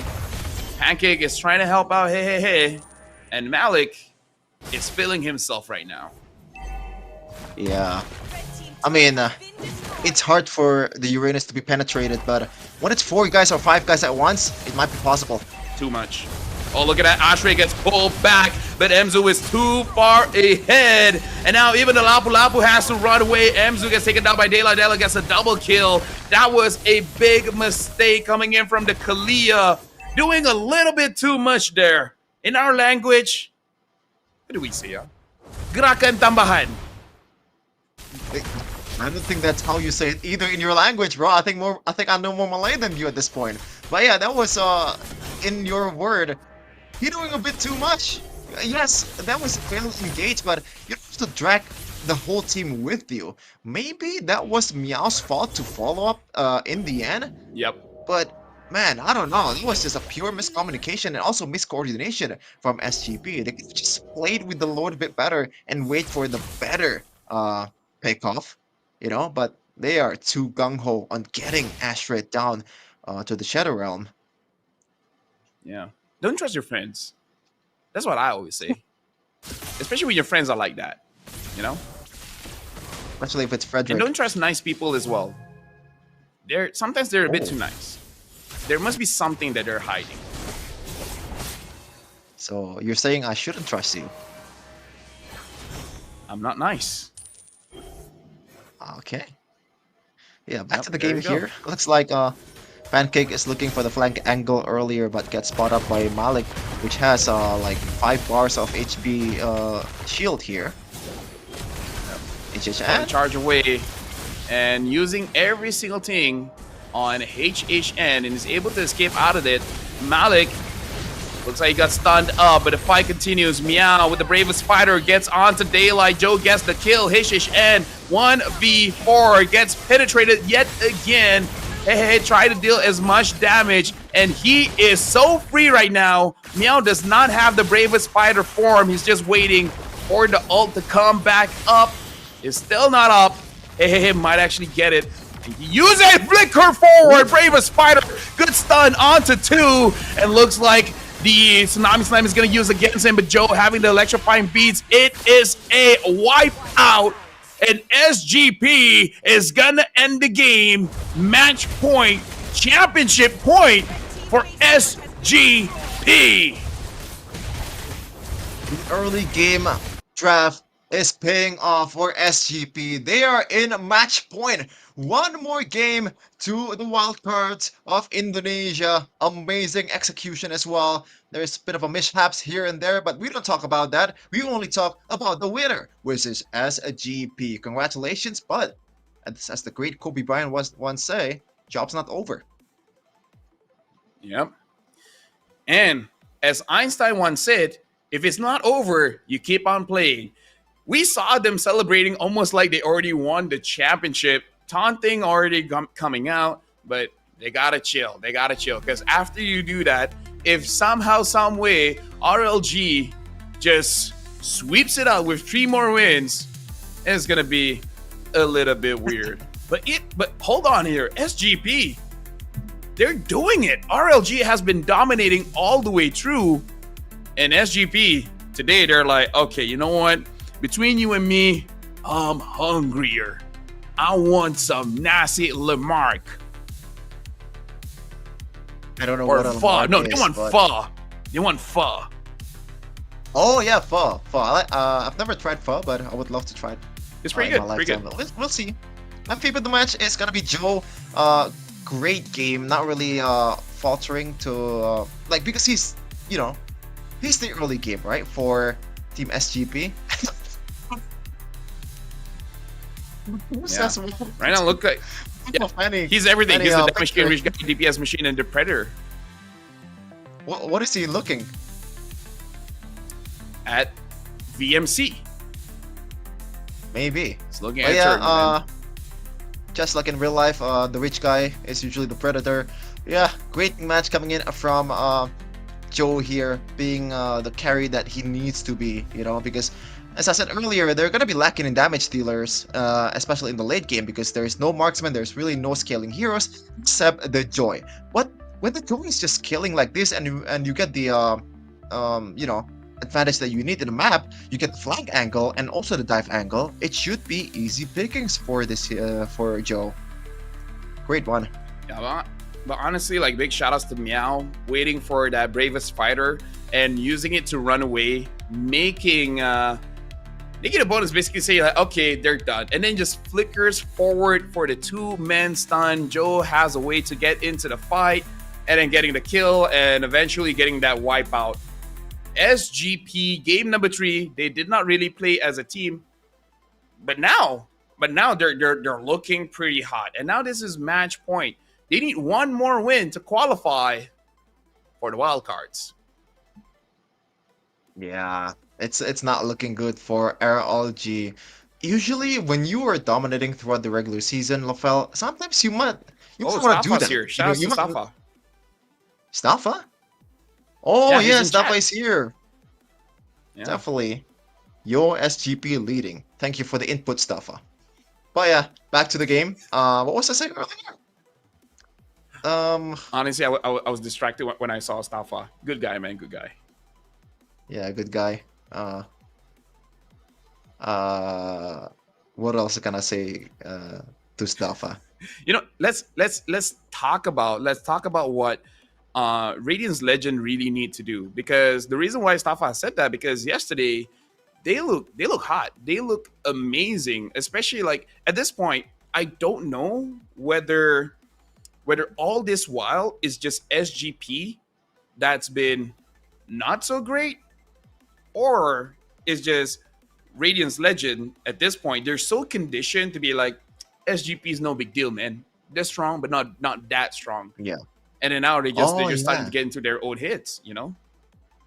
That's what I was saying earlier. I want to say Okay. that Onyx Indonesia in MPL ID, for me, them losing is actually a good thing, because now they are in a way comfortable, or they've tasted a loss, right? So now when you get to the playoffs, when you are starting to lose games, you are familiar with the feeling, you know. But ever Yeah. since before the playoffs here, RLG has not tasted a single loss in games and match. So that is why it's gonna be hard for them to come back from this position, man. It takes a special team to be able to come back from a 3-1 deficit.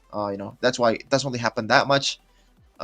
Can't really recall. Oh, I can recall definitely in M1 RRQ versus EVOS. RRQ was leading 3-1, and Mm. EVOS came back. That's the first 3-1 comeback, I believe, in internationals for Mobile Legends. Yeah. You know what SpongeBob always says, man. The bigger you are, the harder you fall. So the more wins that you rack up, that one loss really starts to mess with you. Even in the female scene, right now is Vitality. What was it like? BTR what again before? They have a 2-year win streak, and then MWI gets taken down by Omega Empress just because they lost one game, man. Seriously, when you win in life, you just need one bad day for everything to go downhill. Yeah, for sure. Yeah. All right, so right now, Shafi, we're going for a short break, and after this, when we come back, is potentially the final game of the grand finals. We'll see you guys then. Vi vu muôn nơi, chạm để thanh toán, dễ dàng, an toàn và nhanh chóng. Thỏa sức khám phá, thưởng thức và trải nghiệm.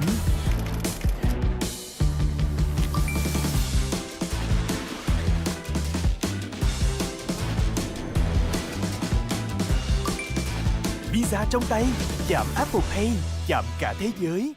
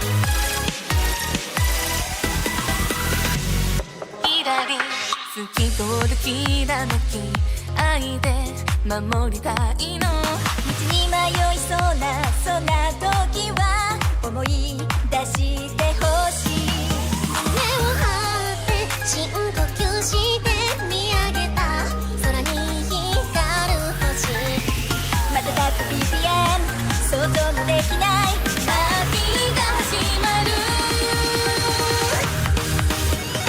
バンバンバン空に打ち上げようシンガーソングその声聞かせて一年に一度大切なお祝いしよう何度だって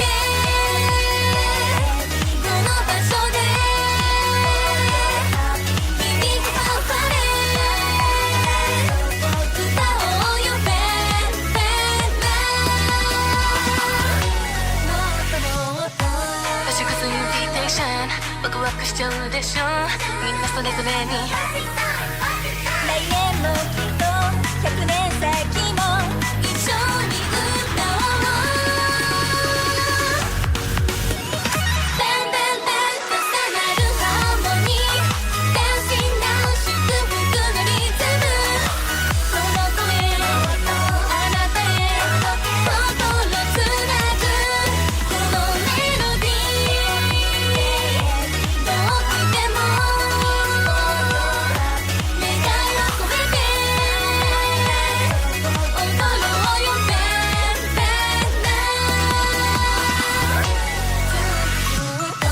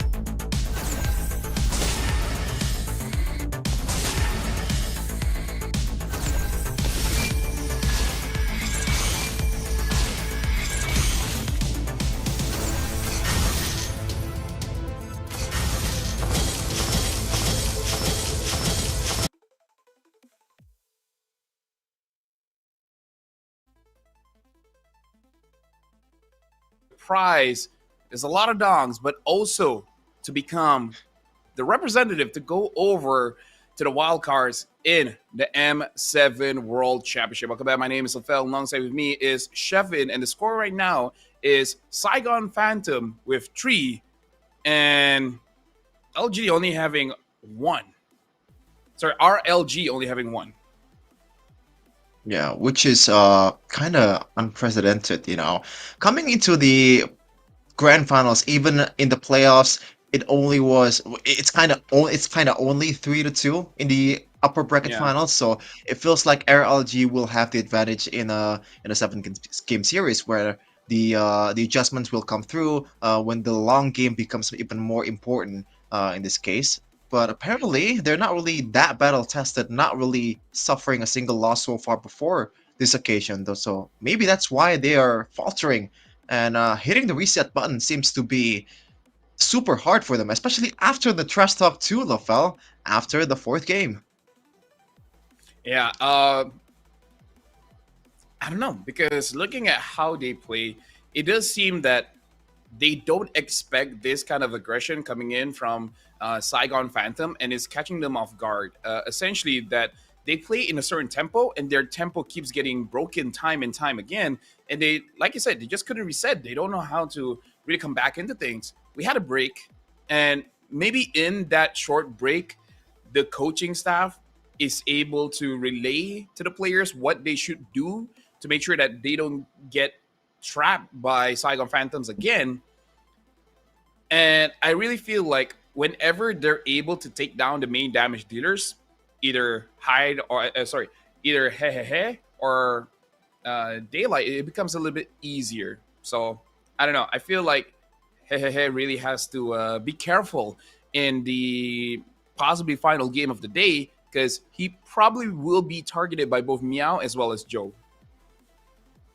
Yeah, for sure. After an invincible season, if he loses out on the grand finals, he's not gonna be the That one who's hurts. laughing, man. The whole this is just tough from RLG. Hopefully, there's still a bit of gas left in the tank here for RLG, and they can bring out their A game both in the draft and also in game. Yeah. I Probably mean, you have to did buy some say more. that. Yeah, you did say that. Yeah, they're not going to be having the final laugh. But in my experience, when you're having a good time, and then when it really matters, and then you lost, honestly, they still do laugh. But is the kind of laughter that you're worried, that you're feeling concerned, the kind that you tell their family about, and then eventually you have to go to their house, get them out, see a professional until they're able to recover. Not saying that's what's gonna happen, but I live a long time. I've seen Is things. that I watch Netflix. You see a lot of crime things okay? there. Yeah, Okay, I was kind of concerned that that was an original LaFell experience there, but the fact that you said it Netflix there, was, kind of, yeah, thank God. Oh, really? Are dude. you okay? Oh, I'm fine now. I found religion. Oh, Alhamdulillah, okay. all is good. Mashallah, mashallah. Yeah, Yeah, nice, nice, nice. Good to see a brother here that's in why the I'm desk. Catholic. Yeah, you know. Currently it's actually Maghrib here in Indonesia, so thankfully I'm a musafir, so I can kind of, I don't know what the Oh, term you is in are? English, but yes. Yeah, but Usually I get it. I cast a BLID in weekends, right? And I live Mhm. 10 hours away from Jakarta, so I go back, 10 go from hours? my home to Jakarta. Yes. Okay, yeah, that So yeah, counts. That counts. that's every weekend. How do you do it, bro? Damn. You must really love the game. I love something else outside of the game. It didn't come immediately. I was actually kind of losing money the first time I do this, but in the end, thankfully, oh man, it's fun being here, man. And I think I found my place. This is just a pretty, really good environment. Especially all the MPL English casters has been very supportive. And I got Mhm. to be here with you, this is also the first time I'm casting with an international caster, I believe. So again, going into the cast, I was kind of nervous, but you know what? Yeah, It's it's all just good. LaFell. Yeah, it's You just, it's also just eat LaFell. rice. I sometimes, yeah, for sure, for sure. I just don't eat fish. I'm allergic to seafood, and yeah, Why? this is why even Oh. in MPLMY, I remind people that this is not the English broadcast; it's the international broadcast. So come to the point Ooh. where I want to speak some Chinese, I just speak some Chinese. I get some ni hao ma energy going on. Be like, yo, Staffa, get me some wonton me up in here. Yeah. I love myself some xiao long bao. Xiaolong That's Bao. probably my Yeah. yeah. Yeah. I love I like Chinese food. I love Vietnam foods. I love the roti telur. It's amazing, man. Oh, is that a Malaysian staple or No, it's roti not. telur? No. So in context, over here, one of the more famous dish is called roti canai or roti kosong. It's Yes. more of an Indian thing, It's yeah. good. But there's variation of it. Yeah, one of them is roti telur, which is just roti canai, but you just like breaking egg inside of it. Like it's part of the cooking process. But I don't know how to say it in like a presumptuous kind of way. But the one that I really like is having the sandwich with the scrambled eggs and mayo. They just call it an egg sandwich, but I don't know how to translate it in Malay without just saying roti telur. Yeah. I'm on board until you said mayo, man. I don't know. Like it seems like Dude, I like egg and mayo is not really my kind of thing. Dude, it's so good. I don't know. I love mayo. Like there's a lot of good staple Malay food that I really like ramen. Shoyu ramen is No. amazing. Nah. I don't like say it. Did you? I like are you burgers, combining pizza. ramen? Like Ramen with no, mayo? no. The joke is I'm saying Malay staples, and I'm talking about food that's not Malay. That's the joke, Okay. Chefin. Okay, I said Bro. earlier. I'm a bit slow. Okay, I'm sorry. I can't really help It's like, it. oh yeah, my favorite Malay food is ramen, burger, spaghetti. Bro, what? I was Bro. too fixated on the mayo. That's my biggest concern. I don't like mayo. And I was a bit Dude. worried about the ramen and mayo combo. That sounds Dude, pretty disgusting. Okay, let me give you a traditional Indo combo that you guys don't do anymore. You guys know miso dot, right? Yes. Right, and then Milo Yes. ice, right? Yeah. So you just make miso dot, and then you just pull the Milo ice as a broth, and then just mix them up together, and just eat. Yeah. I showed it to Eterna, Mirko, and all, and Eterna did say I'm low key interested. Yeah. I have the text to prove it. She's like, hey, I'm curious. It's Indo right there, You gotta learn how to live a bit, You gotta learn how to That's live. not a bit. living. That's literally making your final meal, bro. What the hell? Miso dip and a Milo broth. That's oh god. Chef, That's disgusting, man. Sometimes you like two things and you cannot combine it at the same time, bro. It just does not work. Chefin, how can you say you truly lived when you never been at the edge of death? It's not an experience that I'm looking for when I'm living. I wouldn't call that a goal to live. What the hell? Yeah. Maybe you do you, See- bro. You do you, and you seems fine as well. This is why I have very limited friends, because I have ways to convince people to be like, bro, just do it. This is why Mirko is my friend, because he's usually up for it. But bad thing is sometimes he tries to one up me, so he'll just make it worse and then just bring me with it. I'm like, you know what? Yeah, I want to do that, and then we do things. Yeah, like Mirko's a guy like that. I feel like he's a bit more. He doesn't like change. At least from my perspective, right, LFL? But Dude. maybe the change in the bracket here. What? No. When I'm with him, he knows he's meant to be challenged. Okay. In more ways than one. I bring out the worst out of people. That is actually a skill. Shout out to you. SGP leading 3-1. RLG, if they want to win this one, they got to go for a full reverse sweep, and that's not going to be easy here going up against SGP with this kind of performance. For sure, man. Which is kind of weird with the fact that the draft was okay. There's winning angles. It's not like they are, oh, you know what? This is definitely not winnable for them.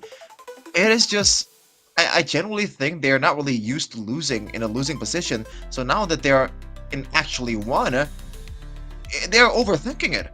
You know, their mind wanders all over the place. As we're gonna take a look at the draft here for the possibly final game, Lavelle. Still, Jushin will be the first ban of this match. SGP as well, banning out the Fanny. Guessing later on we might see a Kimi ban as well, and it is going to be Broken Walls again. I think it has been Broken Walls for 3 games now, I believe. So not going to be a lot of change, especially when it comes to the draft here. Looking at the previous draft, having the Esmeralda, Lapu, Kalia, Joy, and Farsa seems to be a winning strategy here for SGP. CC has been banned out, and then now the Kalia. They don't want to risk of a Kalia first pick by RLG. Okay, but the hero that gets banned in the 4th match earlier, which is we said it earlier, one of the best picks at least in this region, which is Kimi, is still left wide open.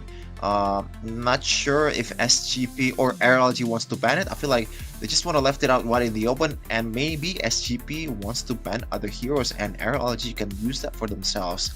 And yeah, it's a way to be consistent, right? Just nothing too crazy. Constant damage dealing potential from the mid laner. And by the way, Lunox also hasn't been banned so far. Yeah, I think after the first game, both players like, bro, what was that? We're not going to be using that anymore. This should be a Kimi ban. Like, I feel like you're already at the cusp of being champions here, winning 100 million dong.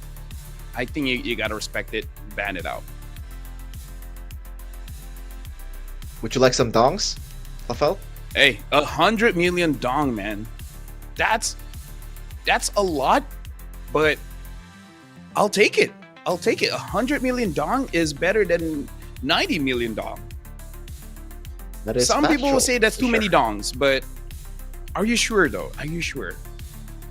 There's nothing like too many dongs. You can have all the dongs in your life, man. But yeah, the Kimi gets banned here for SGP. Now for RLG, Baksha is still left wide open, but once again, we want to remind you all that it's not really the most prio pick here in this region. What else are left? Oh, never mind. It seems like Baksha will be the answer then. RLG is trying to win the early game here with his utility. Yeah, the more that you say no, the more that it becomes yes. And I don't know if it really is a caster curse at this point, or we're really bad at the game.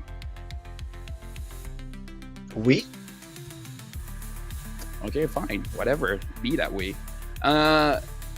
Picks here. Lunox, right? The Lunox is open.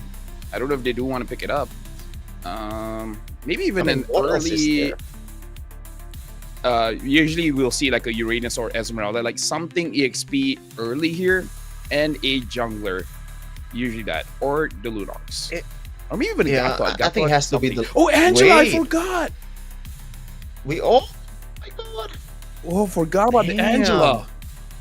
Look at this combo. Now you have to pick the Lunox, right? Or maybe if you want to just play pure front to back, something like a Yve comes into mind to deter Esmeralda potential, because you already have some quote-unquote DPS, even though it's very, very minimal from the Baksha.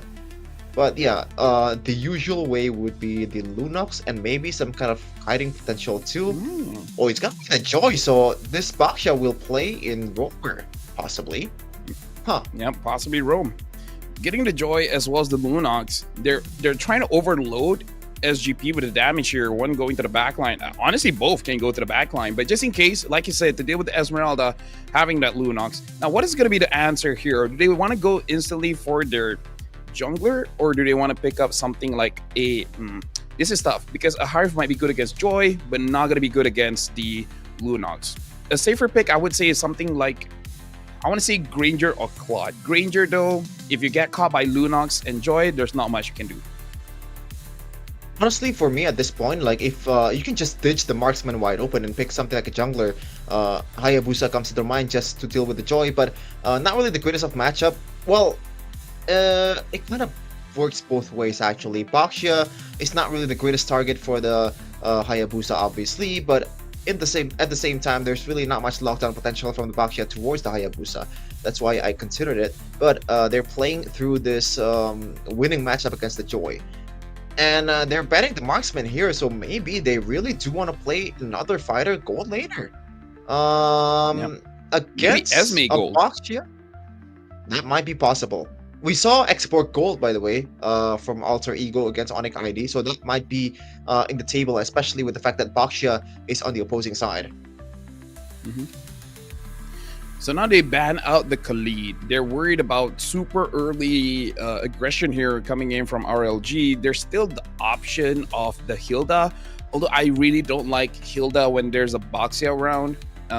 It makes it very awkward because you don't heal up as much as you thought you would. Now, in terms of the ban here, I would say if you want to ban another marksman, it should be the Granger. If you don't want to ban a marksman, maybe ban out an EXP later here. What, like Arlet maybe? Arlet? I'm not sure. Esmeralda wins out the matchup against the Arlet NAT of the week, but the Phobius, oh wow. Well, So maybe they want the the Arlet. whole series. The whole series, we haven't seen a Phobius, not even a single one of them, right? Not even a batting face. This is very, very surprising. Wow. Again, maybe they want the Arlet because we saw the Arlet earlier. It wasn't super awesome, but he did a job. Oh, Arlet for SGP. Okay, my bad, my bad. I thought Arlet for LLG. My bad, bro. All right, so now SGP, if they show the Arlet here, they're basically showing that they are playing double fighters. So the optimum choice is probably picking up a roamer here. Cool. Not entirely sure what is the best here. I think Joe would be pretty good Joe. here. Just a punish towards both the Lunox and also the Joy. And ideally, you don't want to use a Purify on Lunox either. So the target becomes much more for the Jit Kundo man. For RLG here, they are in desperate need of side lane. Something that's a bit more safe towards Joe's engage. At the same time, deal damage and deal a bit of a shred. You know what? They can just play full fighter here. They have a shred already in both Joy and also the Lunox. I'm not opposed with this. Something like a Ruby would work here. You already have a quote-unquote DPS2 from the Baxia in the early game. You deter the potential of the Cho and the Hayabusa at the same time. But they want to go for a full shred in carry. This is oh wow. Did not expect that. Don't doubt me, Chefin. I'm Vietnamese, okay? I can smell an Arlet. Right? And RLG can too. They take it away. All right? I'm Vietnamese. I love pho. Vietnamese. How about banh mi? It's alright. So now SGP, It's alright. they do have the option here. Since they see the carry, do they want to match with a marksman as well? The Granger is still open, and yes, it's troublesome. Oh, now we see the Irritel. Oh, this is what you've been waiting for, Chefin. The Irritel popped up. Yeah, honestly, not that bad in this kind of composition, especially with the fact that you have the Angela. The worry that I have is there's really not much complement towards the Cho combo. There's no insta burst coming in from SGP. So with the sustain that RLG has, they do have a winning angle here. But in terms of scaling, RLG, I think, is going to be better than SGP. We'll see though. Because in the first few objectives, the Angela comp, I think, has a bit more advantage too here. It's really about those early executions by both teams because they have potential to start something and actually have the damage to actually finish it off. Especially we see early rotations coming in from either the EXP or the goal, because I kind of feel like for the possible final game of this grand final, maybe just be a little bit hard to read, you know, like you would think they would stay in the lane, but then no, they just come and help out. But either way, this is the start of game number 5 here. Ashrid starting off his buff, and Emzu is already there, starting to be a nuisance. Yeah, I mean, he also stole the smaller purple camp here, so a bit of a W here. And also, you gotta watch out for those little failed camps, because you might be behind in terms of level once you get to the tunnel. But already 2 buffs secured by Ashred. My bad, man. So that was Pancake it's with funny. the Pancake with the poke towards the orange buff. Yeah. Good freeze here coming in from him. Meow is having a good time going up against HHN. Something to note as well, Emzu is not using Thrill, so the kill potential in the early game is still there. It's just not as strong without a Thrill. He opted for more movement speed as well as pull yourself together. So he's thinking about engaging as many times as he can with the flicker. Okay, Daylight actually opted to go for the Warrior Beat switch, I think, in this case. Oh, gotta wait a second. Shadow Kira? Yep. Hyde actually flickers forward. Puppet on a string, able to actually get Pancake there. So a bit of an advantage, especially because the turtle is about to come up, and a little bit of experience coming in for Hyde as well. Getting that hard guard early is going to help them a lot. And now they just go for the mid here. Gets caught. An early 2-0 for SGP. Oh, it looks like Enzo having to use the flicker. Run away. Yeah, and this... At least they deterred Emzu just a little bit. Yeah. And what I like about SGP is they're not really in no rush to take the turtle here because they realize that, Hayabusa is a 1-cycle hero compared to the Joy. Joy is technically 1 cycle too, but even with the second skill, you can still you can deal a bit of damage. That's why they're playing it safely here. Hard guard inside of Meow. Ashrid still gets the turtle away, but Meow is able to escape with her life. I feel like it's still okay for SGP to let the turtle go as long as they don't die, because looking at the draft, RLG, like you said, has an easier time to fight around neutral objectives. For sure here. And now, once again, we're gonna wait. Oh my goodness, the first down! Much better compared to the first game. Actually ganking it and getting that kill. Pancake tries to run away. Emzu is not fast enough to stop this Boxia. So it looks like SGP, they're just going to trade by taking away the jungle camps. But since Ashrid is already up top, he's just going to do roughly the same thing. Boy, he gets spotted up. Oh, no way to go. Here.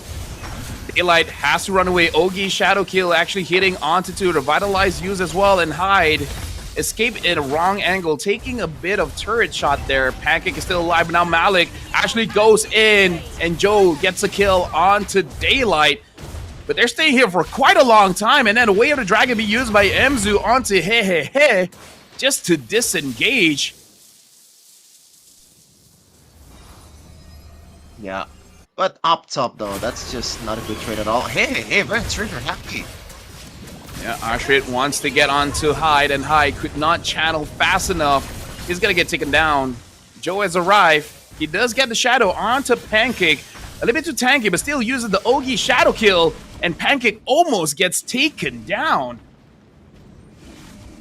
Yeah, good thing though, although I do prefer, initially I prefer SGP's composition, but I forgot this is a Mekong region. And RLG, they're not really playing with the cycle as much as SGP, the window is quite limited for SGP. You gotta wait for the hard guard, you gotta wait for the Way the Dragon to be able to get the first initial pick off. So it is a lot more conditional for SGP to be able to win the team fight. The only constant variable is this Esmeralda, which, by the way, there's a lot of shred on the other side. Oh, able to get a Joy, Way of the Dragon, perfect hit, but still Ashrid gets a kill onto Malik and onto Joy. Triple kill by Ashrid in 5 minutes of the game, and now getting the turtle. That break was all RLG need to get back into the game. And I'm sorry, Shepard, this is why I do not like the Angela. It's good in ID, but everywhere else, man, goddamn, it's a great. Maybe. But yeah, what a final slash coming from etched and just catching pretty much everyone from SGP. Easy 3 assists for the Arlet.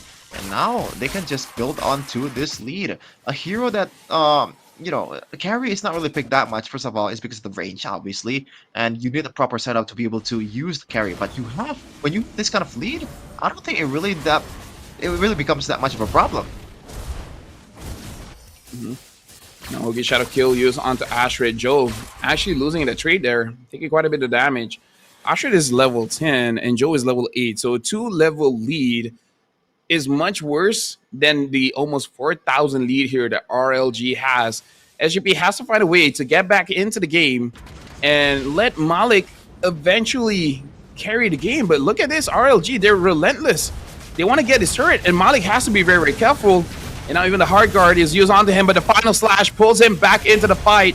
Meow comes in, trying to protect the turret, but unable to. 6 minutes in, and the second tier turret down bot has been taken down. All outer turrets of SGP has been taken.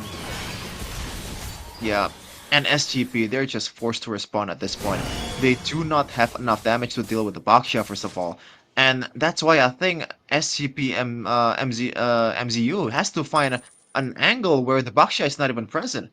Just a lot of target, by the way. The carry rocks the flicker too. So it's not like, you know, he's short of a target. It's just when to pull the trigger is the big question here. Yeah, 5k gold lead. This is not good at all for SGP. A composition that also relies on early game dominance too with the Hayabusa and also the choke. And the comeback angle of Fel is not really that good either. First of all, Irithel is not the best late game gold laner. And this is the show we're talking about. Only one person at a time. You know, it's a single target pickoff. And there is no real set for SGP to be able to turn the game around convincingly. Meanwhile, for RLG, they're nothing short of a siege tool. Yes, the Baksha will be a bit useless in a kind of siege situation, but you have the final slash, which has been consistently amazing from HHN. Yeah, I would say one of the problem is, like you said, it's hard for them to engage. MZU can only kick 1% at a time, and yeah, we saw, even with the hard guard jumping in, it immediately gets bursted down, because RLG, they basically have an anti-tank draft here, and at this point, they're just playing in SGP's head. This draft from RLG is kind of not fun to deal with. It really is. And yeah, Joe, at this point, his utility is just way too limited, man. You gotta wait for the maybe like the full item to be able to use the Malefic Roar to be able to be relevant. Oh, never mind. Yep, chain CC there. Looks like MZU tries to get a kick, but kick on the wrong angle, and Asha just goes in. At this point, feels invincible, gets the kill, and is actually still alive. Oh my goodness! If they got a kill there, the shutdown goal will be huge. But no, Ashrid stays alive. Maybe they should not have taunted, man. They just reignited RLG. They should not have disturbed the sleeping tiger or whatever animal they really. And once again, the start of it all is the final slash coming in from etched and beautifully played towards Joe, which I believe is not rocking the tough boots, because that stun felt a bit too long than usually is. You know, that's why he was not able to get away, and the burst damage was immediate. You can even call the Joy you know, a burst or an execution tool, as well as Lunox at this point, because he's already racking up 6 kills for himself. So the gold lead will be, you know, what's the word? Massive. Wow, I'm slow. No, it's okay. It's been a long day, man. It's been a long day. Conceal being used by MZU. Not sure which target that he wants to go for. So not going to be having to conceal for a good 2 minutes here. And now, hey, using the Chaos Assault over to the Hayabusa. Lord marches in. The mid inhibitor has been taken down. Now with the Lightning Truncheon as well on the Lunox. A lot of bursts here. Hyde finally finishes the Flash of the Oasis 10 minutes in. But now the inhibitors are all gone. They deal with the Lord. But again, with no inhibitors at 10 minutes of the game, this does not seem very geekable. Oh, for sure, man. Look at gold lead, 11k before the 11th minute. So they are over 1k per minute gold deficit. And look at the items as well. Malik is definitely not having a good time. That is a lot of difference. In mid laner as well, MZU almost gets bursted down by Hehe all alone. Oh, right now. Haya, I don't think he got the shadow in as well. By the way, he's building quite greedy as well. We'll see if it works out after the Hunt Strike goes for the BOD. So, yeah, like, there's a lot of damage. We'll see if it works out. I think the idea is he knows that if it's a 5v5 team fight, it's not going to happen, right? He's not going to kill when all of them are clumping up. So he needs that single or maybe like one-on-one execution power. Hence the Blade of Despair, which enhances his solo killing potential. But I'm not sure if it's going to happen at all with RLG just clumping up together like this. They want to play it safely because there's not much peel on their side except for the Arlet. They are mostly a bunch of independent heroes. But when you have a lead like this, yeah, it's hard to make a mistake. Malik finally finished the Berserker's Fury and having, so far, 0 penetration items. Yeah, Joe also needs that Malefic Roar to really be able to deal damage because the front line is also a problem here. So kind of what SGP might be hoping for in terms of Hayabusa ulting. Oh, hold on, can still being used. Emzu, can he find someone? Hey, already uses the brilliance. It's and now over. and Pancake looking at MZU, but he's able to dodge. And now the Ogi shadow kill forces out a lot. It actually gets with the help of the Lord, and Ashra gets kicked to the back, but not enough damage by Malik. In fact, Malik ran away. And now the final slash hits onto 2. Malik gets taken down. And looks like the revenge here coming in from RLG is working out. Malik gets a kill, but is it going to be enough? Now the hard guard coming in, but their focus is the turret. Can they end the game? Yes, they can. The grand finals is not done just yet. Maybe don't taunt too early, my friend. Oh man, it might really happen here. Not really exactly the reverse sweep, maybe a gentlemanly reverse sweep after a 3-1 deficit towards RLG, but oh god, if that happens, that is a blow to someone's mentality, bro. Like, you might, as you said, Lafel, you might want to seek professional help after that one. Dude, that is the thing that netizens will just clip and post it all over TikTok with all this trending music, and then just like you know, that kind of thing. I'm hip with it. I just don't know those darn young kids' musics. I'm with you, Lafel. I'm with you. Okay, looking at the build here, again, Malik has not even secured a single penetration item. He's actually building towards more safety in Rose Gold Meteor. So you can see he's kind of desperate. He needs to cover both at the same times, but you only can choose one, which is safety. But in the end, it doesn't really matter because Ashrit is here with the dives as well. Amazing, performance coming in from his Joy, and he's using the Starlium side build in this game compared to a lot of the meta build now is more of a genius one kind of first item, just because of the fact that it can penetrate a bit better. But he goes for a more, I guess, like basic attack type of Joy, and it worked out. He's topping it up in Damage King, DPS Machine, the Predator, but the Gold Digger is with that Lunox. Man, I still don't know what the I know Gold that Digger you're is. winning. What?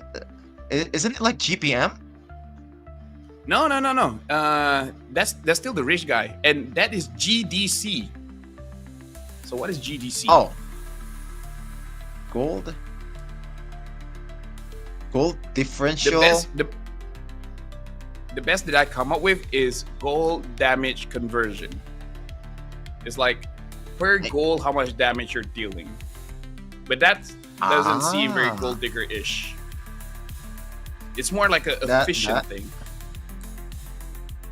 That is definitely true. And oh wow, there's no rich guy so far in this graphic. Interesting. Usually we see the rich guy too. That was but, that was before. In amazing. the previous game, there Yeah, were but rich guys. yeah, in this game now. Can't Hey, really they say keep on much rotating, about man. the. What? It's the Mekong style, you know. They gotta rotate it out every game so that they keep them fresh. They keep everyone educated, right? I'm educated. Yes. GDC is something new. I need to look it up. For sure. And these two teams, they're educating each other, man. After that loss in the 4th game, now it's time for RLG to come back and prolong the series to a 6-game series. Yay! More games to cast. Yay! Hey, shout outs, man. But yeah, they come back strong, and I really like having this idea of shredding the front line, because I've seen that style of draft every once in a while in almost every region, and I really like it. It's difficult to execute and has a very large margin of error, but when it works, man, it's tough to fight against, because even if they do make a mistake, somehow they just have too much damage and they kill your team anyways. So it's just a double wipeout at that point. What I don't like about the composition of SGP was the fact that they picked out the Hayabusa, this Angela, and this Cho, knowing that they're gonna play for the early game, but they segue away with the Irithel that takes a lot of time to scale up. And even then, if this Irithel do scale up in the late game, the damage is not gonna be that much either, man. This is not the best marksman in the late game. So why not just double down in the gold lane towards the fighter? I feel like that would have been a better option for them, and just secures the first objectives or so. You know, you have the Esmeralda. That's already a nuisance. You know, that's a pretty good early game hero, especially complemented with the Angela. That's almost probably the best hero in the game in terms of like zoning people out. Now you pick the Irithel, which really is not. I guess like it feels disconnected. Is what I'm trying to say. Yeah. Granger was still open, could have been an option. Like you said, can go for the fighters. If you really want a ultra scaling marksman, I don't like the Natan, but the Natan was an option, as well as a Beatrix. So yeah, I also don't understand for the Irithel, but like you said, Irithel is one of the most picked heroes here in Mekong, so it might be just comfort, man. But in that game, definitely did not look comfortable. I agree with you. The Irithel was a bit of a, I would say, questionable pick. Yeah, hopefully they're not doing another questionable stuff here, because you have 3 match points, man. You cannot fumble this one. Thankfully, there is still a room for error if you want to lose out on this game, but I think they definitely prefer to close this one out in 6, man. They want to go home as soon as possible and also secure a spot in the wildcard M7, you know? And also, 100 million dongs, you know? Have you ever seen that many dongs in your life, Lafel? Yes. That's a weird question to ask. But yes, I've seen 100 million dongs. Yeah. I've never even seen a dong, you know? 100 million dong is enough for you to buy. Hold on. Let me do the calculation. If you're being very frugal, you can have a very nice meal. I think it's 5 times. 5 very nice meals for 100 million. What meals are you eating, bro? What are you eating? Are you eating like ramen with Do you know mayo, how much topping? 100 million dong is? I know. I saw it in the website, bro. I don't Okay. think 5 times nice meals is. What are you eating? Ramen mayo with topping of a gold box? Is not what it is for you. Dude, a nice meal can cost like 10 USD. What are you talking about? 10 USD? Wait, what? Yeah. Are we? Do you know are we how much seeing the 100 same- million dong is? Yeah. I saw it. Look it up It's, first. I already looked it up. Dude, just I think it's. Okay, maybe I'm living in a different world than you, Lafel, because I would not spend that much money on a nice meal, even if it's super nice. You know, in Indonesia, you could get a pretty, a pretty damn good bike with that money. Just one, but Hold on, it let me works see out. here. Are you opening a calculator? Yes, I'm trying to see. I'm not crazy. 10 USD. Yeah. 10 USD is around 42 ringgit. You can get a nice meal for 42 Yes. ringgit. Oh, are we doing the joke of like, technically it is enough for 5 nice meals, but you could definitely get more? Or I'm not following you here. Okay. Okay, you know what? I'm gonna type here. I'm gonna tell you how much 100 million dong is. Look it I up. saw it, Look, bro. look, I look. saw it. See? Is it the same number? No. What? That's how much 100 million dong is.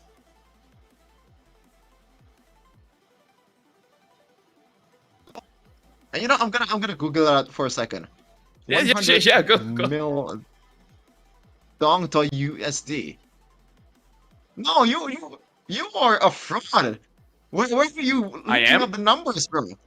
Yes, it's way more than that. Really? What? Just look at I guess I put the conversion wrong, or I put less zeros. Either ways, we're waiting on the 6th game here. Okay, now I have to recheck. Yeah. Did I put less zeros? I don't think so because even the number is kind of wrong too. Or you can round it up to get there, but yeah. So how is it? Now, do you realize your wrongdoings? Do you realize your error? Hold on. Give me a sec. Or are we not searching in the same website? Okay, yeah, no. I think I missed a few zeros before. Yeah, never mind. I think I missed a few zeros before.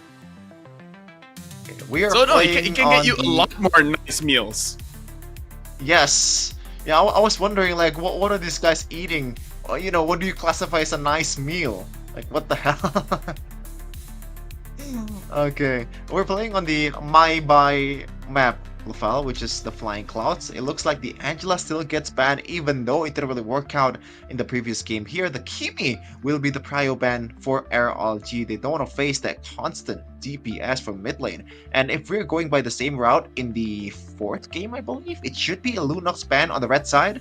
But SGP, what will they ban here? I wonder if later on CC. I think CC should be banned because that is kind of a problem. By the way, can you tank a bit? Just a few minutes.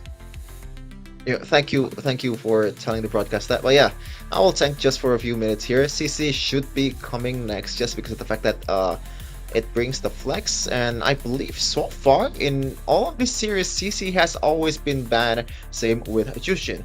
Whoa, that is a huge change there. But you know what? We can get either the CC or the Baksha. If you ban the CC, we can get the Baksha. If you ban Baksha, we can get the CC. And the Lunox is also still wide open too for RLG, so maybe they want to trade for one prio pick towards 2, or maybe Kalela is also still left wide open. We'll see if SGP wants to bite on the CC, because usually you just automatically lock it just because of the fact that it deals constant damage, which is very in line with what a Mekong region is trying to do, right? And also you can flex it towards the gold lane. But maybe they have different approach here with the fact that Lunox and Baksha is still wide open. I don't think Baksha will be the pick here, considering that CC and also Lunox will be the counter. I can see the Lunox being picked. We're still waiting here. They are taking a while to decide which hero they want to use to start the draft.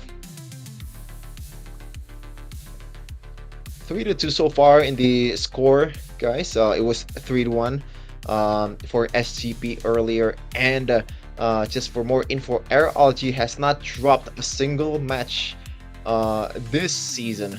This VMC Winter 2025 did not drop a game. Yes, you heard it right. Did not drop a game in the group stage. They went perfect 14-0. The only team that SGP lost to in the group stages was RLG, that was able to achieve a 2-0 victory. But in the upper bracket and playoffs, SGP put up a decent fight. It was 3-2 for RLG. SGP was able to climb up from the lower bracket and get here in the grand finals, and they are 1 win away to Jakarta in the wildcard stage, as the Arlot and Gato will be the prio here for RLG. Pretty good pick, but maybe showing a bit too much cards in the front line here. We'll see SGP, what do they want to go for?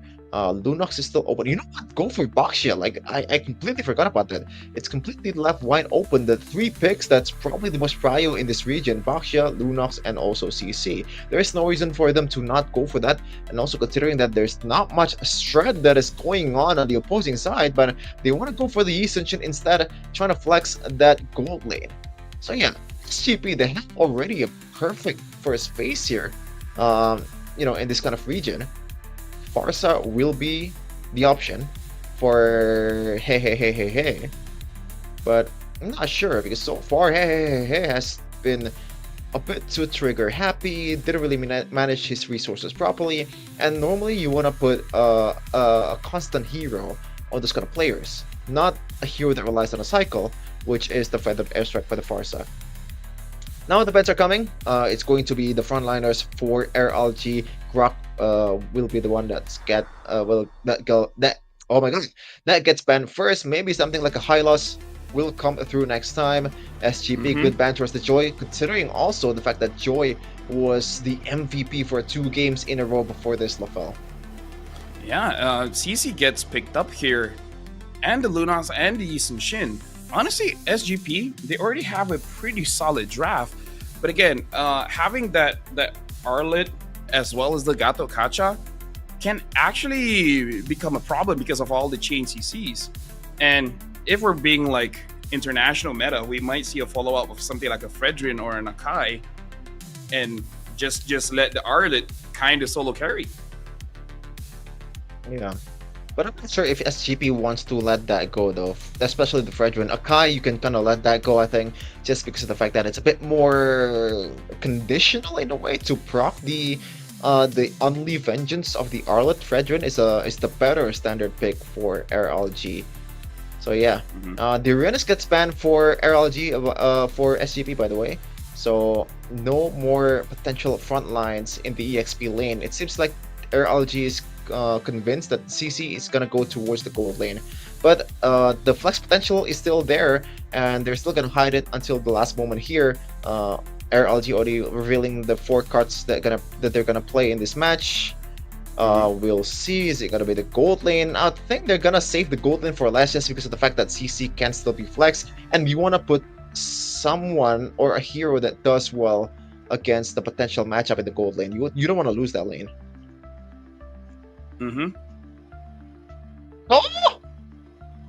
Oh, Amon. Oh, wow. Oh, indeed.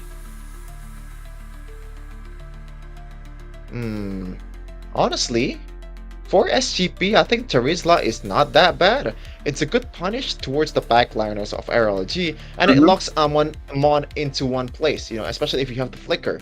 All you have to do is to really know where the Amon is in the map, and that's pretty hard for people like me, and especially you, Lafel, who is colorblind. Yeah. Honestly, the Amon is a very interesting pick here. I think SGP, they should go for a Lapu and just put the CC in the gold lane. And they pick up the Badang and the Lapu. Honestly, I'm liking the draft coming in from SGP here. They have a lot of answers, but now the Eggsborg shows up. So, honestly, kind of the same idea RLG they want to do, which is just to burst, to make sure that the front line is not front lining. I think it's a good idea for both teams. Good win condition, but also a good way to deny the win condition of your opponents. Yeah, and we're not really sure on which lane the CC and the Lapu will take, by the way.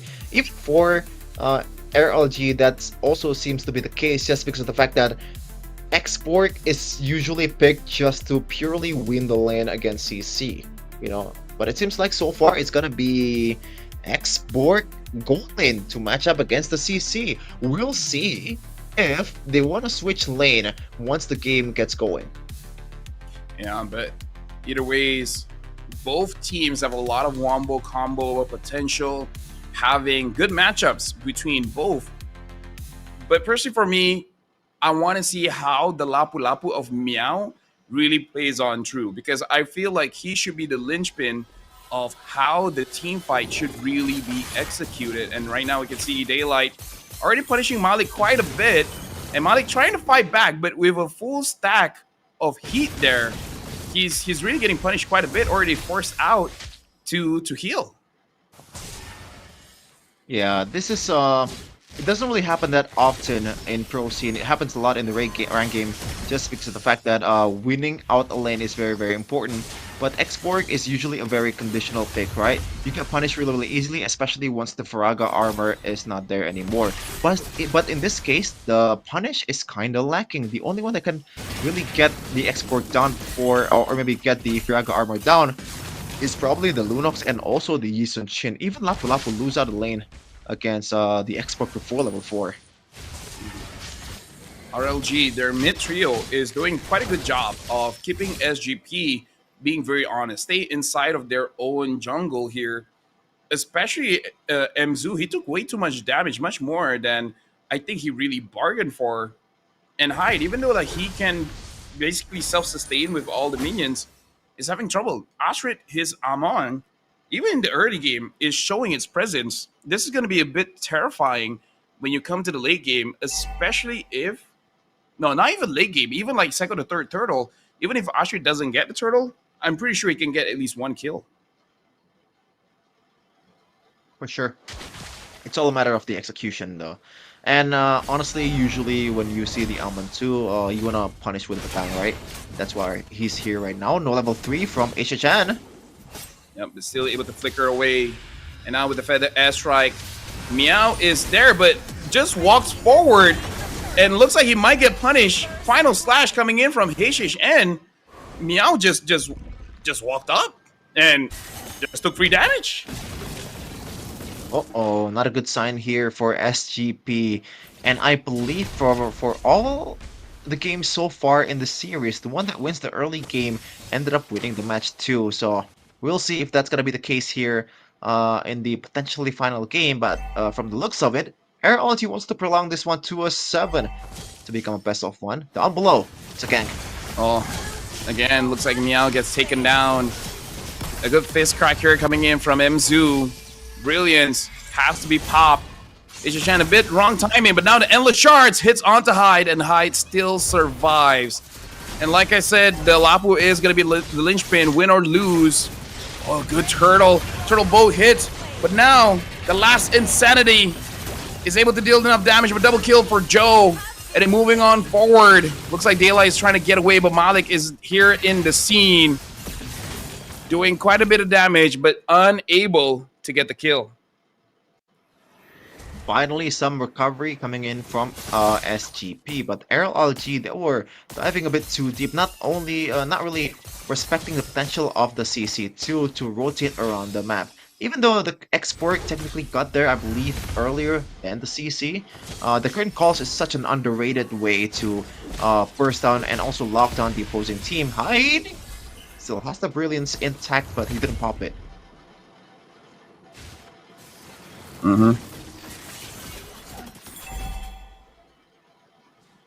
Okay, SGP now, they're down 1k gold lead, so it is still pretty much manageable, and they do have scaling power in the loot. So this final slash immediately in the mid lane, and that's gonna be a kill towards the Lapu Lapu.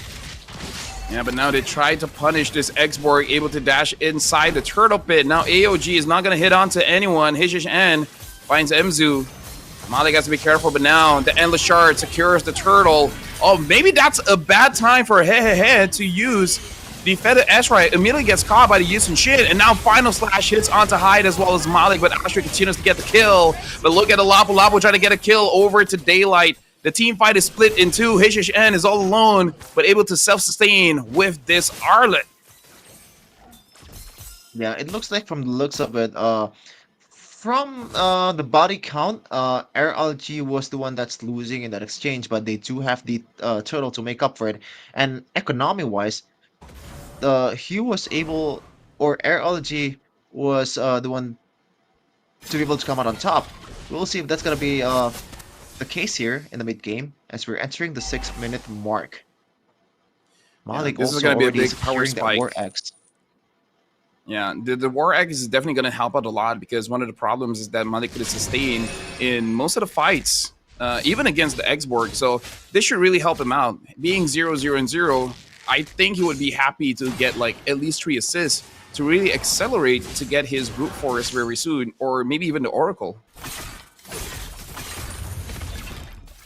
For sure, he's gonna be a pretty important player for SGP here to be able to make this composition work because he is the shredder technically with Hyde as well in the back line. But oh, Hyde almost getting taken down.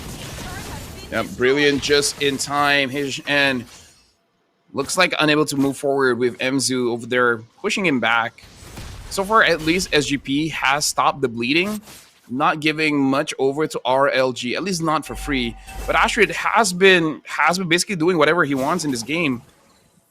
The Endless Shard is going to be quite troublesome for SGP to play around, and Meow immediately sees people hiding inside that bush. Oh, Pancake looks like he's getting caught. Get hit in the final slash, hitting onto tree, and Hey has not been stopped so far. The better S-Strike being used freely, but Hai gets a kill over to Pancake, but now Daylight has arrived. MZU pushing him away. And HHN tries to use the vengeance over to Meow. Daylight spreading fire, making it so that SGP has no way to contest this turtle. MZU tries, but not gonna be able to. Yeah, it is just super hard for SGP to break through the frontliners of RLG right now. The X-Borg once, especially he gets the War X, it is super easy for him to stay in front, especially with the fact that currently SGP is rocking 2 fighters. A single Dreadnought armor can really deter the damage in the mid game or the early game for this damage dealers of SGP. Now you gotta just watch out for the Hyde, right? Because he is the lone like bursty type of hero that can just get the Friago armor away. But in the end too, like as a Lunix, you don't wanna go for the X-Borg either. So now SGP, they have to somehow find a way throughout all these disadvantages to be able to win the team fight, and I think that comes from the fist crack combo. So far, there has been no punish, or like no real punish for the Amon from the Badang, which is what the pick initially was for.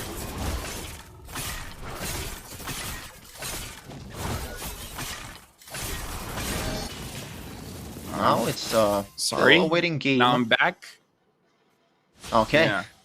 Welcome back, Lafel. Yeah. So right now, RLG is around 2,000 gold here, and the Lord is going to spawn in roughly 40 minutes. One of the problems Astrid on the Amon is he can actually split, and it's going to be hard for you to really see it because of the movement speed when he's in camouflage form. I don't know, man. RLG, they're really in a very good position to win this out. I don't know how SGP can really come back from this.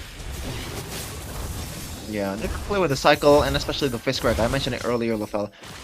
Just somehow get Astrid away as soon as possible because you don't want the Amon to be a lingering problem once the team fight starts.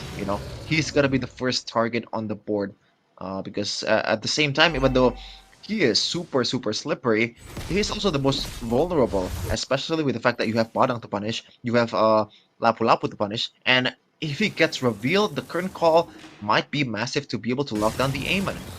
But again, there is a lot of ifs there from SGP's composition.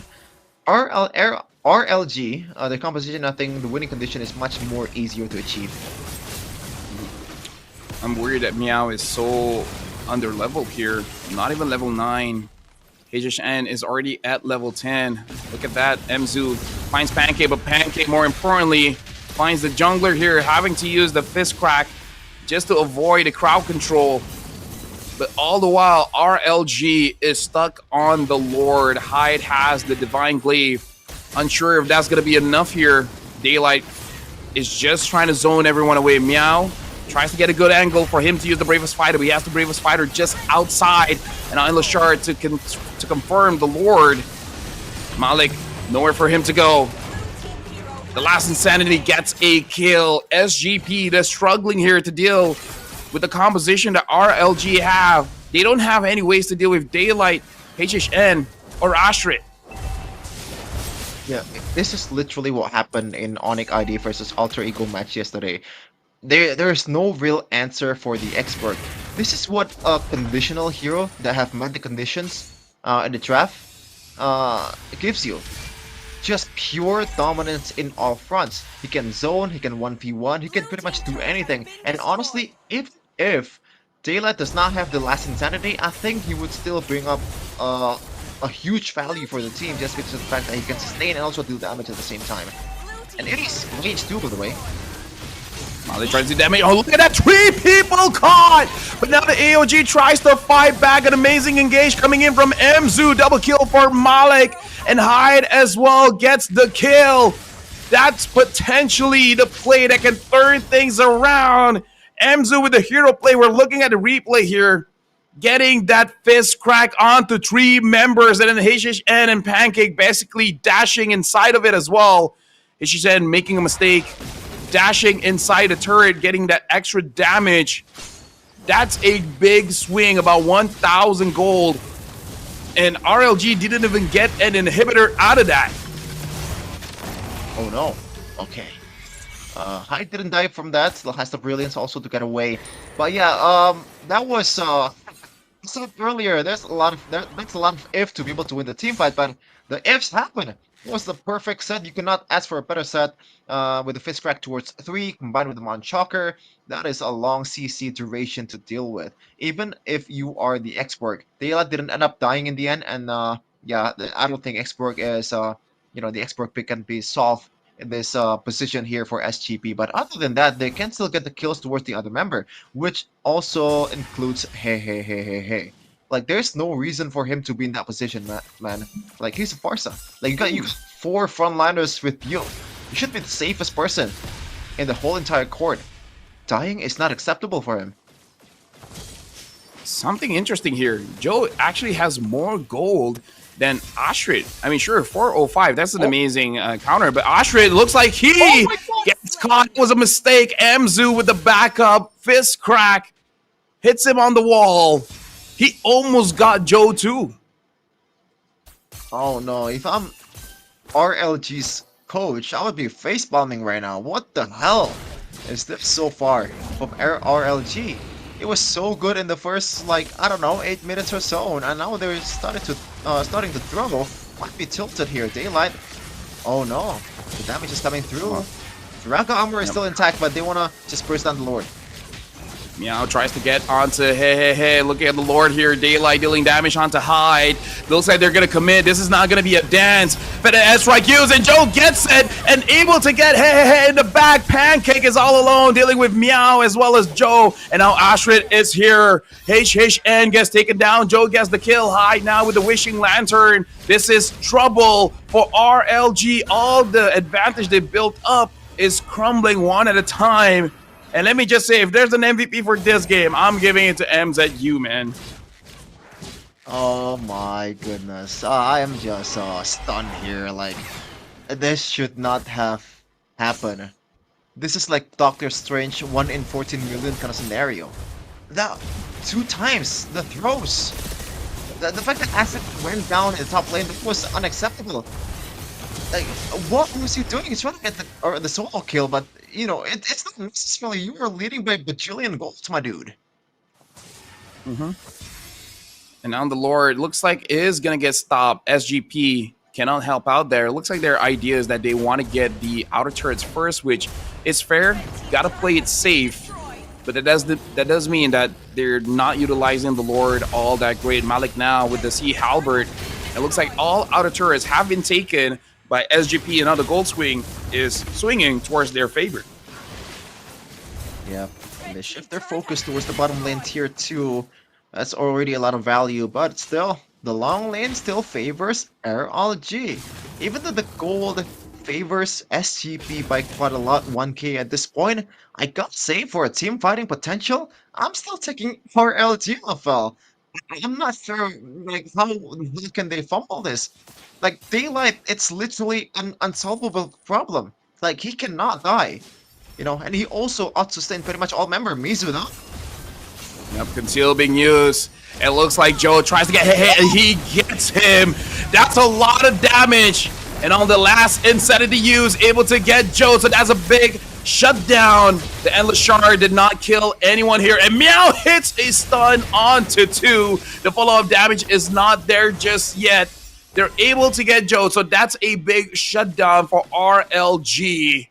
But the problem right now is, it looks like Daylight is the only member able to give tribute.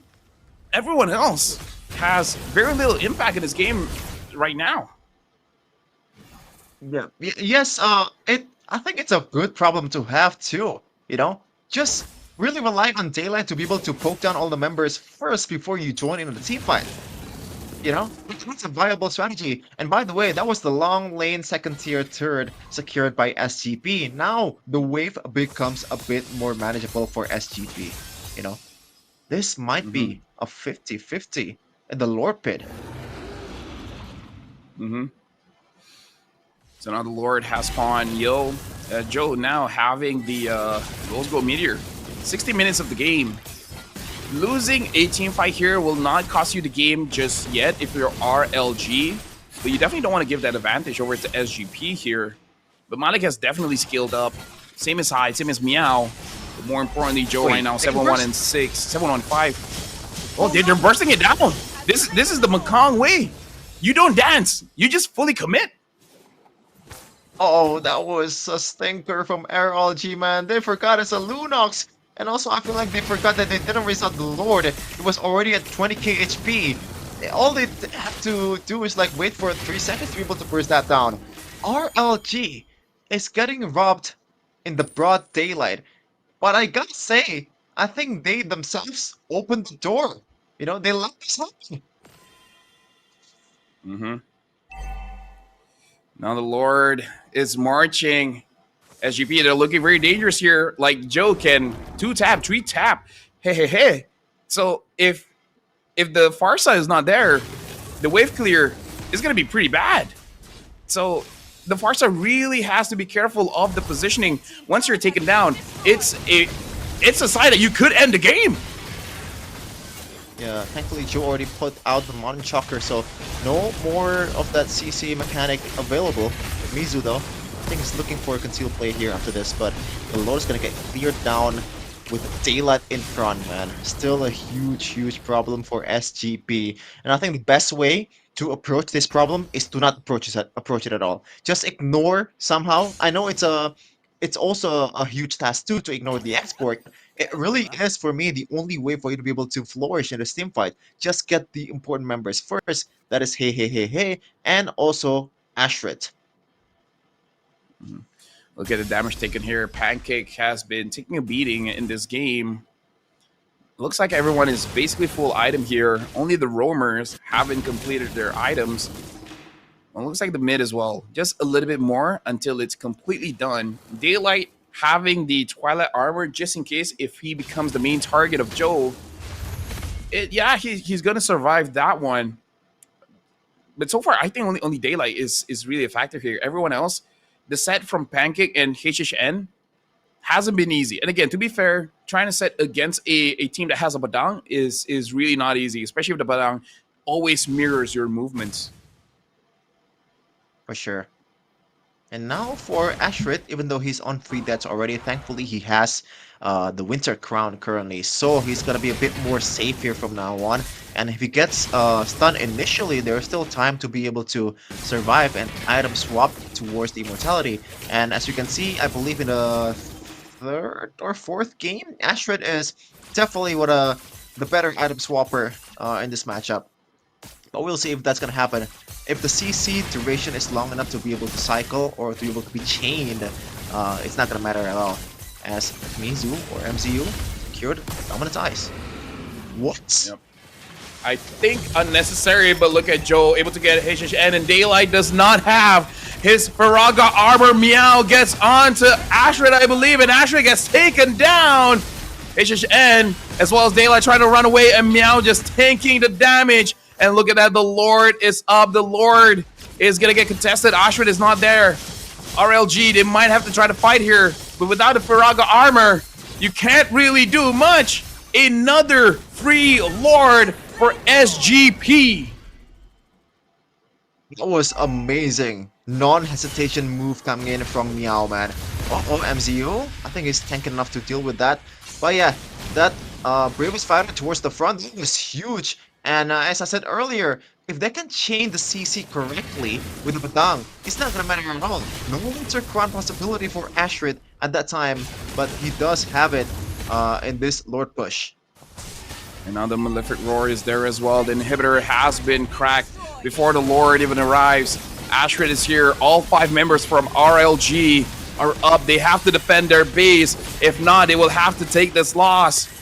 SGP is 1 crystal away from being the champion of VMC MLBB division and getting their ticket to go to the wildcard in M7 World Championship. SGP, they're so close. They can taste it. For them, this really feels like the final game is now or never.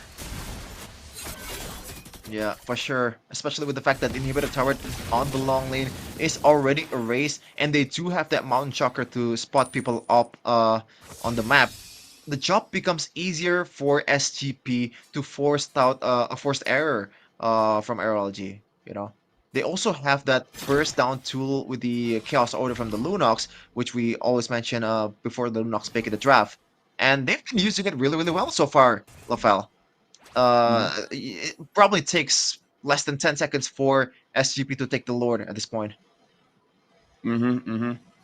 Yeah, this is just the Kong style, man. You see the Lord, you kill the Lord, and you don't have to dance if you're just that decisive, right? I'm sure quite a few teams might be annoyed watching this, but hey, that's the difference of regions here. 30 seconds in, and if RLG, they're so busy dealing with the minions, guess what? The Lord might get bursted down here. But honestly, if SGP keeps on doing this, Shuffin, it actually might be so difficult to end the game because your opponents are just going to wait inside the base and then just clear and then rinse and repeat. Like, they won't engage you in the fight. For sure. And I think if SGP were to be given a choice on where the Lord is going to come through, I prefer to just knock down the inhibitor turrets, not in the top lane, because the wave clear from the X-Borg, maybe in damage-wise, is not that great, but you can't really stop Daylight to do that. And it's AoE too, so the minions will be getting hit with the Lord at the same time. So yeah, it's still a huge problem for SGP. So far, Daylight only suffered a single death in the span of 23 minutes. The only person to do that in this match, aside from Joe. And Hyde, apparently. Yep. Oh, and also Malik. My bad. They're thinking about it. They're thinking about it. Now they see no one is there. Time to verse it up, boys. Or kill Pancake. Pancake has to be careful. He's got hit by the turtle boat. And now AOG back. And behind there we see that both the fighters Meow and MZU are chasing after Hehehe. The Endless Shard from Ashrid has been used. No more ult coming in. And look at the base! The minions! They're gonna end it here, but Ashrid is able to deal with it. But because they're here, the Lord, unless someone makes a play, Joe still secures it in the back. Looks like they're able to pop their immortality from Pancake, but Pancake still gets taken down. Last insanity use, trying to get a kill. But Meow using the Winter Crown is able to survive. And the Endless Shard almost gets a kill onto Joe. Hey, with the Holy Crystal, SGP, what are you doing? This is almost a throw. Joe now, Hyde goes forward. Joe gets taken down. Ashray gets taken down as well. This is just an all-out battle, all-out fight, but Meow still survives. Ashray, with the sliver of HP, Meow has to run away, same as Malik. That's a prolonged fight. That really could go either way. Desperation from both sides. Hold on a second. I don't think RLG can clear this one. And oh no! SGP prefers to concede the lead right now. Oh my goodness. And all the advantages or the potential advantages that they have for this Lord is going to be erased. Wow. What a play. It was all over the place, and it was very, very entertaining as well. And this is why, man, despite SGP having the map pressure, despite SGP having the gold lead, the composition, I think, still favors RLG. Like, I think they forgot they kind of lose out of the draft. Yeah. No, I agree. I also feel RLG has a better sustain in terms of the fight. You got to imagine how the audience over there must feel. This is a nail biter, man, and it's not even the final game. RLG, if they win this one, it just gives them an opportunity to play one more game. This is already 25 minutes. We got to consider how long the players have been playing here. And I would say it's like, what, 4 hours now that they've been playing? Might be, but yeah. If you suffer a loss like this, the reset button is not easy to push, man. Like when you lose out on the nail biter, when you're already leading 3-1, the momentum just swings towards the opposing team, which is really not good for SGP. So for me, right now, this is a now or never chance for SGP. Not obviously technically, but they definitely prefer to end it right now. And they don't want to face RLG in game number 7. The nerves here.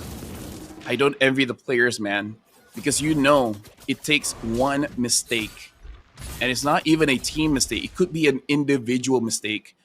Mispressing a flicker, mispositioning, Pancake now getting caught, using the revitalize, and look at Meow. Meow chases after Hey, already using the flicker. Joe trying to heal up, and the endless shard hits onto Hyde, but Hyde only hitting by half HP is completely fine, and all the while RLG still has to manage the minion wave. This is tough. RLG, they really want to win this fight. They just don't know how to engage. SGP, there's no opening in their formation.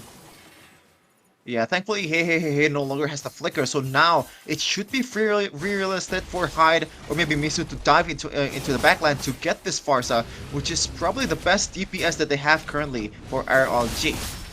Oh man, looks like Ashford will show down bottom, but I don't think it's gonna be less than 10 seconds to get this Lord down. This is the Evolved Lord right now. It should be still hard for SGP to burst this one down, even though they do have the Lunox. Oh god, look at that damage. Already used. That's a lot of damage. Yes, Hyde can still heal up though. Now we're finally seeing in the Mekong region here a true Lord dance.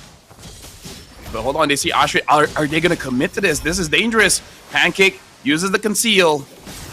And look at Meow. Meow is looking for an opportunity to jump onto Hey. 35 seconds away before the flicker is up. And now Meow gets onto him. And the Amzu as well catches too. But the final slash tries to fight back. Ashford is far away from the fight. AOG hits onto everyone. And Joe, the jungler, is out. Daylight is doing it. Ashford gets a kill. But Mali still trying to survive here. Endless Shards hits onto Meow. Double kill for Ashford. And this might be a disaster for SGP.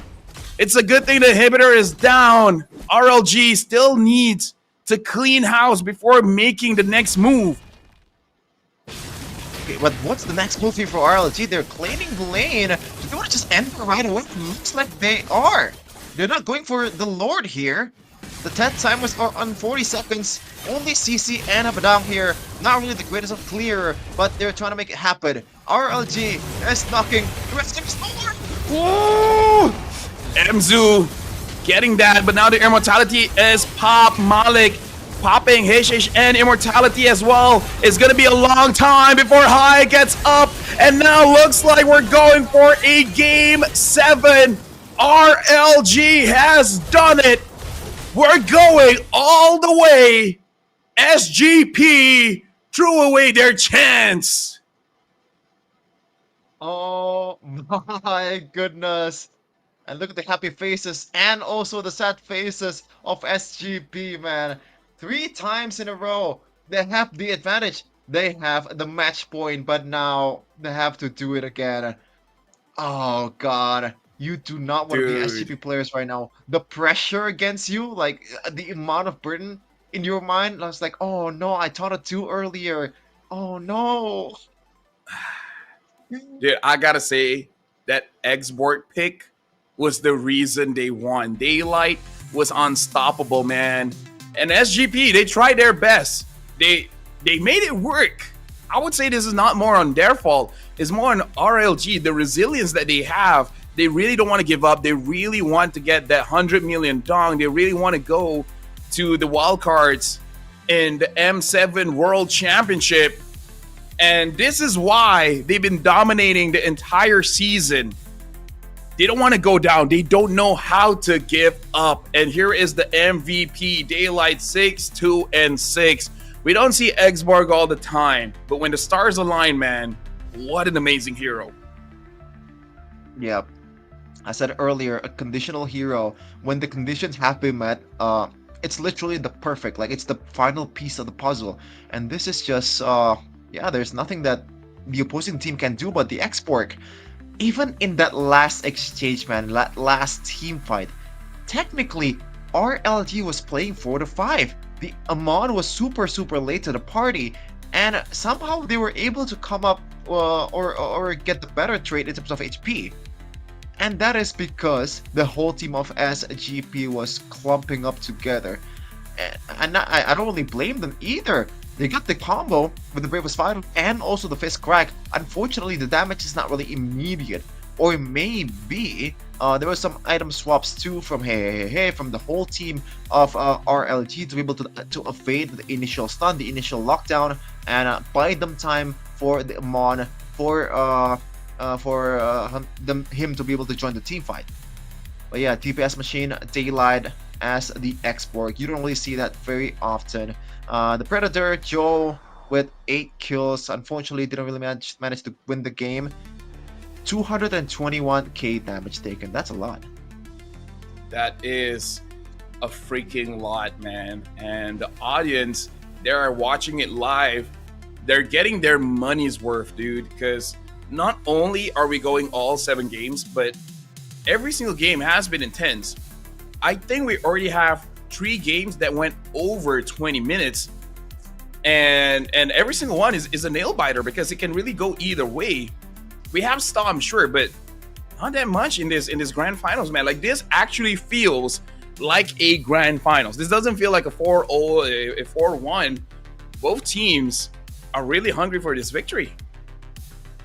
Yeah, and either way, whoever wins, we get a good story, right? Obviously, the clear contender going to the playoffs down 3-1, and they were able to come back from that predicament. That's great. You know, the other way around, team that is, you know, maybe the second in the standing, but we know who is the number 1 is, but somehow they were able to pull it off despite in the brink of our first sweep from 3-1, and they were able to recover. Either way, I'm taking it. This is some good MLBB. This is some very good story for the Mekong region, and hopefully can carry on to the wild card. Whoever wins this one clearly deserves it. But you point this out during the game just now, having a lead of a 3-1 and then having that intense of a game and then losing that game. This is where champions are made. And this is where we see people crumble. We'll see if SGP can handle that loss and come back and reset against RLG. But the same can be said for RLG. That was a very tough match. This is like probably the hardest they've been pushed. Can they keep their mental focus in this game 7? Yeah, for sure. But it's not really a new story either, right? Because we've seen another team in the internationals to pull off this like almost 3-1 comeback from Onyx ID in M5, but AP Brand was able to keep the composure even though the momentum was swinging towards Onyx ID's side. Trust me, I'm Indonesian. I know like how that feels, and I said some pretty you know, brave things before the tournament too. I got a lot of backlash, and yeah, I can kind of feel the nervousness of this player here. You know, almost, well, they got another chance here, so maybe it's still up in the air, but clearly the momentum is on RLG, the number 1 contender going into the playoffs, and that might be I believe the second participant of the M7 Internationals to be able to clinch their spot without even dropping a single match after Team Falcons in MENA. Now that's definitely going to be interesting, but it could go either way, man. SGP as well. They've been looking pretty strong because I think we both agree that they kind of lose the draft. Not by them having a bad draft. It's just that RLG, they just got the kryptonite, I would say, the kryptonite of their draft. And despite that, they played it very well. They almost won despite having the kryptonite on the opposing side. So clearly, they're very strong. Clearly, they know what it takes to win the game. They know how to play good MLBB. And looking at a game, man, like this Amon doesn't really feel that great, but he does definitely have his moments where the endless shards gets a good target and then just winning it out. It just feels bad for Joe because in the late game he was the main target. Once he gets caught, it's kind of GG, man. Like he's that guy, and if he's not there, just gonna lose. Unfortunate, man, for SGP, and I think there were 2 minion hits away to be able to win it, man. That base, that wave minion in the middle or in the top lane that's just pushing through. Oh goodness me. I just feel bad for SGP right now. Hopefully they can recover. We're saying it over and over again because we do need a pretty competitive game 7 here to be able to close this out perfectly.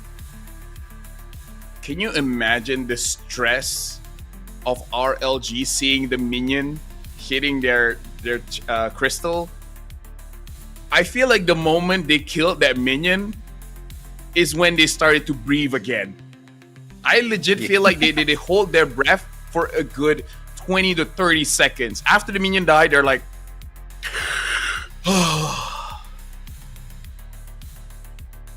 yeah. Can we just jump into the draft already? I am very very excited to see the next one, man. Same.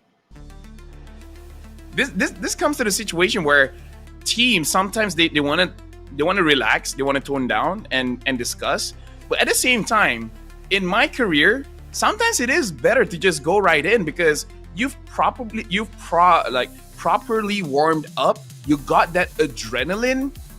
You know, some teams handle it better because there are situations where you start making mistakes because you're too aggressive. But all in all, I've seen teams when they have the momentum, you don't want to cool them down too much, and that's kind of on the coach. You got to make sure that they cool down enough that they don't get too aggressive, but at the same time, don't cool them down too much that they start to, have slower reaction speeds because they have cooldown. But at the same time, on the opposing side, firing up a team that is super cold at this point is also a tall task, right? I've heard stories about players genuinely crying before the match even begins. Kyle TZ, I think the story is already up out in the open. Before M5 Grand Finals, they were down, or like they were losing 3-0 in the upper bracket finals against Onyx ID. But before Grand Finals, Kyle TZ actually cried cried so much because the pressure. And in MPL this season, one of the new junglers of Bicatron named Ron, he's a rookie. He didn't have the best debut ever. He went 0-9 on a Fanny. He actually cried mid-game. Not mid-game, between games. Yeah. So hopefully it's not gonna be that case here. Hopefully these players can handle this one better. Yeah, no, like that's serious, and usually people make fun of it, but no, you can't make fun of this, man. Like when a grown man cry, man, it's something very, very serious, and it's very easy to understand why, because your dreams are right in front of you, and you're responsible for achieving your dream, and at the same time you're responsible for crushing someone else's dream. And that's one of the difficult things being a professional player, is that For you to win, you have to get comfortable crushing other people's dreams, man. It's not Yes. easy. It's really not easy. There cannot be two winners here in VMC Winter 2025, or pretty much every tournament out there. Yeah, but with this, RLG has the chance to keep the spotless record that they have currently this VMC Winter 2025 season, and yeah, that should be a good enough, I guess, CP to brought to the wildcards, so that teams Yep. respect them enough, right? Although you might see the VOD, you might see the gameplay from the Mekong region, and might see, oh, you know what, this is not a threat, but anything can still happen in the before the wild card, the boot camp, the scrims might be something that can elevate a team. Something to look out for as well. Within 1 week or 2 weeks, a new patch will come in. It's not going to be as big as the next patch, but still, things can change, man. Things can change. I saw that there's going to be a Yi Sun Shin nerf, and I think the nerf isn't that bad. It's going to make him more balanced, but at the same time, maybe Yi Sun Shin cannot be balanced. Maybe he just needs to be slightly OP for him to really be viable. But again, we don't know whether that is going to come in live or it's going to be just something that they test out in the advanced server first. But now we got to go back into this grand finals. And I feel like second pick is going to be pretty strong, especially for RLG, because that's a prize Xborg. That's the winner there. That's the winner there. So it's definitely going to be interesting to see who will get that second pick. And it's RLG again. So there's an opportunity for them to have some kind of cheese to take this under the nose of SGP. I'm actually both surprised and also not surprised with the fact that Fanny is still banned in game number 7. Usually you want to go for a more safety kind of composition without really taking a lot of risk, which is the Fanny in a best of one like this, the make or break game.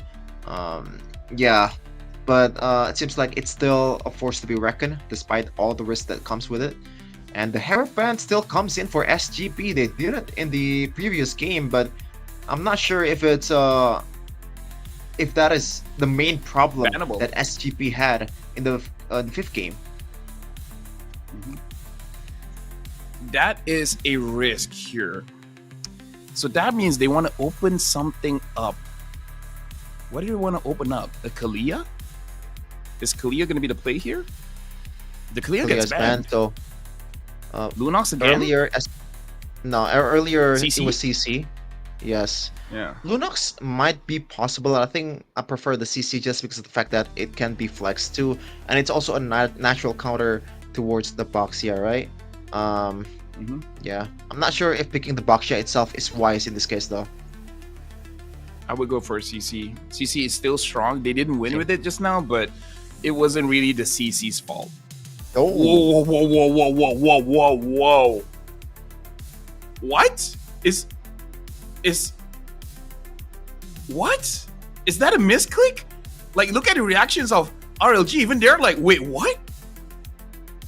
I mean, They're covering their mouths. It is definitely a curveball, but hopefully RLG Is will there going to not be Oh my god.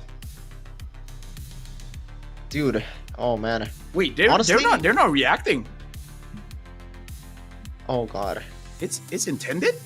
Like, do they want to pick we're early not exploit seeing here?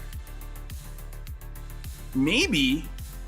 Like, this is a very interesting strategy to go for the Gatot Kacha first pick, letting go of CC and Lunox, and it doesn't look like they're asking for a remake or anything. So this is a Hail Mary here from SGP. I want to see how the draft turns out. And honestly, Red 3 can just be Boxia, right? And you play through the early game easily. And CC is not necessarily a gold lane at this point. It's still a really good EXP laner. You can just play it normally with the marksman in the gold lane, because how tanky your frontliners are with the Boxia, and also another roam that's gonna come in after that. Oh man, oh god, I'm not liking the risk that SGP taken here. Farsa Joy is still pretty strong though, so kind of like having the draft that RLG had in the previous game. But I'm guessing RLG. Oh, they pick up the Hayabusa. Okay, so they pick up the Hayabusa. I'm guessing RLG will ban out the export just in case. Yes. Surely, right? There's no way. Unless they can fit it in their own composition. That's not sure. So the Farsa is actually a pretty good counter towards the export, not in the late game, but in early game. You know, the base damage that you have just burst down the Friaga armor, and the way you counter export is to make him as irrelevant as possible in the first 2 objective fights, so that the export cannot snowball. If you have that, I think export is out of the table, unless they want to play with that risk. I've seen it in MPL Indonesia, where there you go, it's banned, where the export is, you know, faced with a different with a serious dilemma. Do you want to go War Axe first just to further the damage, or do you want to go super defensive and go for a magic resistant item? And 2 answers are not really that good either against this kind of composition. So right now for SGP, it's very tricky because the CC can be flex, can be gold, can be EXP. The safest is definitely banning out the roam. So it looks like they're going for that play. They're banning out the high loss. This has been a strategy that SGP has been using since the upper bracket finals, where the way that they draft is really targeting Pancake, because they feel like Pancake is the enabler for the team, and without him, they should be fine. The question is, what will be the other roamer? A Khalid, a Hilda? Khalid or Hilda? Like if you want to go pure just safety, I think Grok would be still a good choice here. Yes, there's no lockdown, there's no Kalea that you need to evade with the Grok, but still it's a good punish tool, especially with the Tectonic Charge and also the Flicker. You can also be a peel tool towards the Joy too once she diving in with the electrifying beats, right? Other than that, Arlet. yeah, I think picking a Kalea / Hilda wouldn't be that bad of an idea. But I think they want to go for... Or do they want to just reveal the gold lane right now? I don't think so. You can still I think pick this up is your going to be a roamer roll. here. Yeah. If it's a gold lane, I think the safest might be Claude, something that can protect yourself and potentially fight against the Farsa.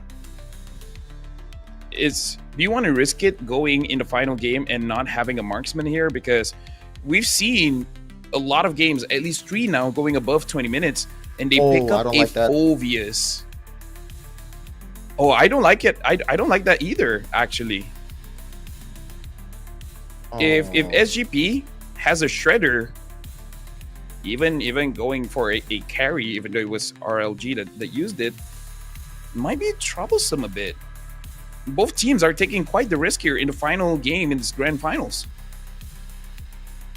Yeah, but I guess for RLG, it's still not that bad. I was thinking the fact that you know, in the early game, export was so good, and that's why I prefer to keep the side laner pick to the end. You know, as you said before the draft, Lafel, keep the cheese until the last moment, but they just erase the cheese. It's gonna be a Moskov, a hero that hasn't appeared just yet in the series, so they're also taking a risk here, SGP.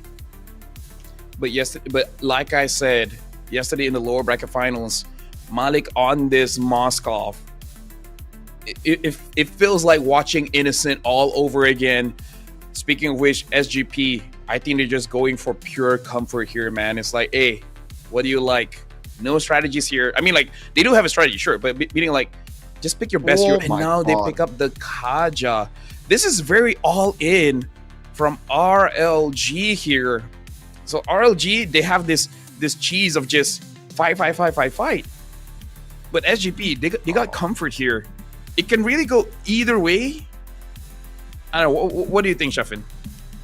I can see the idea of the Kaja being both lock tool and also peel tool towards the Joy, but I still definitely prefer the Grok just because of the potential of the combo in the front line with Lapu Lapu.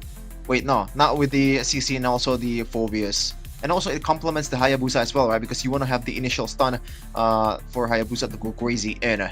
But we'll see though. I think, as you said, Lofel, I think it's still up in the air on who wins in this match. Early game is going to be very, very pivotal for Team RLG because they're playing two fighters. They do have some kind of like scaling tool, but I think in terms of late game potential, SGP clears. And now, welcome, ladies and gentlemen, to the final game of the grand finals here at the VMC MLBB, where they're just one game away from 100 million dong, as well as a ticket going to the wildcards in M7 World Championship. It is going to be RLG going up against SGP, and this is going to be an intense one. It looks like early poke here, Ashria doing quite a lot of damage onto Hyde as well as Emzu. By the way, Joy, like that was a mistake. He actually didn't finish the buff. You know, he tried to oh really? Play with he tried to play with the passive from the jungle, but it ended up not really working out. And the purple buff was healed in the meantime when he's trying to go back. So that's already a big disadvantage coming into you know, especially before the first objective. I mean, we did talk about it, man. After having that game, after having a 3-1 lead, mistakes like that, you know, it can happen. It happens to everyone, but in the grand finals, man, it just hurts a little bit more. For sure. We'll see here in the first objective. Yes, RLG wants to definitely dominate the early game. They do have the phobias, but Kaja is not really the best setter for those kind of occasion. It's more of a pick-off tool, but hopefully RLG can use that to the utmost advantage, right? You know, just erase someone before the team fight even begins, and that is if Pancakes will be able to secure level 4 before this. We'll see. Not yet. Okay, right now looks like a taunt happened onto Pancake, and now the Ogi Shadow Kill hits onto Emzu. But Joe tries to get a return kill, gets onto Pancake. And Meow is there as well to help out Emzu. It's a good thing that he was able to survive that one. But the airstrike use, forced to use the flicker. Before the turtle even starts, quite a lot of resources has been expanded by both teams. It looks like HN could not steal away the purple. Yeah, I like that SGP did not really pull the trigger towards the turtle, but now Pancake has the pushes. Surely this is just going to be a concede.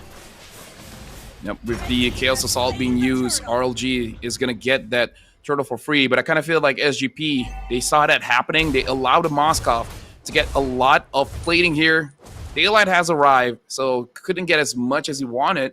But still, I think Saigon Phantom, they're okay playing the waiting game, this considering that they do have a Moskov on their team. Oh, it looks like a Divine Judgment has been used. Emzu doesn't have level 4 just yet, does not have the AOG. Now he does! Oh my and God. to escape. Clutch timing. At that point, you know God loves you, man. Yeah, I don't care if it's luck. You just get out either way, and that is a W that they want to take any day of the week. But economically, though, RLG is, unsurprisingly, is ahead currently by just a smidge, and that is because of the fact that the nature of the composition, that early game based fighter gold that we have here in Daylight, looks like they want to rotate down or maybe just own the bushes in the mid lane, just close to the gold lane here. We'll see. Yeah. Not much happening so far. Both teams are not really trying to take risk here in game number 7, Lafel. They want to play it as safe as possible because it is ride or die. Look at this, Pancake and Hehe, they're in position. Emzu, I think he sees Hehe here. And now an instant engage gets bursted down. They knew what the plan was. They thought that Pancake was cheeky with it, but no, they saw it coming. And Joe now having that Genius 1, immediately gonna feel the damage. By the way, Emzu, he's checking the bush in the mid lane. That was a good bluff from the Gatot Kacha. Really throws both Hehehe down off guard and also Pancake.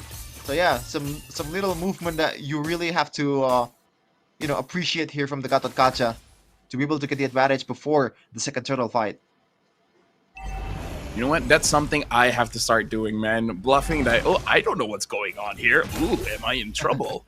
Speaking of which, right now, RLG, they start up the turtle. Look at Malik. Malik already rotated to the top lane. So getting as much gold as he can. And it looks like SGP still going to contest for this. But looks like the Fed airstrike was canceled out. Ashrit will get the turtle. But again, in terms of the gold lead, there's not a lot of difference. But Malik, all the while, is getting the farm. Conceal being used. Malik knows it. And Pancake looks like he is stopping short. But look at the turret. The turret might get taken down here, actually. Yeah, I gotta No, say, it's still so far surviving. this might be the cleanest SGP game in the series. Not in terms of like how dominant they are in the mid game. What I mean is like they're sticking to the win condition. I mean, look at the mid lane. Hyde knows he's literally hiding, right? Because he knows that the pickup potential is so huge with the Kaja, and he also still has the flicker on the bird, and that is why they are super safe here. Oh, up top. Yep, looks like MZU got caught. Pancake secures the kill for himself. And now forcing out the brilliance. And this is why, Chef, and I said, it bothers me a little bit for SGP, because in games that a Moskov is good, they don't pick it up. And then when you see the Moskov play, you're like, why have you not shown this the entire day? I mean, so far it hasn't been crazy just yet, but like you said, SGP, they're playing it very clean right now. They're not taking risks that really should not be taken. But this is the consequences, right? Just when the bushes are owned by the opposing team, you just gotta live with some map pressure, especially towards MZU. It's actually surprising that MZU only gets taken down once so far in this game. Yes, Gatot Kacha is super tanky, especially with the Revitalize, but I expect him to die like 1 or 2 times more in this minute.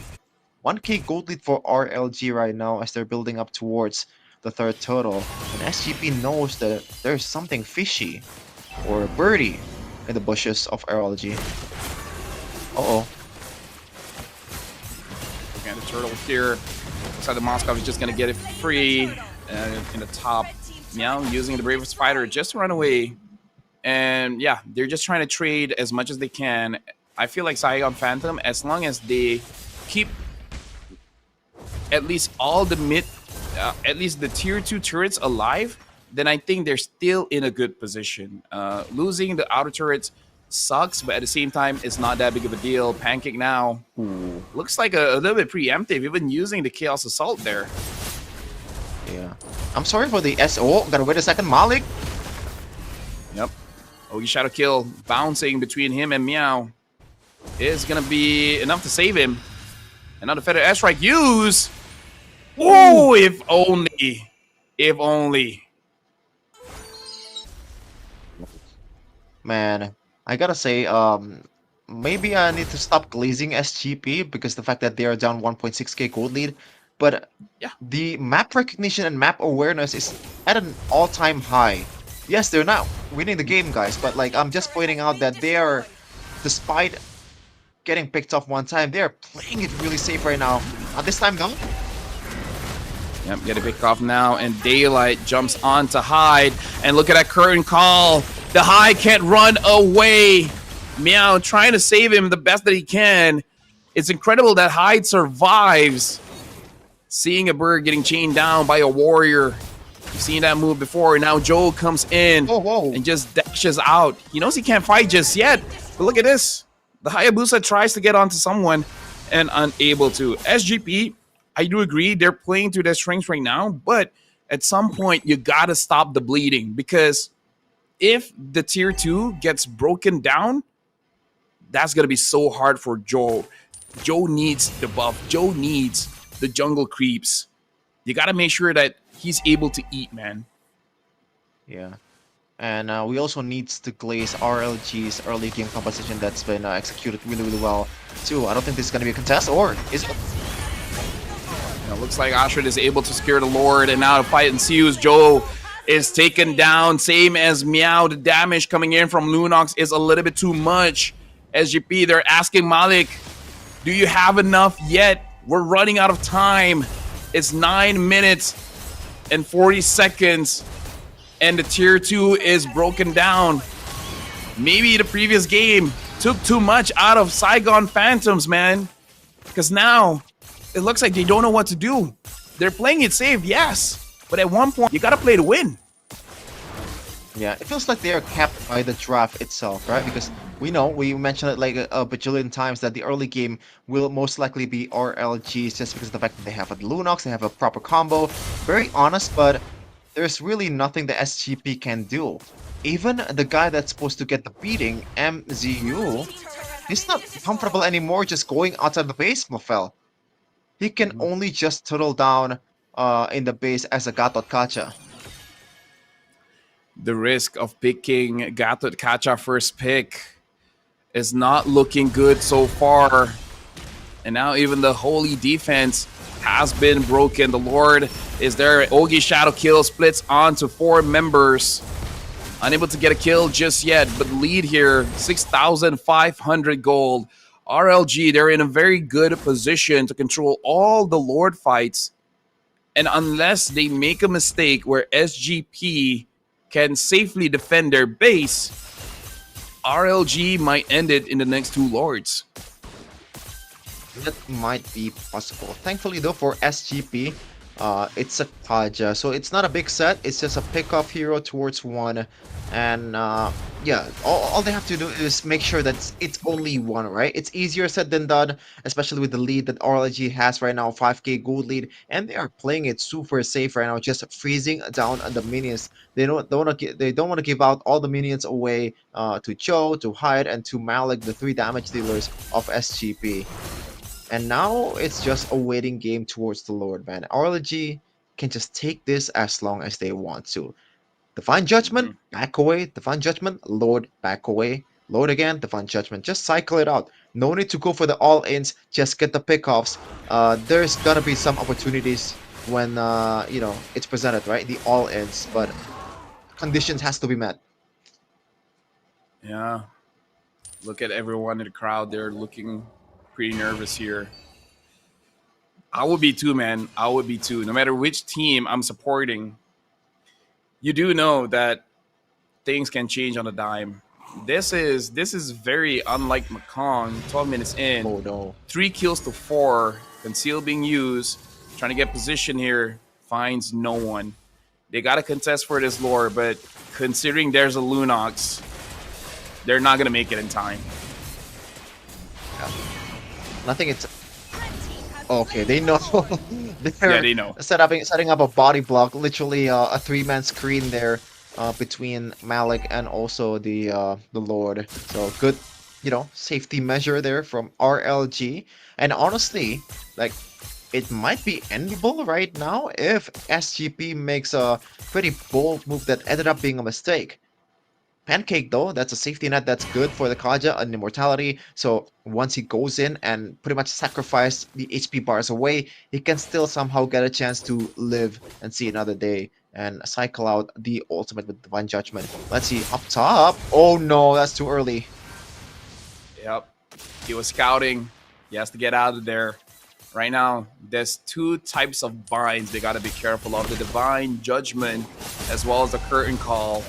This is not a good game for Hyde, and Pancake looks like he overextended, but still they're able to get the inhibitors here. Ashray goes in, he gets pushed back. Good Spear of Misery from Malik, and now Joe wants the kill, but looks like it was a suicide mission. Daylight has more damage even with the Revitalize. There's nothing that Pancake can do. This is desperation. Malik goes in for the fight as well, but Daylight deals way too much damage, especially with that Vengeance. The minions, they're coming in. SGP, they can heal up.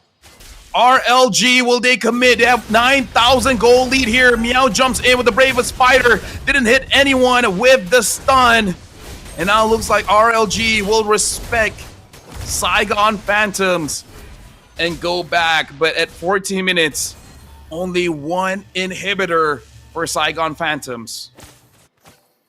Go with the questionable dive towards the front there, while also knowing fully that Divine Judgment is still there. I'm not sure what the angle was there, or is it just a miscommunication on when the Divine Judgment is available, or Is it just the whole plan of them diving into it and Joe will be the sacrificial lamb for them to be able to win the team fight? I can't see that happening, but the calculation is just too off, man. They have to realize that they're down by, I don't know, at that point it was like 8k gold lead. I don't think it should be possible, even if with the man advantage. 5v4 is still not visible for SGP, especially with the fact that these frontliners of RLG, they are very sustained, right? With the War Axe, Volvius can just jump in all around. The Brilliance also from Hey Hey Hey, they are hard to kill. Again, I kind of feel like it's desperation at this point. And again, like your dreams are about to crumble. You were 3-1. Game number 6, it was in your hands. This is going to be a competition that the members of SGP is going to remember for a while, and all for the wrong reasons, man. This is going to be tough for them to recover. For sure. Oh man. And some of the picks from SGP2 is becoming slightly irrelevant, right? The Lapu Lapu especially. Meow, he only died one time, but this is just the nature of Lapu Lapu. You're gonna fall off in the late game. You don't really have enough sustain. At the same time, you don't really have enough damage. And there's also appealing tool with a Dark Wave, with a Divine Judgment. Even Curtain Call can be appealing tool if Daylight perfectly executed it towards the two right member. We'll see here. Pancake is looking for the flicker play here. Who is it gonna be? Who's gonna be the target? And who is going to win this best of one? Who's gonna represent? Bit of airstrike cues, but then the flicker from HHN using the Dark Wave to stop the Feta airstrike. The Lord is in. Ashri used the Ogi Shadow kill. There's no way that they can do this. RLG are your champions. Congratulations, RLG! And they are celebrating to the fullest. Even small sign towards SGP player as the consequence that you're talking about, LaFell. And what a way to secure the spot to the wild card. Coming back from 3-1 down, this is where legends are made. Look at that, tears of joy. You were talking about it before. This is how intense it is. I've worked too many events to know what happens when you taunt before the series is over. What happens? I don't know if you get words of encouragement or words of reminder, but it's a tough loss. And tears all around, man.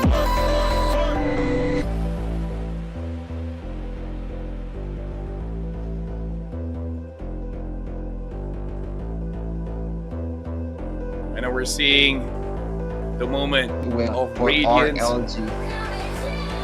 Yep, Radiance Legend Gaming. They're going around the trophy and they raise it. These are your champions. Radiance Legend Gaming SE. After an intense best of 7, after losing 3-1, they turn it around and become the champions of VMC MLBB. Congratulations once again. Man, oh man. And they are keeping their spotless record in this tournament. Not even a single match loss against anyone. You know, this is just greatness in Vietnam, in the Mekong region. That was a little bit too intense, and seeing all the emotions from the winners, from the losers, you can tell how much they really wanted it. But again, congratulations to Radiance Legends Gaming SE. But for Saigon Phantoms, this will take a while for them to recover. So here we're hoping for the very best from them. Hopefully, we'll see more of them in the Mekong region. But that is it. You guys have seen your champions. They are officially going to the wild card in the M7 World Championship. And before we end the show here, Shevin, do you have any final words to everyone watching? Well, as always, when you see this kind of entertainment, absolute cinema. It's a great entertaining match in the Mekong region, and I'm happy to be part of it. Yeah, honestly, it is an amazing series. Thank you very much, Shevin. My name is Aphel. Thank you for everyone watching. Thank you for the production team. And again, congratulations to Radiance Legend Gaming SE for being the champions. That is it for us. And we'll see you guys later on in the wildcards in M7 World Championship.